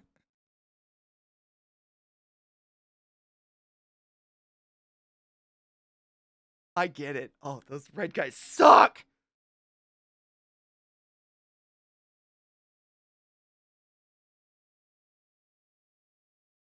I get it. Oh, they suck. Albel, my love, thank you so much for the resub. I don't think I have. I've only played like the first 3 or 4, or 3, I think. 3 of the games. They literally dance on your corpse. Have you ever played these, Elle? Because these games are really fun. I mean, the cutscenes they were kind of before their time, in my opinion. They were like that dark, kind of like steampunk vibe before it was cool to be dark and steampunk, and it was like new and weird. And I played these when I was so young, and I remember being kind of blown the fuck away. Fuck those guys so hard. I'm mad for him right now. Wait, which ones did you send? Hold on. I'm both sorry and thankful that you guys got the games in the Spider Robinson CD I sent a few years ago. Saw the vid I'd recorded of Zeke opening it a few weeks ago. You mean the elation, joy, and gratitude? Or this game is infuriating. I still can't believe I played this as a child, to be fucking honest.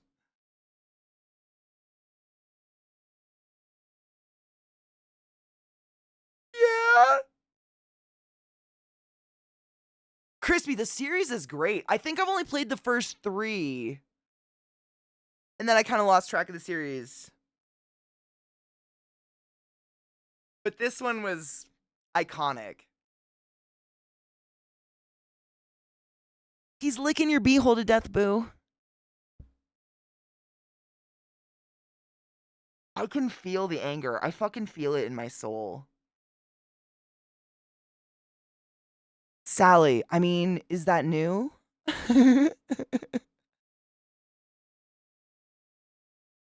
Dude, it's one of those games, Elle, where it's like once you figure out what to do, you're like, oh my God, I'm so stupid. You know that feel? Oh my God, Rod, you're being thanked because you're Rod. And I think that's a great way to think. Oh, he did it. Oh my God, oh my God, oh my God, oh my God, oh my God, oh my God, oh my God, oh my God.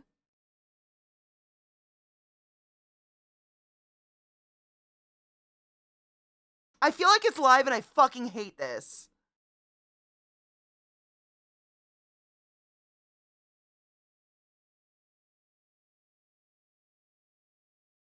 Oh, this is such an old clip, Sally. Oh my God. Yesterday was the end of Zach's 10-year anniversary. And so, oh my God. Hold on. I just ruined it. So basically, we've been watching videos that, the iconic destruction videos that have happened in his stream. And this is one where we actually live together. And no shit, when this happens, I'm actually in the house asleep, maybe 5-6 feet away. My head is 5 or 6 feet away from where this happens. And I didn't wake up or anything. And all I remember is I wake up from a dead sleep nap. And he's like, oh my God, babe, do you want to see what I made during the stream? With a very realistic, cheery tone. And I'm like, yeah, show me what you made. And he leads me into his office, and it's this. That's what, I mean, it's crazy.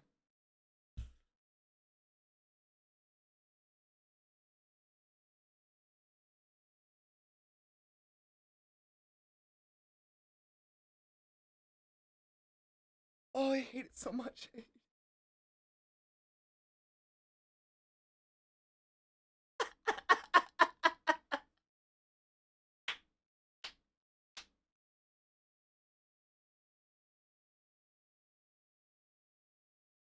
I know, the rave makes it so much better.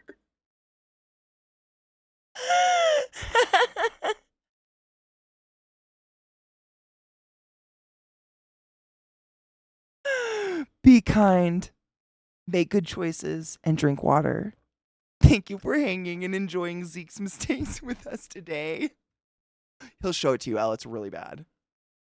I mean, the entire desk shattered. Tiny little piece. So it's one of those desks where it had like the wire outline and then, or the frame, and then this was like a little drawer that his keyboard was on. It was under the desk. And then the desk was like this kind of gunmetal smoky gray glass. I mean, it 1,000 millions of little pieces. And I think it's designed to shatter that way, so there's no huge shards that are going to cut your leg. Correct me if I'm wrong. You guys explained it after it happened to both of us. It's this type of glass that's designed to crumble, so then you're not like getting hit with fucking like shards of giant pieces of glass and shit, which is good. But like, you see what happened was tempered. Is it tempered? Thank you, BDO. I remember it too. I remember the aftermath of him showing it to me, which I don't think is in the video, but it was pretty hilarious because my shock, I was like, you made this?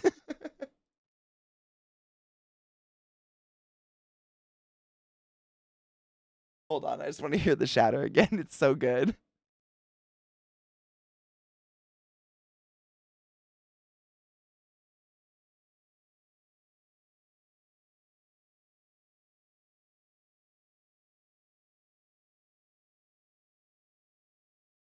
We'll put it right on the fridge and remember all your hard work.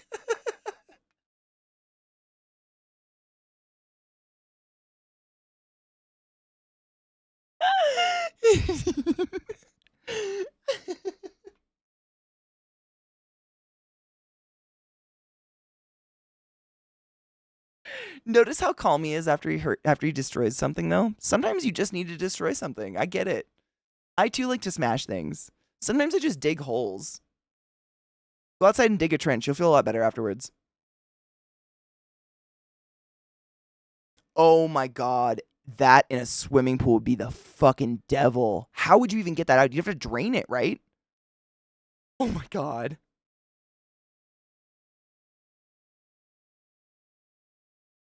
Elle, do you want to see one more before I go? I have we have one more that's it's actually more viral than this one for some reason. It's old. It's before he knew me.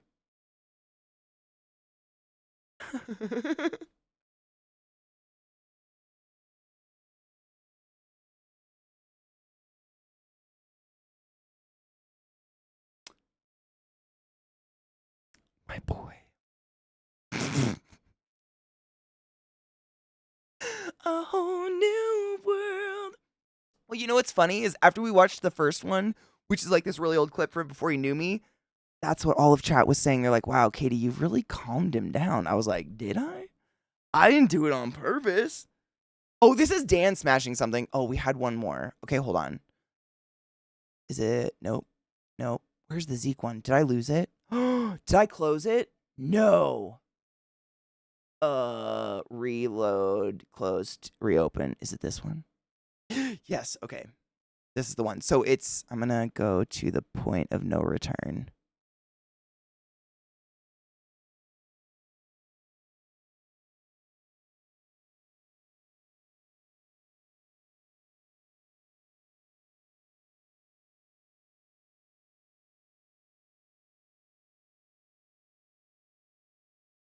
I think it's getting older and having less energy.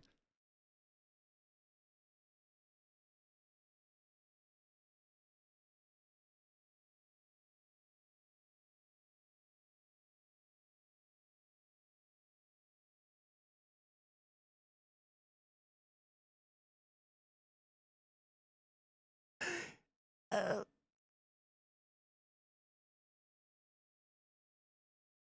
I did too, creeping. I can't watch the beginning of the video again. It makes me angry, anxious. I know that fucking like. You're right there. You're right. You've got one health and you know you should win. And they fucking do it. They do you under it. I know that fury. I know that anger. It is so mind-numbingly. I'm sweating for him. We watched it twice. I sweated. I'm still like pitting out from it. I know that feeling so hard. Like I tend to smack my head on my desk or hit my desk really hard, and I have a huge wooden desk. So it's taken a lot of beatings. It's fine. I can stand on this shit and nothing happens. Thus far, knock on wood. But he takes it out on his stuff, unfortunately. He is. I think this was like 8 years ago. Ish.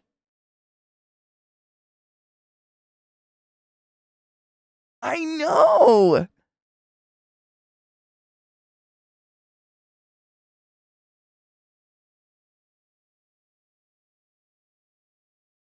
Yes.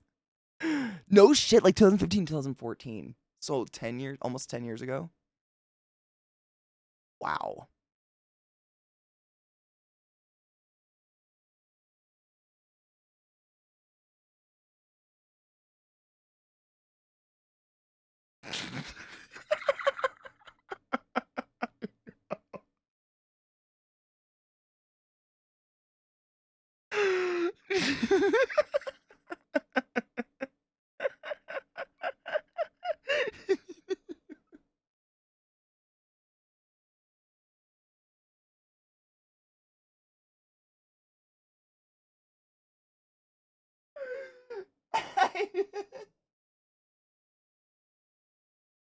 I agree. Yeah, he's still young as fuck. Like, don't get me old. Us saying young doesn't mean he's old now. But this is BB Zeke.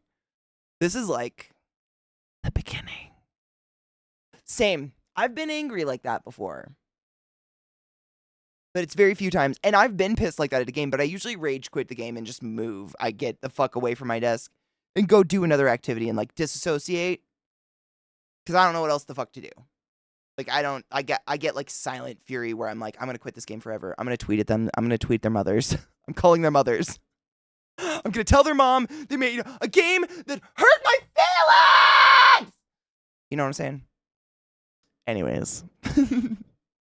One last one, and then I go for the day because I have to pee really bad. But this is my friend Daniel, which it's so crazy to watch Daniel be angry, but like we can all be angry, I think. Especially with something like this, my God.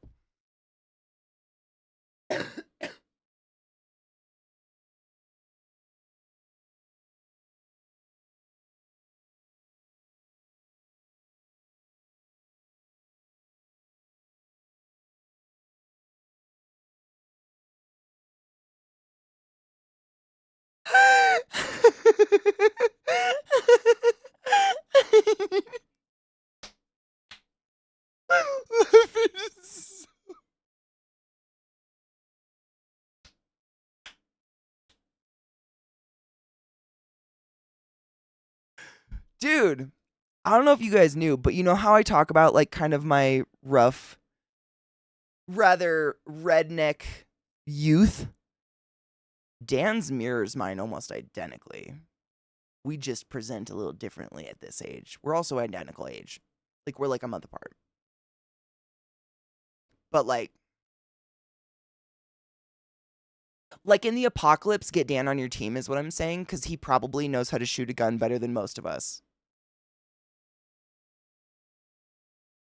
And that's all I'm gonna say about that. He is. We're both from very small town sticks, America, where people are most likely marrying their cousins and shit. Like when Dan and I met in person, we bonded hard over that. I made a comment about being white trash redneck or something, just offhanded, not as a negative thing. And he was like, you too? And I was like, wait, what? And we traded some stories and we were like, okay. Yeah. Like that Step Brothers, like, did we just become best friends via the worst thing ever? Yeah, cool, sick. So we can make these jokes to each other now? Yeah, sick, cool. But like, you know what I'm saying? Like Dan will survive in the woods. But can also tie a bow tie, which I would say is an admirable skill set to have as a mix. Like I can't do the bow tie part. You know what I'm saying? You know I have family there, Bran.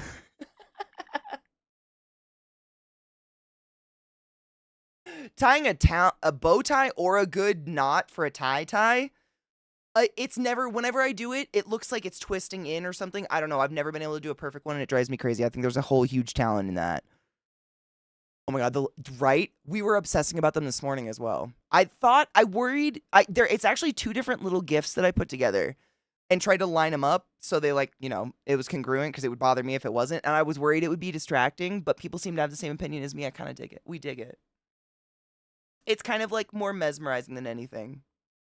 Like, look at the little feet are so squishy and soft. I love them. I have to stop looking. I'll look forever. Well, BDO, that, and I mean, where realistically would a tie land on your chest?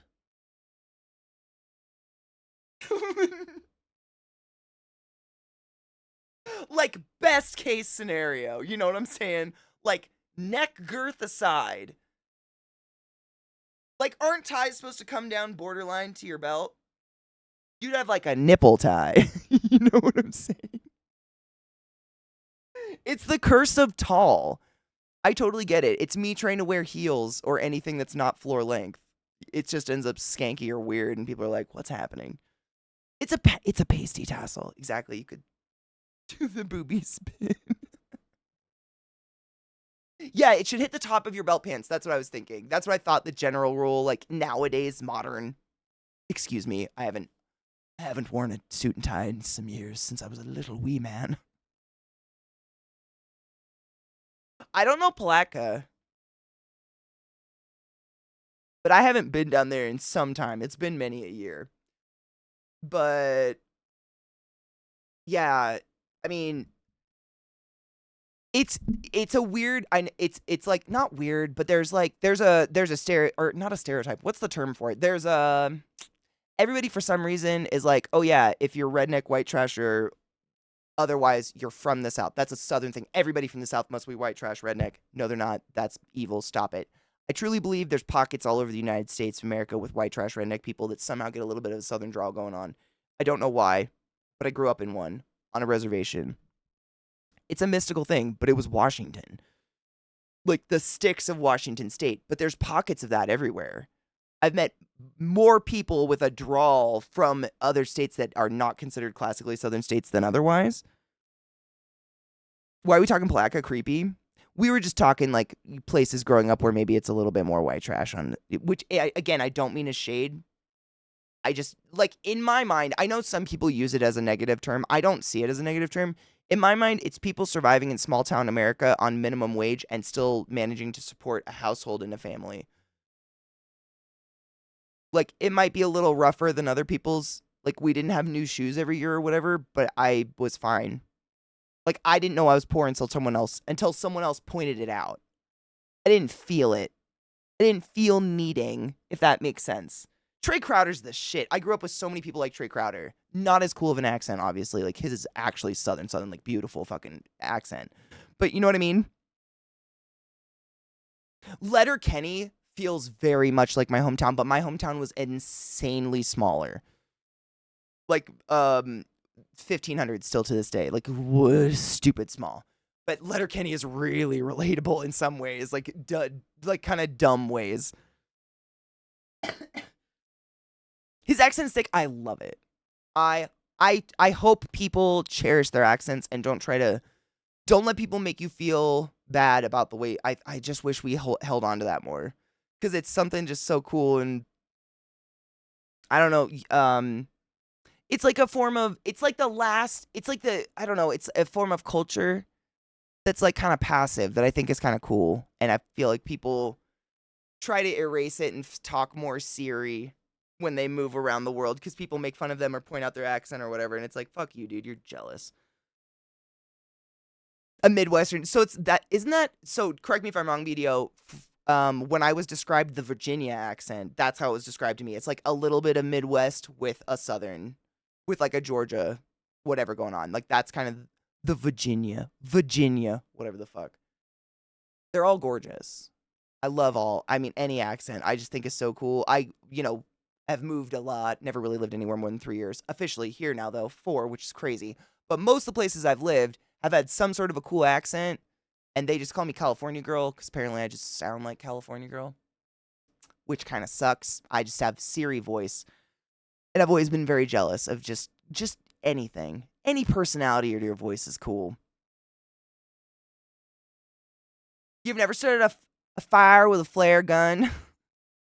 Are you even a redneck?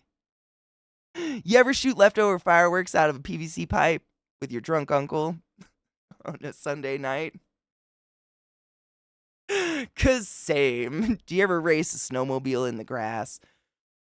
I'm from VA and I have no accent. I've heard a lot of, it could be very, very similar though, Rage, tell me if I'm wrong, to Maryland. So when I was living in Baltimore and Maryland, what I noticed was the older generations tended to have that, Howard County, would you like a cup of water, iron urn and iron urn kind of thing going on, but younger generations didn't have it at all.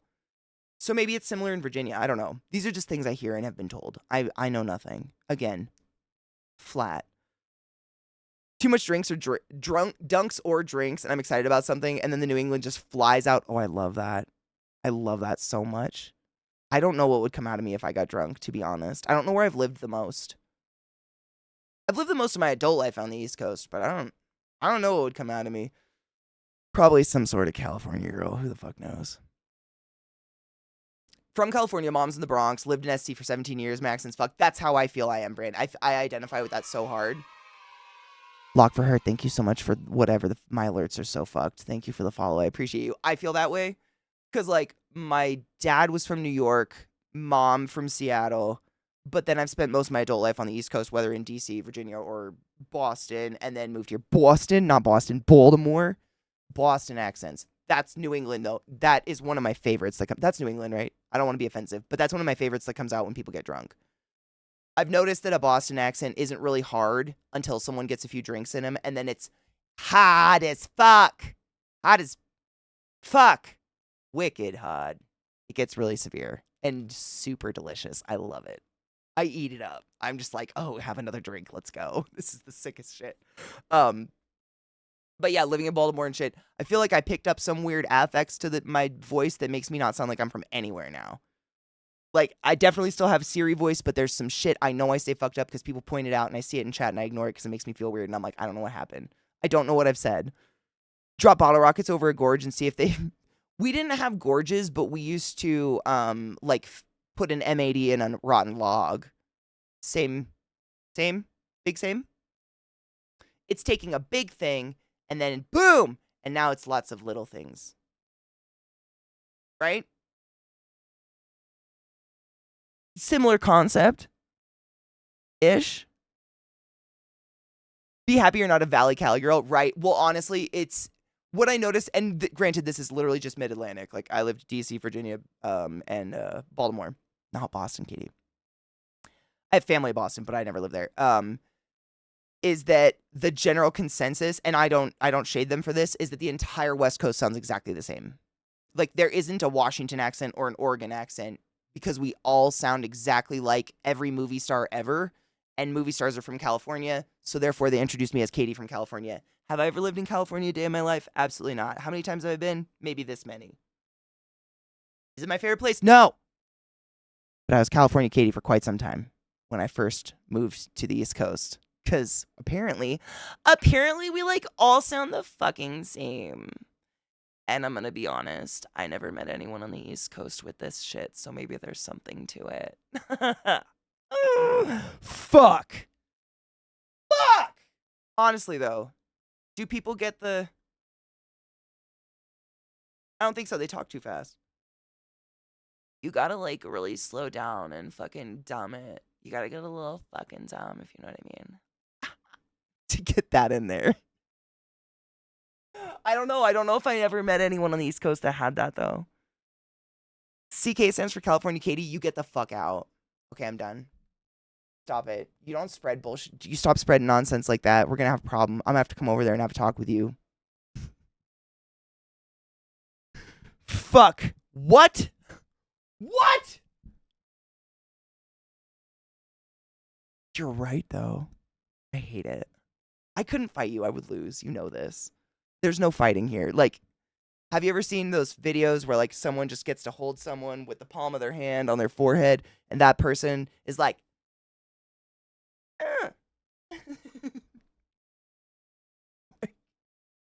I couldn't swipe the leg because my legs are sticks.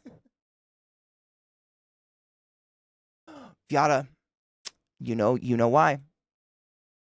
Tall bitches never had to get tough. Therefore, I am not. It's just the fact I've learned this fact growing up. I never had to get tough. Therefore, I am not tough. I am a big fucking pussy. But people under a certain height, for some reason, and I'm not a heightist, but I think it's just in my personal experience, all of my friends that I would consider short are fucking pitbulls, and I would not piss them off for money. Because they may not be able to physically harm me, but I'll never sleep again, and I won't know why. Etc., etc. et motherfucking cetera. You know what I'm saying? I ain't here for that. I have no business. I've had many a short friend, and they scare me more than any of my tall friends ever. But most of my tall friends are like me in the case that, like, we are tall and therefore physically intimidating and therefore have never had to actually be tough. So you don't get tough. I got tough because my brothers used to beat the shit out of me, but that's physically tough, not emotionally. I'm scared of everything. Like water. What?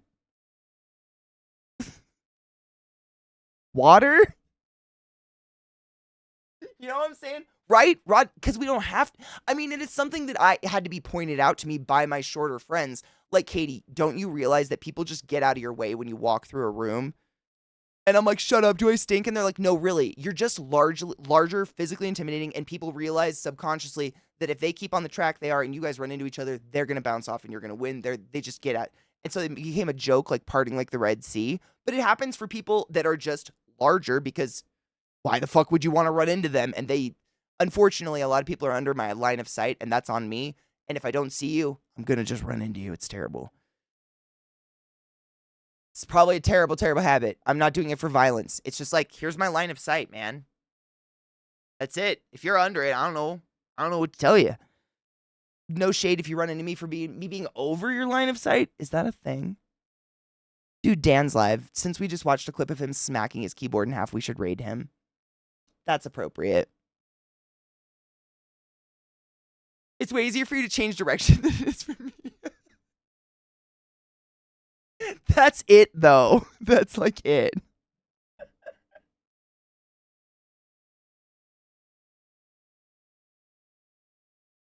Kinger, you know what actually started to happen? It's a super weird phenomena that I noticed. I stopped looking up. And I noticed that I only look down, like wherever my eyesight level is, because I actually had a really big problem, like in school and stuff, in sports, fucking plowing into other girls on team sports, because I wouldn't, wherever this cone of sight is, if they were below that, I just plow them over, not even see them, because my eye was on a ball looking up, whatever. So I started just looking down all the time, and I can work in a building for 7 years, and on the first day of year 8, notice the ceilings for the first time in my life. It's actually happened to me. It's the weirdest thing. And people around me are like, are you kidding? I'm like, no, I have never fucking looked up in this room in my life because all of you are under 5'5". Are you kidding me? Why would I look up? It's happened so many times. Multiple times to me. It's very bizarre. I don't know. I think I'm broken or something upstairs. You know what I'm saying? But I mean, no shit, one of my high school art studio, which arguably I spent like hours in every day because I was a little goth kid and that's the only place I felt at home. I was suffered and goth and whatever, listening to my Queen of the Damned soundtrack.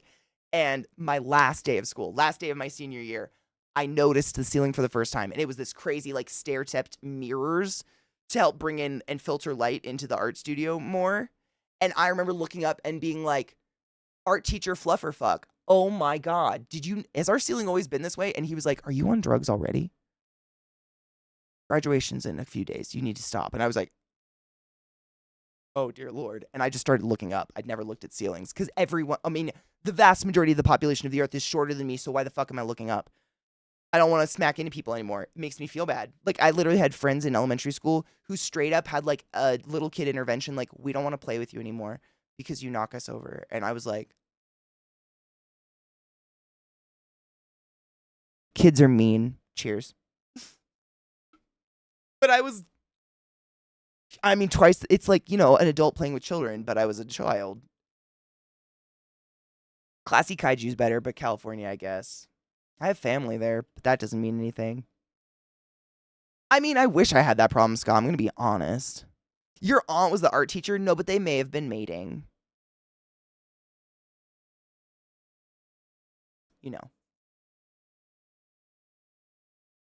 Whatever. Kids are mean, right? Kids are always mean. Kids are always going to be mean. Kids are mean because their parents are probably mean and they just reflect that behavior. They can't help it. It's terrible. Our job is to show them better. We got to do better. Don't plow in public. My art teacher in high school taught my dad. Oh my God. Okay, while I find the fucking raid button, quick, like Cliff Notes version of very long story. So, went to school, became a respiratory therapist, started working at the same hospital that I was born at.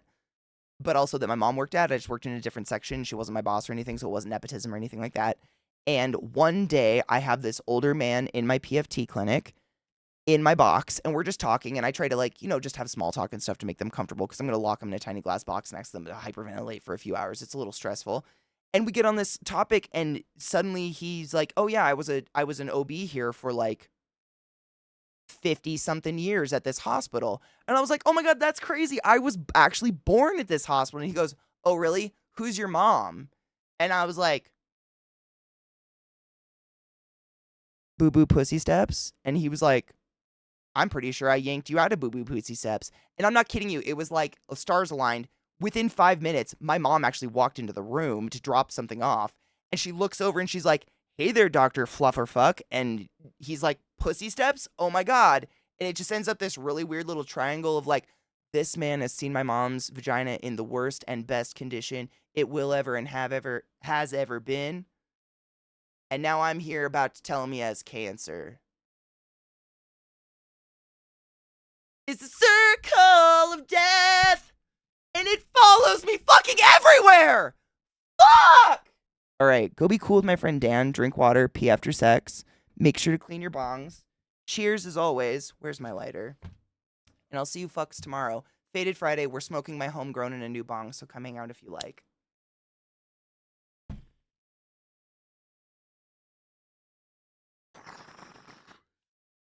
Yeah, so, like, long story short, the first man in the world to see me naked, like, I got to tell him he was gonna die, and then he did, and that sucked. Tomorrow's Thursday, not Faded Friday. Absolutely correct. Faded